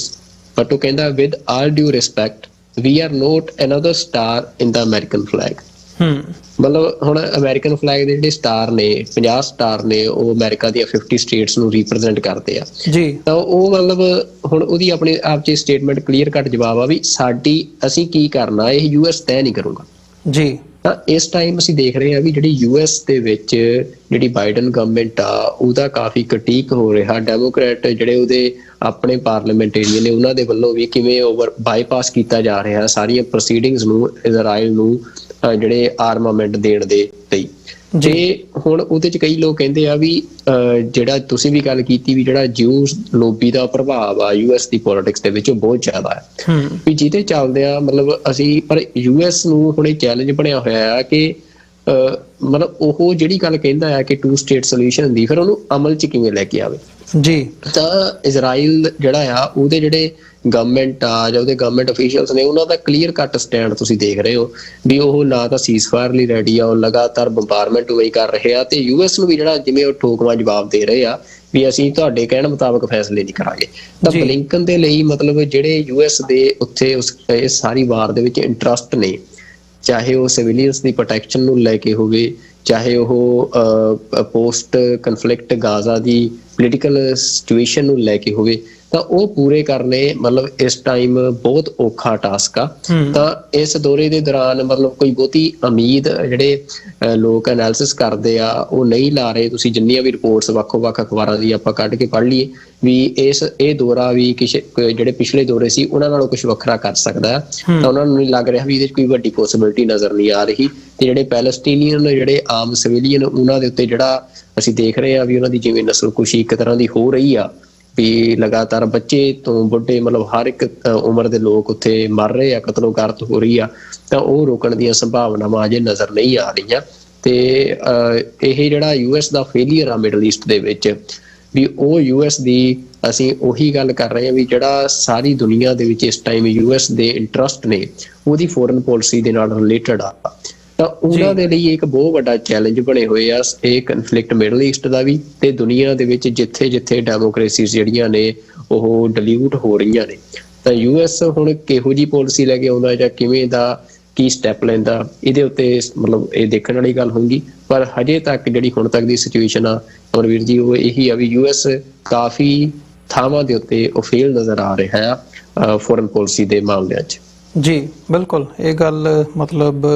ਚਿੰਤਾਜਨਕ ਹੈਗੀ ਹੈ ਜਦੋਂ ਅਸੀਂ ਦੇਖਦੇ ਹਾਂ, ਕਿਉਂਕਿ ਜੇ ਫਲਸਤੀਨ ਦੇ ਵਿੱਚ ਇਸ ਕਿਸਮ ਦੀ ਸਿਚੁਏਸ਼ਨ ਕਰਟੇਲ ਨਹੀਂ ਕੀਤੀ ਜਾਂਦੀ ਤੇ ਹੋਰ ਫਲੇਅਰ ਅਪ ਹੁੰਦੀ ਹੈ ਤੇ ਜਿਹੜਾ ਉੱਥੇ ਘਾਣ ਹੋ ਰਿਹਾ ਆਲਰੇਡੀ ਮਤਲਬ ਅਸੀਂ ਲੱਖਾਂ ਦੀ ਤਾਦਾਦ ਦੇ ਵਿੱਚ ਦੇਖ ਰਹੇ ਹਾਂ ਕਿ ਮੌਤਾਂ ਦੀ ਜਿਹੜੀ ਗਿਣਤੀ ਹੈ ਉਹ ਹੋ ਗਈ ਹੈ ਤੇ ਮਤਲਬ ਉਹਨਾਂ ਦਾ ਸਾਰਾ ਜਿਹੜਾ ਇਨਫਰਾਸਟ੍ਰਕਚਰ ਹੈ, ਬਿਲਡਿੰਗਸ ਉੱਥੇ ਸੀ, ਲੋਕਾਂ ਦੇ ਘਰ ਸੀ, ਉਹ ਵੱਡੇ ਲੈਵਲ ਦੇ ਉੱਤੇ ਮਤਲਬ 50% ਤੋਂ ਵੀ ਜ਼ਿਆਦਾ ਦੀ ਗਿਣਤੀ ਉਹ ਹੈ ਵੀ ਉਹ ਕੰਪਲੀਟਲੀ ਜਿਹੜੇ ਹੈਗੇ ਆ ਉਹ ਤਹਿਸ ਨਹਿਸ ਕਰ ਦਿੱਤੇ ਗਏ ਆ। ਸੋ ਇਹਦੇ ਤੋਂ ਮਤਲਬ ਬਦਤਰ ਹੋਰ ਕੀ ਸਿਚੁਏਸ਼ਨ ਹੋਣੀ ਹੈ ਉਹਨਾਂ ਦੇ ਲਈ ਕਿ ਹੁਣ ਤੁਸੀਂ ਉਹਨਾਂ ਨੂੰ ਇਸ ਲੈਵਲ ਤੱਕ ਜਾਓ ਕਿ ਜੀ ਸਫਾਇਆ ਤੇ ਅਸੀਂ ਕਰ ਦਿੱਤਾ ਤੇ ਹੁਣ ਤੁਸੀਂ ਧਰਤੀ ਦੇ ਉੱਤੇ ਇਸ ਦੇ ਉੱਤੇ ਰਹਿ ਵੀ ਨਹੀਂ ਸਕਦੇ ਤੇ ਇਹਨਾਂ ਨੂੰ ਇੱਥੋਂ ਬਾਹਰ ਕੱਢ ਕੇ ਈਜਿਪਟ ਜਾਂ ਕਿਸੇ ਹੋਰ ਮੁਲਕ ਦੇ ਵਿੱਚ ਲੈ ਜਾਓ। ਸੋ ਇਹ ਮਤਲਬ ਬਹੁਤ ਹਿਊਮੈਨਿਟੇਰੀਅਨ ਗਰਾਊਂਡਸ ਤੇ ਜਦੋਂ ਅਸੀਂ ਖਲੋ ਕੇ ਦੇਖਦੇ ਹਾਂ, ਜਦੋਂ ਅਸੀਂ ਸਿੱਖ ਦੇ ਤੌਰ ਤੇ ਵੀ ਖਲੋ ਕੇ ਦੇਖਦੇ ਹਾਂ ਤੇ ਮਤਲਬ ਬਹੁਤ ਦਿਲ ਨੂੰ ਦਰਦ ਪਹੁੰਚਦਾ ਆ ਵੀ ਇਹ ਸਿਚੁਏਸ਼ਨ ਕਿਸ ਕਿਸਮ ਦੀ ਬਣੀ ਹੋਈ ਹੈ ਤੇ ਕਿਸ ਕਿਸਮ ਦੀ ਸੋਸਾਇਟੀ ਜਾਂ ਇਹ ਇੰਟਰਨੈਸ਼ਨਲ ਕਮਿਊਨਿਟੀ ਕਿਵੇਂ ਡੀਲ ਕਰ ਰਹੀ ਹੈ ਇਹ ਸਾਰੇ ਪਾਰਟ ਦੇ ਨਾਲ। ਤੇ ਅਮਰੀਕਾ ਦਾ ਉਹਦੇ ਵਿੱਚ ਅਹਿਮ ਰੋਲ ਹੈ। ਅਮਰੀਕਾ ਨੂੰ ਮੈਂ ਸਮਝਦੇ ਹਾਂ ਕਿ ਅਮਰੀਕਾ ਦੇ ਵਿੱਚ ਜਿਹੜੀ ਇੰਟਰਨਲ ਪੋਲਿਟਿਕਸ ਵੀ ਹੈਗੀ ਹੈ ਅਮਰੀਕਾ ਦੀ, ਮਤਲਬ ਉਹਦੇ ਤੇ ਜੇ ਕਿਤੇ ਨਾ ਕਿਤੇ ਕਲੀਅਰ ਕੱਟ ਸਟੈਂਡ ਜਾਂ ਉਹ ਲੈਣਾ ਪਊਗਾ ਅਮਰੀਕਾ ਨੂੰ ਤਾਂ ਕਿ ਇਜ਼ਰਾਈਲ ਨੂੰ ਉਸ ਪੱਖ ਤੋਂ ਜਿਹੜਾ ਆ ਉਹ ਪ੍ਰੈਸ਼ਰ ਬਿਲਡ ਕੀਤਾ ਜਾ ਸਕੇ। ਇਹ ਸਟੈਂਡ ਨਹੀਂ ਲੈ ਰਹੇ ਜਾਂ ਉਸ ਲੈਵਲ ਤੇ ਨਹੀਂ ਆ ਰਹੇ ਕਿ ਇਜ਼ਰਾਈਲ ਹੁਣ ਮਤਲਬ ਸਿੱਧਾ ਇਹ ਕਹਿ ਰਿਹਾ ਜਿਵੇਂ ਤੁਸੀਂ ਜ਼ਿਕਰ ਕੀਤਾ ਕਿ ਜੀ ਅਸੀਂ ਕੋਈ ਅਮਰੀਕਾ ਦੀ ਸਟੇਟ ਨਹੀਂ ਹੈਗੇ ਕਿ ਅਮਰੀਕਾ ਸਾਨੂੰ ਡਿਕਟੇਟ ਕਰੂਗਾ, ਟਰਮਸ ਡਿਕਟੇਟ ਕਰੂਗਾ। ਤੇ ਦੂਜੇ ਪਾਸੇ ਮਤਲਬ ਇਜ਼ਰਾਈਲ ਨੂੰ ਫੰਡਿੰਗ ਕਿਸ ਲੈਵਲ ਦੀ ਕੀਤੀ ਜਾ ਰਹੀ ਹੈ, ਹਥਿਆਰਾਂ ਦੀ ਜਿਹੜੀ ਸਪਲਾਈ ਕੀਤੀ ਜਾ ਰਹੀ ਹੈ ਉਹ ਮਤਲਬ ਤੁਸੀਂ ਇੱਕ ਲਾਈਨ ਜੇ ਖਿੱਚ ਕੇ ਗੱਲ ਕਰੋਗੇ ਤਾਂ ਉਹਦਾ ਪ੍ਰਭਾਵ ਡਿਫਰੈਂਟ ਹੁੰਦਾ। ਜਿਹੜੀ ਇਹ ਦੋ ਪਾਸਿਆਂ ਤੋਂ ਚੱਲਣ ਵਾਲੀ ਲਾਈਨ ਹੈਗੀ ਹੈ ਇਹ ਤੁਹਾਨੂੰ ਕਿਤੇ ਪਹੁੰਚਾਉਂਦੀ ਨਹੀਂ ਹੈਗੀ। ਇੱਕ ਤੇ ਗੱਲ ਇਹ ਹੈਗੀ ਹੈ ਨੋਟ ਕਰਨ ਵਾਲੀ, ਦੂਜੀ ਮਤਲਬ ਜਿਹੜੀ ਅਸੀਂ ਪਹਿਲੇ ਸੈਗਮੈਂਟ ਦੇ ਵਿੱਚ ਵੀ ਜ਼ਿਕਰ ਕੀਤਾ ਕਿ ਜਿਹੜੀ ਅਮਰੀਕਾ ਦੀ ਇੰਟਰਨਲ ਪੋਲਿਟਿਕਸ ਹੈਗੀ ਆ ਪ੍ਰੈਜ਼ੀਡੈਂਸ਼ੀਅਲ ਚੋਣਾਂ ਅਮਰੀਕਾ ਦੀਆਂ ਹੋਣੀਆਂ ਨੇ, ਉਸ ਹਵਾਲੇ ਨਾਲ ਵੀ ਮਤਲਬ ਜਿਹੜਾ ਇਹ ਇਸ਼ੂ ਹੈ ਮੈਂ ਸਮਝਦਾ ਇੰਪੋਰਟੈਂਟ ਆ, ਕਿਉਂਕਿ ਖਾਸ ਤੌਰ ਤੇ ਅਮਰੀਕਾ ਦਾ ਜਿਹੜਾ ਯੂਥ ਹੈ, ਯੂਥ ਦੇ ਵਿੱਚ ਫਲਸਤੀਨ ਦੇ ਪ੍ਰਤੀ, ਗਾਜ਼ਾ ਦੇ ਵਿੱਚ ਜੋ ਇਜ਼ਰਾਈਲ ਕਰ ਰਿਹਾ ਹੈ ਉਹਦੇ ਪ੍ਰਤੀ, ਇਜ਼ਰਾਈਲ ਦੇ ਪ੍ਰਤੀ ਕਿਤੇ ਨਾ ਕਿਤੇ ਨਫ਼ਰਤ ਜਿਹੜੀ ਹੈਗੀ ਹੈ ਉਹ ਇਹ ਨਿਸਿੱਧ ਹੋ ਰਹੀ ਹੈ ਜਾਂ ਸਾਹਮਣੇ ਆ ਰਹੀ ਹੈ, ਤੇ ਫਲਸਤੀਨੀਆਂ ਦੇ ਪ੍ਰਤੀ ਉਹਨਾਂ ਨੂੰ ਹੇਜ ਹੈ ਕਿ ਭਾਈ ਉਹਨਾਂ ਦੇ ਨਾਲ ਧੱਕਾ ਕੀਤਾ ਜਾ ਰਿਹਾ ਹੈ। ਤੇ ਇਸ ਨੂੰ ਮੁੱਖ ਰੱਖਦਿਆਂ ਹੋਇਆਂ ਜਿਹੜਾ ਅਮਰੀਕਾ ਦੀ ਐਡਮਿਨਿਸਟ੍ਰੇਸ਼ਨ ਦਾ, ਬਾਈਡਨ ਐਡਮਿਨਿਸਟ੍ਰੇਸ਼ਨ ਦਾ ਰੋਲ ਹੈ, ਉਹਦੇ ਤੇ ਬੜਾ ਵੱਡਾ ਕੁਐਸਚਨ ਮਾਰਕ ਅਮਰੀਕਾ ਦੇ ਅੰਦਰੂਨ ਦੇ ਵਿੱਚ ਲੱਗ ਰਿਹਾ, ਤੇ ਇਹ ਕਿਤੇ ਨਾ ਕਿਤੇ ਨਤੀਜਾ ਇਹਦਾ ਭੁਗਤਣਾ ਵੀ ਪੈ ਸਕਦਾ ਬਾਈਡਨ ਐਡਮਿਨਿਸਟ੍ਰੇਸ਼ਨ ਨੂੰ ਆਉਣ ਵਾਲੀਆਂ ਜਿਹੜੀਆਂ ਨਵੰਬਰ ਦੀਆਂ ਚੋਣਾਂ ਨੇ, ਕਿਉਂਕਿ ਅਮਰੀਕਾ ਦਾ ਯੂਥ ਇਹ ਗੱਲ ਸਮਝ ਰਿਹਾ ਤੇ ਯੂਥ ਦੇ ਵਿੱਚੋਂ ਬਹੁਤ ਵੱਡਾ ਬੈਕਲੈਸ਼ ਬਾਈਡਨ ਐਡਮਿਨਿਸਟ੍ਰੇਸ਼ਨ ਨੂੰ ਮਿਲ ਸਕਦਾ ਇਹਨਾਂ ਚੋਣਾਂ ਦੇ ਵਿੱਚ। ਇਹ ਬੜਾ ਇੱਕ ਇੰਪੋਰਟੈਂਟ ਫੈਕਟਰ ਆ, ਕਿਉਂਕਿ ਜਿੰਨੇ ਵੀ ਪ੍ਰੋਟੈਸਟ ਅਸੀਂ ਇੱਥੇ ਦੇਖਦੇ ਹਾਂ, ਹੁਣ ਅਸੀਂ ਨਿਊਯਾਰਕ ਦੇ ਵਿੱਚ ਬੈਠੇ ਹਾਂ, ਵਾਸ਼ਿੰਗਟਨ DC ਹੋਵੇ, ਸੈਨ ਫਰਾਂਸਿਸਕੋ ਹੋਵੇ, ਵੱਡੇ ਵੱਡੇ ਸ਼ਹਿਰਾਂ ਦੇ ਵਿੱਚ ਜਦੋਂ ਪ੍ਰੋਟੈਸਟ ਹੁੰਦੇ ਨੇ ਫਲਸਤੀਨ ਦੇ ਹੱਕ ਦੇ ਵਿੱਚ, ਤੇ ਉੱਥੇ ਲੱਖਾਂ ਦੀ ਤਾਦਾਦ ਦੇ ਵਿੱਚ, ਲੱਖ, 1.5 ਲੱਖ ਤੋਂ 2-2 ਲੱਖ ਤੱਕ ਉੱਥੇ ਜਿਹੜੇ ਬੰਦੇ ਹੈਗੇ ਆ ਉਹਨਾਂ ਦੀ ਸ਼ਮੂਲੀਅਤ ਹੁੰਦੀ ਹੈ। ਇਹ ਕੋਈ ਛੋਟਾ ਨੰਬਰ ਨਹੀਂ ਹੈਗਾ। ਜਦੋਂ ਅਸੀਂ ਪਬਲਿਕ ਓਪੀਨੀਅਨ ਦੀ ਗੱਲ ਕਰਦੇ ਹਾਂ ਤੇ ਇਹ ਸਾਰੀਆਂ ਗੱਲਾਂ ਵੀ ਮੈਟਰ ਕਰਦੀਆਂ ਨੇ, ਤੇ ਕਿਤੇ ਨਾ ਕਿਤੇ ਜੇ ਅਮਰੀਕਾ ਇਸ ਪੱਖ ਦੇ ਉੱਤੋਂ ਇਹਨਾਂ ਚੀਜ਼ਾਂ ਨੂੰ ਦੇਖਦਿਆਂ ਹੋਇਆਂ ਕੋਈ ਸਟੈਂਡ ਲੈ ਕੇ ਗੱਲ ਕਰਦਾ ਤੇ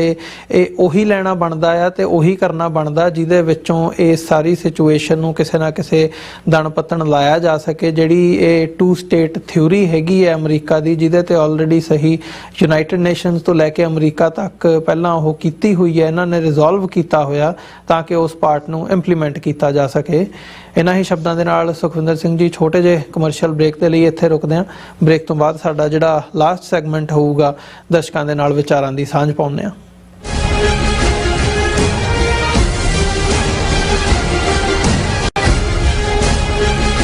ਨਾਰਥ ਅਮਰੀਕਾ ਦੇ ਪਹਿਲੇ ਪੰਥਕ ਟੀਵੀ ਚੈਨਲ TV84 ਵੱਲੋਂ ਸਿੱਖ ਪ੍ਰਭੂ ਸੱਤਾ ਲਈ ਚੱਲਦੇ ਸੰਘਰਸ਼ ਵਿੱਚ ਸਿਰਜੇ ਜਾ ਰਹੇ ਸਿੱਖ ਬਿਰਤਾਂਤ ਨੂੰ ਹੋਰ ਮਜ਼ਬੂਤ ਕਰਨ ਲਈ ਆਉਂਦੀ 14 ਜਨਵਰੀ 2024 ਦਿਨ ਐਤਵਾਰ ਨੂੰ ਗੁਰਦੁਆਰਾ ਸਿੰਘ ਸਭਾ ਫੇਅਰਫੈਕਸ ਵਰਜੀਨੀਆ ਵਿਖੇ ਵਿਸ਼ੇਸ਼ ਸਮਾਗਮ ਰੱਖਿਆ ਗਿਆ, ਜਿੱਥੇ ਪੰਥਕ ਮੀਡੀਆ ਨੂੰ ਹੋਰ ਮਜ਼ਬੂਤ ਕਰਨ ਅਤੇ ਕੌਮ ਸਾਹਮਣੇ ਦਰਪੇਸ਼ ਔਕੜਾਂ ਤੇ ਵਿਚਾਰਾਂ ਹੋਣਗੀਆਂ। ਆਓ TV84 ਦੇ ਹੱਥ ਮਜ਼ਬੂਤ ਕਰੀਏ ਅਤੇ ਕੌਮੀ ਜਾਗਰੂਕਤਾ ਮੁਹਿੰਮ ਵਿੱਚ ਯੋਗਦਾਨ ਪਾਈਏ। ਗੁਰਦੁਆਰਾ ਸਾਹਿਬ ਪ੍ਰਬੰਧਕ ਕਮੇਟੀ ਅਤੇ ਸਥਾਨਕ ਪੰਥਕ ਜਥੇਬੰਦੀਆਂ ਵੱਲੋਂ ਆਪ ਸਭ ਨੂੰ 14 ਜਨਵਰੀ ਨੂੰ ਦੁਪਹਿਰ 12 ਵਜੇ ਗੁਰਦੁਆਰਾ ਸਾਹਿਬ ਪਹੁੰਚਣ ਲਈ ਬੇਨਤੀ ਕੀਤੀ ਜਾਂਦੀ ਹੈ। ਵਧੇਰੇ ਜਾਣਕਾਰੀ ਲਈ ਤੁਸੀਂ ਹੇਠ ਦਿੱਤੇ ਨੰਬਰ ਤੇ ਸੰਪਰਕ ਕਰ ਸਕਦੇ ਹੋ।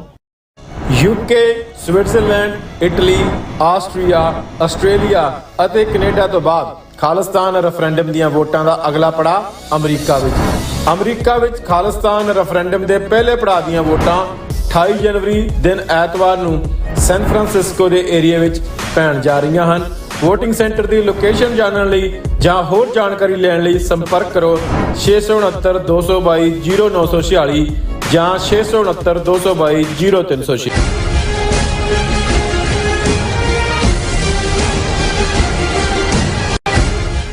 ਵਿਊਅਰਸ, ਬ੍ਰੇਕ ਤੋਂ ਬਾਅਦ ਤੁਹਾਡਾ ਸਾਰਿਆਂ ਦਾ ਸਵਾਗਤ ਹੈ। ਸਾਡਾ ਜਿਹੜਾ ਇਹ ਲਾਸਟ ਸੈਗਮੈਂਟ ਹੈ, ਇਹਦੇ ਵਿੱਚ ਅਸੀਂ ਜਿਹੜੀ ਭਾਰਤ ਦੀ ਪੋਲੀਟੀਕਲ ਸਿਚੁਏਸ਼ਨ ਨੂੰ ਡਰਾਈਵ ਕਰਦੀ ਸਾਰੀ ਇੱਕ ਫੋਰਸ ਹੈਗੀ ਹੈ RSS ਦੀ ਹਿੰਦੂਤਵਾਦੀ ਜਿਹੜੀ ਨੀਤੀ ਹੈ, ਉਹਦਾ ਜਿਹੜਾ ਆਧਾਰ ਹੈ, ਮਤਲਬ ਉਹਦੇ ਵਿੱਚ ਹੁਣ ਜਿਹੜਾ ਰਾਮ ਮੰਦਿਰ ਅਯੋਧਿਆ ਦੇ ਵਿੱਚ ਐਸਟੈਬਲਿਸ਼ ਕੀਤਾ ਆ, ਇਹਨੇ ਬਹੁਤ ਵੱਡਾ ਰੋਲ ਪਲੇ ਕੀਤਾ ਆ। ਤੇ ਜਦੋਂ ਈਵਨ 1992 ਦੇ ਵਿੱਚ ਬਾਬਰੀ ਮਸਜਿਦ ਢਾਹ ਕੇ ਇੱਥੇ ਇਹ ਐਲਾਨ ਕੀਤਾ ਗਿਆ ਸੀ ਕਿ ਹੁਣ ਅਸੀਂ ਇੱਥੇ ਰਾਮ ਮੰਦਿਰ ਬਣਾਵਾਂਗੇ, ਜਿਹੜਾ ਕਿ ਉਸ ਸਮੇਂ ਦੇ ਵਿੱਚ ਬਹੁਤਿਆਂ ਨੂੰ ਲੱਗਦਾ ਸੀ ਕਿ ਪੋਸੀਬਲ ਨਹੀਂ ਆ, ਸੁਪਰੀਮ ਕੋਰਟ ਇਹਦੇ ਤੇ ਫੈਸਲਾ ਕਰੂਗਾ ਜਾਂ ਇਸ ਪਾਸੇ ਨੂੰ ਗੱਲ ਨਹੀਂ ਜਾਊਗੀ, ਉਹ ਗਲਤ ਸਾਬਤ ਹੋਏ। ਉਦੋਂ ਵੀ ਮਤਲਬ ਹਿੰਦੂਤਵੀਆਂ ਵੱਲੋਂ ਇਹ ਨਾਅਰੇ ਦਿੱਤੇ ਜਾਂਦੇ ਸੀ ਕਿ ਜੀ ਬਾਬਰੀ ਮਸਜਿਦ ਤੇ ਹੁਣ ਇੱਕ ਇਸ ਕਿਸਮ ਦਾ ਇਹ ਤੋਂ ਪਹਿਲੀ ਝਾਂਕੀ ਹੈ, ਕਾਸ਼ੀ ਮਥੁਰਾ ਬਾਕੀ ਹੈ, ਤੇ ਇਸ ਕਿਸਮ ਦੇ ਨਾਅਰੇ ਦੇ ਕੇ ਮਤਲਬ ਉਹਨਾਂ ਨੇ ਆਪਣਾ ਜਿਹੜਾ ਸਟੈਂਡ ਹੈ ਤੇ ਉਹ ਕਿਸ ਪਾਸੇ ਨੂੰ ਜਾ ਰਹੇ ਆ, ਉਹਨਾਂ ਦੀ ਪਾਲਿਸੀ ਕੀ ਹੈ ਤੇ ਉਹ ਕਿਵੇਂ ਅੱਗੇ ਵਧਣਗੇ, ਉਹ ਉਹਨਾਂ ਨੇ ਕਲੀਅਰ ਕੀਤਾ ਹੋਇਆ ਸੀਗਾ। ਤੇ ਅੱਜ ਹੁਣ ਉਹ ਸਾਡੇ ਸਾਹਮਣੇ ਨਜ਼ਰ ਆ ਰਿਹਾ ਹੈ। ਤੇ ਹੁਣ ਮਤਲਬ ਜਿਹੜੀ ਗਿਆਨਵਾਪੀ ਮਸਜਿਦ ਹੈਗੀ ਹੈ ਉਹਦਾ ਵੀ ਜਿਹੜਾ ਮਾਮਲਾ ਉਹ ਅਦਾਲਤ ਦੇ ਵਿੱਚ ਪਹੁੰਚਿਆ ਹੋਇਆ। ਸੁਖਵਿੰਦਰ ਸਿੰਘ ਜੀ, ਇਹਦੇ ਉੱਤੇ ਜਿਹੜੀ ਆਰਕੀਓਲੋਜੀਕਲ ਸਰਵੇ ਆਫ ਇੰਡੀਆ ਹੈਗੀ ਹੈ, ਹੁਣ ਉਹਦੇ ਕੋਲੋਂ ਸਰਵੇ ਕਰਾਇਆ ਜਾਵੇ ਜੀ ਕਿ ਅੱਜ ਤੋਂ 300-400 ਸਾਲ ਪਹਿਲਾਂ ਇੱਥੇ ਪਹਿਲਾਂ ਮੰਦਿਰ ਸੀ ਕਿ ਨਹੀਂ ਸੀ, ਉਹ ਖੁਦਾਈ ਕਰਕੇ ਉਹ ਦੱਸਣਗੇ ਤੇ ਉਹ ਥੱਲੋਂ ਕੱਢ ਕੇ ਮਤਲਬ ਉਹ ਪ੍ਰੂਵ ਕਰਨਗੇ ਕਿ ਜੀ ਇੱਥੇ ਪਹਿਲਾਂ ਮੰਦਿਰ ਸੀਗਾ ਤੇ ਫਿਰ ਮੰਦਿਰ ਉਹ ਐਸਟੈਬਲਿਸ਼ ਹੋਊਗਾ। ਇਹ ਫੈਕਟ ਕੋਰਟ ਦੇ ਵਿੱਚ ਜਾ ਕੇ ਕੋਰਟ ਨੇ ਉਹਦੇ ਤੇ ਕੱਲ ਨੂੰ ਆਪਣਾ ਸ਼ਨੀਵਾਰ ਨੂੰ ਫੈਸਲਾ ਦੇਣਾ ਆ। ਸੋ ਮਤਲਬ ਇਹ ਜਿਹੜੀ ਸਾਰੀ ਖੇਡ ਹੈ, ਹੁਣ 400 ਸਾਲ ਪਹਿਲਾਂ ਉੱਥੇ ਕੀ ਸੀ, 500 ਸਾਲ ਪਹਿਲਾਂ ਉੱਥੇ ਕੀ ਸੀ, ਮਤਲਬ ਉਹ ਜਦੋਂ ਉਹ ਫੈਕਟਸ ਵੀ ਸਾਹਮਣੇ ਆਉਂਦੇ ਆ। ਬਾਬਰੀ ਮਸਜਿਦ ਦੇ ਮਾਮਲੇ ਦੇ ਵਿੱਚ ਅਸੀਂ ਦੇਖਿਆ ਕਿ ਗੱਲਾਂ ਕੁਝ ਹੋਰ ਹੁੰਦੀਆਂ ਨੇ ਸਰਵੇ ਦੇ ਵਿੱਚ, ਜਾਂ ਜਿਹੜੀ ਰਿਪੋਰਟ ਕੱਢੀ ਜਾਂਦੀ ਹੈ ਉਹਦੇ ਵਿੱਚ ਕੁਝ ਹੋਰ ਬਣ ਜਾਂਦੀਆਂ ਨੇ, ਉਹਦੀਆਂ ਕੰਟਰਾਡਿਕਸ਼ਨ ਨੂੰ ਵੀ ਦਰਕਿਨਾਰ ਕੀਤਾ ਜਾਂਦਾ ਆ। ਸੁਪਰੀਮ ਕੋਰਟ ਅਬਾਵ ਬੋਰਡ ਜਾ ਕੇ ਕਿਸ ਕਿਸਮ ਦਾ ਫੈਸਲਾ ਦਿੱਤਾ ਜਾਂਦਾ ਹੈ ਸੁਪਰੀਮ ਕੋਰਟ ਵੱਲੋਂ, ਇਹ ਮਤਲਬ ਚੱਲ ਕੀ ਰਿਹਾ ਆ। ਤੇ ਹੁਣ ਮਤਲਬ ਬਾਬਰੀ ਮਸਜਿਦ ਦਾ ਇਸ਼ੂ ਇੱਕ ਪਾਸੇ ਕਰਕੇ ਇਹਨਾਂ ਨੇ ਜਿਹੜਾ ਇਹ ਗਿਆਨਵਾਪੀ ਮੰਦਿਰ ਵਾਲਾ ਇਸ਼ੂ, ਗਿਆਨਵਾਪੀ ਮਸਜਿਦ ਵਾਲਾ ਇਸ਼ੂ ਹੈਗਾ ਆ, ਉਹ ਖੜਾ ਕਰ ਦਿੱਤਾ ਆ। ਤੇ ਹੁਣ ਮਤਲਬ ਇਹ ਗੱਲ ਜਾ ਕਿੱਧਰ ਨੂੰ ਰਹੀ ਹੈ? ਅਮਰਵੀਰ ਸਿੰਘ ਜੀ, ਦੇਖੋ ਮਤਲਬ ਇੱਕ ਨਾ ਸਰਦਾਰ ਕਪੂਰ ਸਿੰਘ ਜੀ ਦਾ ਕੋਟ ਆ, ਉਹ ਕਹਿੰਦੇ ਹੁੰਦੇ ਸੀ ਜਿਸ ਕਾ ਰਾਜ ਤਿਸੈ ਕਾ ਸੁਪਨਾ। ਜਿਹਦਾ ਰਾਜ ਹੁੰਦਾ ਨਾ, ਮਤਲਬ ਉਹਦੀ ਮਰਜ਼ੀ ਹੁੰਦੀ ਆ ਵੀ ਉਹ ਜਿਹੋ ਜਿਹਾ ਮਰਜ਼ੀ ਮਤਲਬ ਸੁਪਨਾ ਦੱਸਦੇ ਵੀ ਆਹ ਸੁਪਨਾ ਮਤਲਬ ਹੈ ਨਾ, ਵੀ ਮਤਲਬ ਉਹੋ ਜਿਹਾ ਹੀ ਸਮਾਜ ਤੁਸੀਂ ਮਤਲਬ ਕਹਿ ਸਕਦੇ ਹੋ। ਤੇ ਮਤਲਬ ਅੱਜ ਰਾਜ ਜਿਹਨਾਂ ਦਾ ਹੈਗਾ ਆ ਤਾਂ ਉਹ ਆਪਣੇ ਰਾਜ ਦੇ ਹਰ ਟੂਲ ਨੂੰ ਯੂਜ਼ ਕਰ ਰਹੇ ਆ ਆਪਣੀ ਸੁਪਰੀਮੇਸੀ ਨੂੰ ਐਸਟੈਬਲਿਸ਼ ਕਰਨ ਵਾਸਤੇ। ਉਹ ਅਸੀਂ ਦੇਖਿਆ ਵੀ ਮਸੀਤਾਂ ਢਾਉਣ ਤੋਂ ਲੈ ਕੇ ਤੇ ਸੜਕਾਂ ਦੇ ਨਾਂ ਬਦਲਣ ਤੱਕ ਦਾ ਜਿਹੜਾ ਰੁਝਾਨ ਆ ਉਹ ਬੜੀ ਤੇਜ਼ੀ ਦੇ ਨਾਲ, ਖਾਸ ਤੌਰ ਤੇ ਜਿਹੜੀ ਆਹ ਰਜੀਮ ਆਈ ਆ ਹਾਰਡਕੋਰ ਹਿੰਦੂਤਵ ਵਾਲੀ, ਇਹਨਾਂ ਦੇ ਸਮੇਂ ਦੌਰਾਨ ਦੇਖਣ ਨੂੰ ਮਿਲਿਆ ਆ। ਤੇ ਉਹਦੇ ਵਿੱਚ ਜਿਹੜੀ ਇਹ ਮਤਲਬ ਇਹ ਗਿਆਨਵਾਪੀ ਮਸਜਿਦ ਦਾ ਮਾਮਲਾ ਆ, ਇਸ ਤੋਂ ਪਹਿਲਾਂ ਰਾਮ ਮੰਦਿਰ ਵਾਲਾ ਮਸਲਾ ਜਿਹੜਾ ਆ ਉਹ ਅਸੀਂ ਦੇਖਿਆ ਵੀ ਕਿੰਨੇ ਲੋਕਾਂ ਦੀ ਮੌਤ ਹੋਈ। ਤੇ ਉਸ ਤੋਂ ਬਾਅਦ ਅਦਾਲਤਾਂ ਦੇ ਵਿੱਚ ਮਤਲਬ ਉਸ ਗੱਲ ਨੂੰ ਪ੍ਰੂਵ ਕਰ ਲਿਆ ਗਿਆ, ਜਾਂ ਮਨ ਭਾਵਨਾਵਾਂ ਦੇ ਆਧਾਰ ਤੇ ਮੰਨ ਲਿਆ ਗਿਆ ਕਿ ਜੀ ਇੱਥੇ ਰਾਮ ਮੰਦਿਰ ਸੀ ਤੇ ਹੁਣ ਉੱਥੇ ਮਤਲਬ ਰਾਮ ਮੰਦਿਰ ਦਾ ਨਿਰਮਾਣ ਹੋਇਆ ਆ। ਤੇ ਹੁਣ ਇਹ ਅਗਲਾ ਨਿਸ਼ਾਨਾ ਹੈ ਗਿਆਨਵਾਪੀ ਮਸਜਿਦ ਦਾ। ਤੇ ਗਿਆਨਵਾਪੀ ਮਸਜਿਦ ਦੇ ਵਿੱਚ ਜਿਹੜੀ ਉੱਥੇ ਮਸਜਿਦ ਆ ਉਹਦੇ 'ਚ ਇੱਕ ਮਤਲਬ ਜਿੱਥੇ ਉਹ ਆਪਣੀ ਨਮਾਜ਼ ਪੜ੍ਹਦੇ ਆ ਮੁਸਲਿਮ ਲੋਕ, ਤਾਂ ਇੱਕ ਥਾਂ ਹੁੰਦੀ ਆ ਜਿੱਥੇ ਜਿਹਨੂੰ ਵੁਜ਼ੂ ਖਾਨਾ ਕਹਿੰਦੇ ਆ ਜੀ। ਤਾਂ ਉਹ ਵੁਜ਼ੂ ਖਾਨਾ ਜਿਹੜਾ ਆ ਉਹ ਪਾਣੀ ਦਾ ਇੱਕ ਤਰ੍ਹਾਂ ਦੇ ਨਾਲ ਚਬੱਚਾ ਹੁੰਦਾ ਹੈ, ਜਿਹਦੇ ਵਿੱਚ ਉਹ ਮਤਲਬ ਪਹਿਲਾਂ ਆਪਣੇ ਹੱਥ ਪੈਰ ਧੋਂਦੇ ਆ ਨਮਾਜ਼ ਪੜ੍ਹਨ ਤੋਂ ਪਹਿਲਾਂ ਜੀ। ਤਾਂ ਜਿਹੜੀ ਹਿੰਦੂ ਧਿਰ ਆ ਉਹਨਾਂ ਦਾ ਇਹ ਦਾਅਵਾ ਆ ਕਿ ਜਿਹੜਾ ਇਹ ਵੁਜ਼ੂ ਖਾਨਾ ਆ ਉਹ ਪਾਣੀ ਦਾ ਪੁਰਾਤਨ ਮਤਲਬ ਜਿਹੜਾ ਸਰੋਤ ਸੀ, ਜਿਹਦੇ ਵਿੱਚ ਮਤਲਬ ਉਹ ਪਾਣੀ ਦੇ ਅੰਦਰ ਜਿਹੜਾ ਆ ਉਹ ਕਹਿੰਦੇ ਆ ਵੀ ਇੱਕ ਸ਼ਿਵਲਿੰਗ ਆ ਜੀ, ਜਿਹੜੀ ਉੱਥੇ ਇੱਕ ਤੁਸੀਂ ਕਹਿ ਸਕਦੇ ਹੋ ਵੀ ਕੋਈ ਚੀਜ਼ ਬਣੀ ਹੋਈ ਆ, ਉਹ ਸ਼ਿਵਲਿੰਗ ਆ। ਤੇ ਮੁਸਲਿਮ ਧਿਰ ਦਾ ਕਹਿਣਾ ਵੀ ਉਹ ਸ਼ਿਵਲਿੰਗ ਨਹੀਂ, ਉਹ ਪਾਣੀ ਦਾ ਇੱਕ ਫਾਊਂਟੇਨ ਜਿਵੇਂ ਹੁੰਦਾ ਆ ਉਹ ਆ। ਤੇ ਉਸ ਪਾਣੀ ਦੇ ਫਾਊਂਟੇਨ ਨੂੰ ਮਤਲਬ ਜਿਹੜੀ ਹਿੰਦੂ ਧਿਰ ਆ ਉਹ ਦਾਅਵਾ ਕਰ ਰਹੀ ਹੈ ਸ਼ਿਵਲਿੰਗ ਹੋਣ ਦਾ, ਜਿਹਦੇ ਆਧਾਰ ਤੇ ਹੁਣ ਉਹ ਸਾਰਾ ਇਹ ਕੇਸ ਲੜ ਰਹੇ ਆ ਕਿ ਜਿਹੜੀ ਇਹ ਮਸਜਿਦ ਆ ਇਹ ਉਹਨਾਂ ਦਾ ਮੰਦਿਰ ਆ ਪੁਰਾਣਾ, ਤੇ ਉਹ ਉਸ ਉਵੇਂ ਹੀ ਰਾਮ ਮੰਦਿਰ ਦੀ ਤਰਜ਼ ਤੇ ਜਿਹੜਾ ਇੱਥੇ ਵੀ ਇਸ ਮਸਜਿਦ ਦੀ ਥਾਂ ਤੇ ਜਿਹੜਾ ਆ ਇਹਨੂੰ ਦੁਬਾਰਾ ਹਿੰਦੂ ਕਮਿਊਨਿਟੀ ਨੂੰ ਦਿੱਤਾ ਜਾਵੇ ਤੇ ਇੱਥੇ ਮੰਦਿਰ ਸਥਾਪਿਤ ਕੀਤਾ ਜਾਵੇ। ਅਮਰਵੀਰ ਸਿੰਘ ਜੀ, ਦੇਖੋ ਸਭ ਤੋਂ ਪਹਿਲੀ ਗੱਲ ਇਹ ਆ ਵੀ ਸਟੇਟ ਜਿਹੜੀ ਹੁੰਦੀ ਆ, ਇੰਡੀਆ ਦਾਅਵਾ ਕਰਦਾ ਵੀ ਅਸੀਂ ਸੈਕੂਲਰ ਸਟੇਟ ਆ।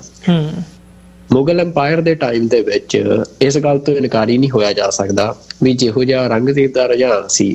ਤੇ ਮਤਲਬ ਇਹ ਹੋ ਸਕਦਾ ਆ ਵੀ ਕੁਛ ਥਾਵਾਂ ਦੇ ਉੱਤੇ ਜਿਹੜੇ ਮੰਦਿਰ ਆ ਉਹ ਤੋੜੇ ਗਏ ਹੋਣਗੇ, ਕਿਉਂਕਿ ਜਿਹੜਾ ਔਰੰਗਜ਼ੇਬ ਸੀ ਉਹ ਇਸ ਗੱਲ ਦੇ ਉੱਤੇ ਬੜਾ ਸਖਤ ਸੀ ਬੁੱਤ ਪ੍ਰਸਤੀ ਦੇ ਖਿਲਾਫ ਜੀ। ਤੇ ਉਹ ਸਾਨੂੰ ਜ਼ਫਰਨਾਮਾ ਦੇ ਵਿੱਚ ਵੀ ਗੁਰੂ ਸਾਹਿਬ ਦੀਆਂ ਲਿਖਤਾਂ ਦੇ ਵਿੱਚ ਹੀ ਮਿਲਦਾ, ਸਿੱਖ ਇਤਿਹਾਸ ਦੀਆਂ ਹੋਰ ਲਿਖਤਾਂ ਦੇ ਵਿੱਚ ਵੀ ਇਹ ਗੱਲਾਂ ਮਿਲਦੀਆਂ ਨੇ। ਤਾਂ ਮਸਲਾ ਸੀ ਵੀ ਉਹ ਮੁਗਲ ਅੰਪਾਇਰ ਸੀ, ਉਹ ਅਨਾਊਂਸਡ ਮਤਲਬ ਡਿਕਲੇਅਰਡ ਮੁਗਲ ਅੰਪਾਇਰ ਸੀ, ਜਿਹੜਾ ਮੁਸਲਿਮ ਰੋਹ ਰੀਤਾਂ ਦੇ ਉੱਤੇ ਉਹਨਾਂ ਨੇ ਆਪਣੀ ਤਲਵਾਰ ਦੇ ਜ਼ੋਰ ਤੇ ਮਤਲਬ ਇਹਨਾਂ ਤੋਂ ਰਾਜ ਜਿੱਤ ਕੇ ਤੇ ਆਪਣਾ ਸਥਾਪਿਤ ਕੀਤਾ ਸੀ। ਤੇ ਫਿਰ ਉਹਨਾਂ ਨੇ ਜੋ ਕੀਤਾ ਉਹ ਗਲਤ ਮਤਲਬ ਤੁਸੀਂ ਉਹਨੂੰ ਕਹਿ ਸਕਦੇ ਹੋ। ਪਰ 1947 ਤੋਂ ਬਾਅਦ ਜਿਹੜੀ ਇੰਡੀਆ ਦੀ ਫਾਰਮੇਸ਼ਨ ਹੋਈ ਆ, ਉਦੋਂ ਪ੍ਰੋਮਿਸ ਕੀ ਕੀਤਾ ਗਿਆ ਕਿ ਜੀ ਇਹ ਸੈਕੂਲਰ ਸਟੇਟ ਆ, ਇਹ ਕਿਸੇ ਇੱਕ ਧਰਮ ਦੇ ਇੰਟਰਸਟ ਨਹੀਂ ਪੂਰੇ ਕਰੂਗੀ। ਤਾਂ ਉਹ ਤੋਂ ਪਹਿਲਾਂ ਜਿਹੜੀ ਉੱਥੇ ਤੁਸੀਂ ਲਾਓ ਵੀ 4 ਸਦੀਆਂ ਪਹਿਲਾਂ ਕੋਈ ਮਸਜਿਦ ਬਣੀ ਆ, ਤਾਂ ਹੁਣ ਜਿੰਨੀਆਂ 4 ਸਦੀਆਂ ਦੇ ਵਿੱਚ ਜਨਰੇਸ਼ਨਸ ਉੱਥੇ ਮੁਸਲਿਮਸ ਦੀਆਂ ਲੰਘ ਗਈਆਂ ਤਾਂ ਉਹਨਾਂ ਦੇ ਲਈ ਤਾਂ ਉਹ ਉਹਨਾਂ ਦੇ ਅਕੀਦੇ ਦੀ ਥਾਂ ਬਣ ਚੁੱਕੀ ਆ, ਉਹਨਾਂ ਦੇ ਲਈ ਉਹਨਾਂ ਦੀ ਸ਼ਰਧਾ ਦੀ ਥਾਂ ਬਣ ਚੁੱਕੀ ਆ, ਇੱਕ ਰਿਲੀਜੀਅਸ ਪਲੇਸ ਆ। ਤਾਂ ਉਹਨੂੰ ਅੱਜ ਦੇ ਟਾਈਮ ਦੇ ਵਿੱਚ ਜਿਹੜੀ ਇੱਕ ਸਟੇਟ ਸੈਕੂਲਰ ਹੋਣ ਦਾ ਦਾਅਵਾ ਕਰਕੇ ਸਾਰੇ ਲੋਕਾਂ ਦੇ ਉੱਤੇ ਆਪਣਾ ਗਲਬਾ ਪਾ ਗਈ 1947 ਦੇ ਵਿੱਚ। ਜੇ 1947 ਦੇ ਵਿੱਚ ਇਹ ਕਹਿ ਦਿੰਦੇ ਵੀ ਅਸੀਂ ਜਾਂ ਹਿੰਦੂ ਸਟੇਟ ਬਣਾਉਣੀ ਆ ਤਾਂ ਫੇਰ ਸ਼ਾਇਦ ਇਹ ਬਣਾਉਣ 'ਚ ਉਵੇਂ ਕਾਮਯਾਬ ਨਾ ਹੁੰਦੇ।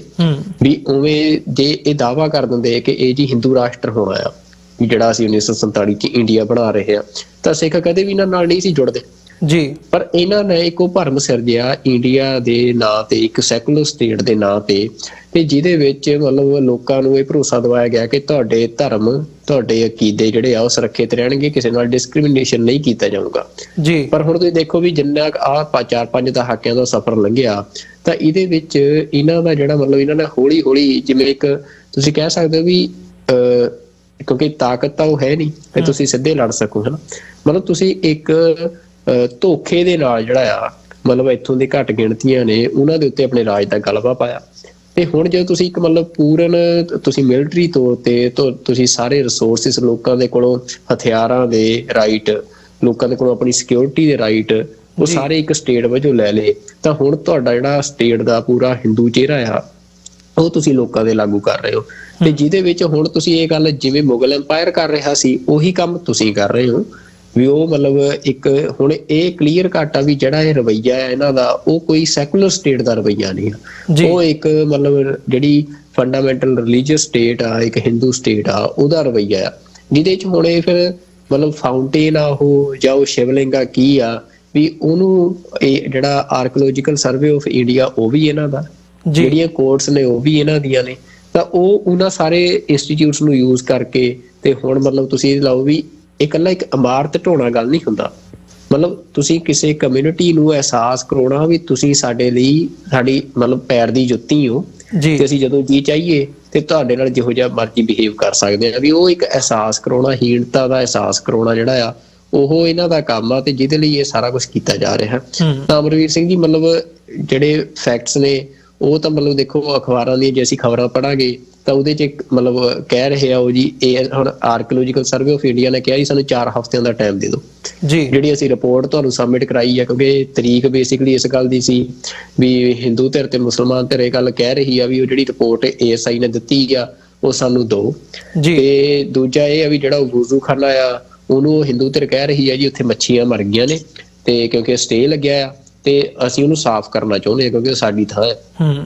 ਤੇ ਜਿਹੜੀ ਮੁਸਲਿਮ ਧਿਰ ਕਹਿ ਰਹੀ ਹੈ ਵੀ ਅਸੀਂ ਉਹਨੂੰ ਸਾਫ਼ ਕਰਨਾ ਚਾਹੁੰਦੇ ਹਾਂ। ਤਾਂ ਇਹ ਬੇਸਿਕਲੀ ਤਾਂ ਤਰੀਕ ਉਸ ਗੱਲ ਦੀ ਸੀ, ਪਰ ਜਿਹੜਾ ਅਸਲ 'ਚ ASI ਦੀ ਰਿਪੋਰਟ ਆ ਜਿਹਦੇ ਬੇਸਿਸ ਤੇ ਫਿਰ ਜਿਹੜਾ ਸੁਪਰੀਮ ਕੋਰਟ ਨੇ ਫੈਸਲਾ ਦੇਣਾ ਆ ਵੀ ਇਹ ਹਿੰਦੂਆਂ ਦੀ ਥਾਂ ਆ ਜਾਂ ਮੁਸਲਮਾਨਾਂ ਦੀ ਥਾਂ ਆ, ਉਹ ਜਿਹੜੀ ਆ ਉਹ ਹੁਣ ASI ਨੇ 4 ਹਫ਼ਤਿਆਂ ਦਾ ਕਿਹਾ ਅਦਾਲਤ ਨੂੰ ਵੀ ਤੁਸੀਂ ਇਹਨੂੰ 4 ਹਫ਼ਤੇ ਜਿਹੜਾ ਹੈ ਜਨਤਕ ਨਾ ਕਰਿਓ। ਉਹ 4 ਹਫ਼ਤੇ ਤੁਸੀਂ ਜਾਣਦੇ ਹੋ ਵੀ ਜਿਹੜਾ ਹਜੇ ਉਹ ਹਿੰਦੂ ਮੰਦਿਰ ਵਾਲਾ ਰੌਲਾ ਚੱਲਣਾ ਆ ਤੇ ਉਸ ਤੋਂ ਬਾਅਦ ਫਿਰ ਜਦੋਂ ਉਹ ਇੱਕ ਵਾਰ ਇਨੋਗ੍ਰੇਸ਼ਨ ਹੋ ਗਈ ਫਿਰ ਹੋਰ ਅਗਲਾ ਮਸਲਾ ਵੀ ਤਾਂ ਚਾਹੀਦਾ ਹੈ, ਕੋਈ ਹੋਰ ਮਸਾਲਾ ਵੀ ਚਾਹੀਦਾ ਹੈ। ਫਿਰ ਉਹ ਸ਼ਾਇਦ ਗਿਆਨ ਵਿਆਪੀ ਦਾ ਜਿਹੜਾ ਅਸੀਂ ਮਸਲਾ ਹੈ ਉਹ ਦੇਖਾਂਗੇ ਵੀ ਫਿਰ ਇਹ ਜਿਹੜੀ ਹਿੰਦੂ ਪ੍ਰਤਿਸ਼ਠਾ ਆ ਜਾਂ ਹਿੰਦੂ ਜਿਹੜਾ ਅਸੀਂ ਕਹਿ ਸਕਦੇ ਹਾਂ ਵੀ ਅਣਖਾ ਸਵੈਮਾਨ ਆ ਉਹਦਾ ਸਿੰਬਲ ਫਿਰ ਗਿਆਨ ਵਾਪੀ ਨੂੰ ਬਣਾਇਆ ਜਾਊਗਾ ਅਗਲੇ ਇਲੈਕਸ਼ਨ ਤੱਕ ਤੇ ਉਹਦੇ ਤੇ ਫਿਰ ਜਿਹੜੀ ਇੰਡੀਆ ਦੀ ਸਾਰੀ ਪੋਲਿਟਿਕਸ ਆ ਉਹ ਇਸ ਮਸਲੇ ਤੇ ਹੋਊਗੀ। ਤਾਂ ਇਹ ਆ ਵੀ ਤੁਸੀਂ ਕਹਿ ਸਕਦੇ ਹੋ ਵੀ ਜਿਹੜੇ ਮੁਸਲਮਾਨ ਨੇ ਇਸ ਟਾਈਮ ਇੰਡੀਆ ਦੇ ਵਿੱਚ ਉਹ ਤਾਂ ਅਸੀਂ ਦੇਖ ਰਹੇ ਹਾਂ ਵੀ ਨਾ ਤਾਂ ਉਹ ਲੜਨ ਦੀ ਸਮਰੱਥਾ 'ਚ ਨੇ ਜੀ ਤੇ ਨਾ ਉਹ ਫਾਈਟ ਬੈਕ ਕਰ ਪਾ ਰਹੇ ਆ ਤੇ ਉਹਨਾਂ ਦੇ ਨਾਲ ਪੂਰਾ ਜਲਾਲਤ ਵਾਲਾ ਜਿਹੜਾ ਵਿਹਾਰ ਆ ਉਹ ਹੋ ਰਿਹਾ ਹੈ। ਸਿੱਖਾਂ ਦੇ ਮਾਮਲੇ 'ਚ ਘੱਟੋ ਘੱਟ ਸਿੱਖਾਂ ਦੇ ਨਾਲ ਵਿਹਾਰ ਇਹ ਕਰਦੇ ਆ ਜਲਾਲਤ ਵਾਲਾ, ਪਰ ਸਿੱਖ ਫਾਈਟ ਬੈਕ ਕਰਦੇ ਆ ਸੜਕਾਂ ਤੋਂ ਲੈ ਕੇ ਹਰ ਤਰੀਕੇ ਦੇ ਨਾਲ ਸਿੱਖ ਫਾਈਟ ਬੈਕ ਕਰ ਰਹੇ ਆ। ਪਰ ਮੁਸਲਮਾਨ ਜਿਹੜੇ ਆ ਉਹ ਭਾਵੇਂ ਬਹੁਤ ਵੱਡੀ ਗਿਣਤੀ 'ਚ ਸਿੱਖਾਂ ਨਾਲੋਂ ਇਸ ਸਮੇਂ 13-14% ਦੇ ਕਰੀਬ ਉਹਨਾਂ ਦੀ ਜਿਹੜੀ ਆ ਰਜਿਸਟਰਡ ਪੋਪੂਲੇਸ਼ਨ ਆ, ਪਰ ਫਿਰ ਵੀ ਜਿਹੜਾ ਆ ਉਹਨਾਂ ਦੀ ਅਸੀਂ ਨਾ ਦੇਖੇ ਵੀ ਚਾਹੇ ਪੋਲੀਟੀਕਲ ਸਟਰੈਂਥ ਦੀ ਗੱਲ ਹੋਵੇ ਚਾਹੇ ਉਹ ਗਰਾਊਂਡ ਦੇ ਉੱਤੇ ਪਬਲਿਕ ਸਟਰੈਂਥ ਦੀ ਗੱਲ ਹੋਵੇ, ਉਹ ਕਿਤੇ ਯੂਨੀਫਾਈਡ ਤਰੀਕੇ ਦੇ ਨਾਲ ਸਾਨੂੰ ਮਤਲਬ ਜਿਹੜਾ ਇੱਕ ਵਿਰੋਧ ਦਰਜ ਕਰਾਉਂਦੀ ਉਹ ਨਜ਼ਰ ਨਹੀਂ ਆ ਰਹੀ ਆ ਜੀ।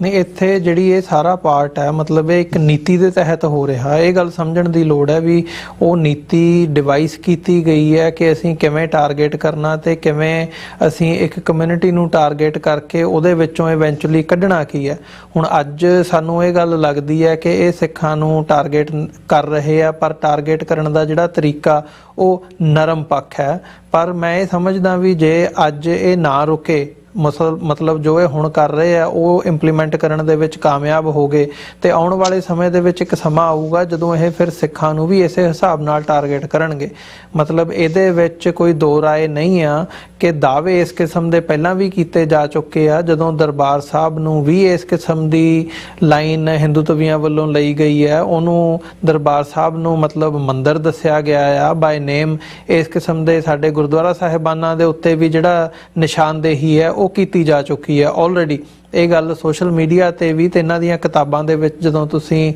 ਹਿੰਦੂਤਵਾ ਵਾਲਿਆਂ ਦਾ ਲਿਟਰੇਚਰ ਦੇਖਦੇ ਹੋ ਉਹਦੇ ਵਿੱਚ ਸਾਨੂੰ ਨਜ਼ਰ ਆਉਂਦਾ ਆ ਉਹ ਪੱਖ ਜਿਹੜਾ ਆ। ਇੱਕ ਪਾਰਟ ਤੇ ਇਹ ਹੈਗਾ। ਦੂਜਾ ਪਾਰਟ ਮਤਲਬ ਜੇ ਤੁਸੀਂ 400 ਸਾਲ 500 ਸਾਲ ਪਿੱਛੇ ਜਾ ਕੇ ਇਹ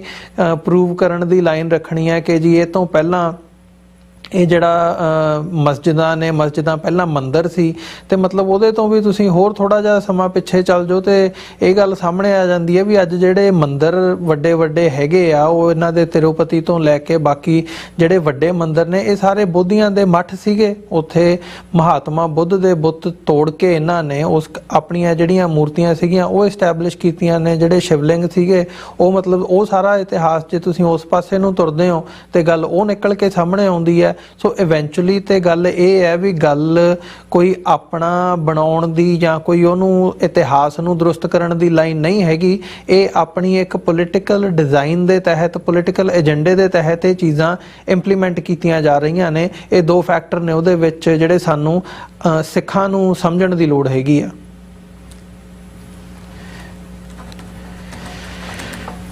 ਠੀਕ ਹੈ ਸੁਖਵਿੰਦਰ ਸਿੰਘ ਜੀ, ਮੈਂ ਸਮਝਦਾ ਵੀ ਅੱਜ ਦਾ ਜਿਹੜਾ ਸਾਡਾ ਸ਼ੋਅ ਹੈ ਉਹ ਸਮਾਂ ਜਿਹੜਾ ਆ ਉਹ ਸਮਾਪਤੀ ਦੇ ਵੱਲ ਨੂੰ ਆ ਗਿਆ ਆ ਤੇ ਅਸੀਂ ਸਾਡੇ ਜਿਹੜੇ ਦਰਸ਼ਕ ਨੇ ਉਮੀਦ ਕਰਦੇ ਹਾਂ ਸਾਡਾ ਅੱਜ ਦਾ ਪ੍ਰੋਗਰਾਮ ਸੱਚ ਪ੍ਰੋਗਰਾਮ ਤੁਹਾਨੂੰ ਜ਼ਰੂਰ ਪਸੰਦ ਆਇਆ ਹੋਵੇਗਾ। ਤੇ ਜਾਂਦੇ ਜਾਂਦੇ ਮੈਂ ਬੇਨਤੀ ਜ਼ਰੂਰ ਕਰਦੇ ਹਾਂ ਸਾਡੇ ਦਰਸ਼ਕਾਂ ਦੇ ਲਈ TV 84 ਨੂੰ ਤੁਹਾਡੀ ਸਹਾਇਤਾ ਦੀ ਲੋੜ ਹੈ। ਤੁਸੀਂ ਆਪਣੀਆਂ ਡੋਨੇਸ਼ਨ ਸਾਨੂੰ ਭੇਜ ਸਕਦੇ ਹੋ, ਚੈੱਕ ਰਾਹੀਂ ਸਾਨੂੰ ਡੋਨੇਟ ਕਰ ਸਕਦੇ ਹੋ। ਚੈੱਕ ਬਣਾ ਕੇ ਸਾਡੇ ਐਡਰੈਸ ਤੇ ਮੇਲ ਕਰ ਸਕਦੇ ਹੋ 3601 37th ਐਵਨਿਊ ਲੌਂਗ ਆਈਲੈਂਡ ਸਿਟੀ ਨਿਊਯਾਰਕ 11101 ਜਾਂ ਜਿਹੜਾ ਸਕਰੀਨ ਤੇ ਫੋਨ ਨੰਬਰ ਦਿੱਤਾ ਆ ਰਿਹਾ ਹੈ ਤੁਸੀਂ ਇਸ ਨੰਬਰ ਰਾਹੀਂ ਸਾਡੇ ਤੱਕ ਪਹੁੰਚ ਵੀ ਕਰ ਸਕਦੇ ਹੋ। WhatsApp ਰਾਹੀਂ ਤੁਸੀਂ ਸਾਨੂੰ ਮੈਸੇਜ ਜਾਂ ਕਾਲ ਕਰ ਸਕਦੇ ਹੋ 5166191984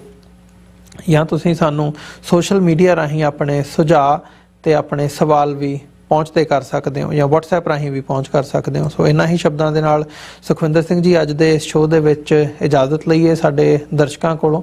ਫਤਿਹ ਦੀ ਸਾਂਝ ਪਾਈਏ ਅੰਤ ਦੇ ਵਿੱਚ ਦਰਸ਼ਕਾਂ ਦੇ ਨਾਲ। ਵਾਹਿਗੁਰੂ ਜੀ ਕਾ ਖਾਲਸਾ, ਵਾਹਿਗੁਰੂ ਜੀ ਕੀ ਫਤਿਹ ਜੀ।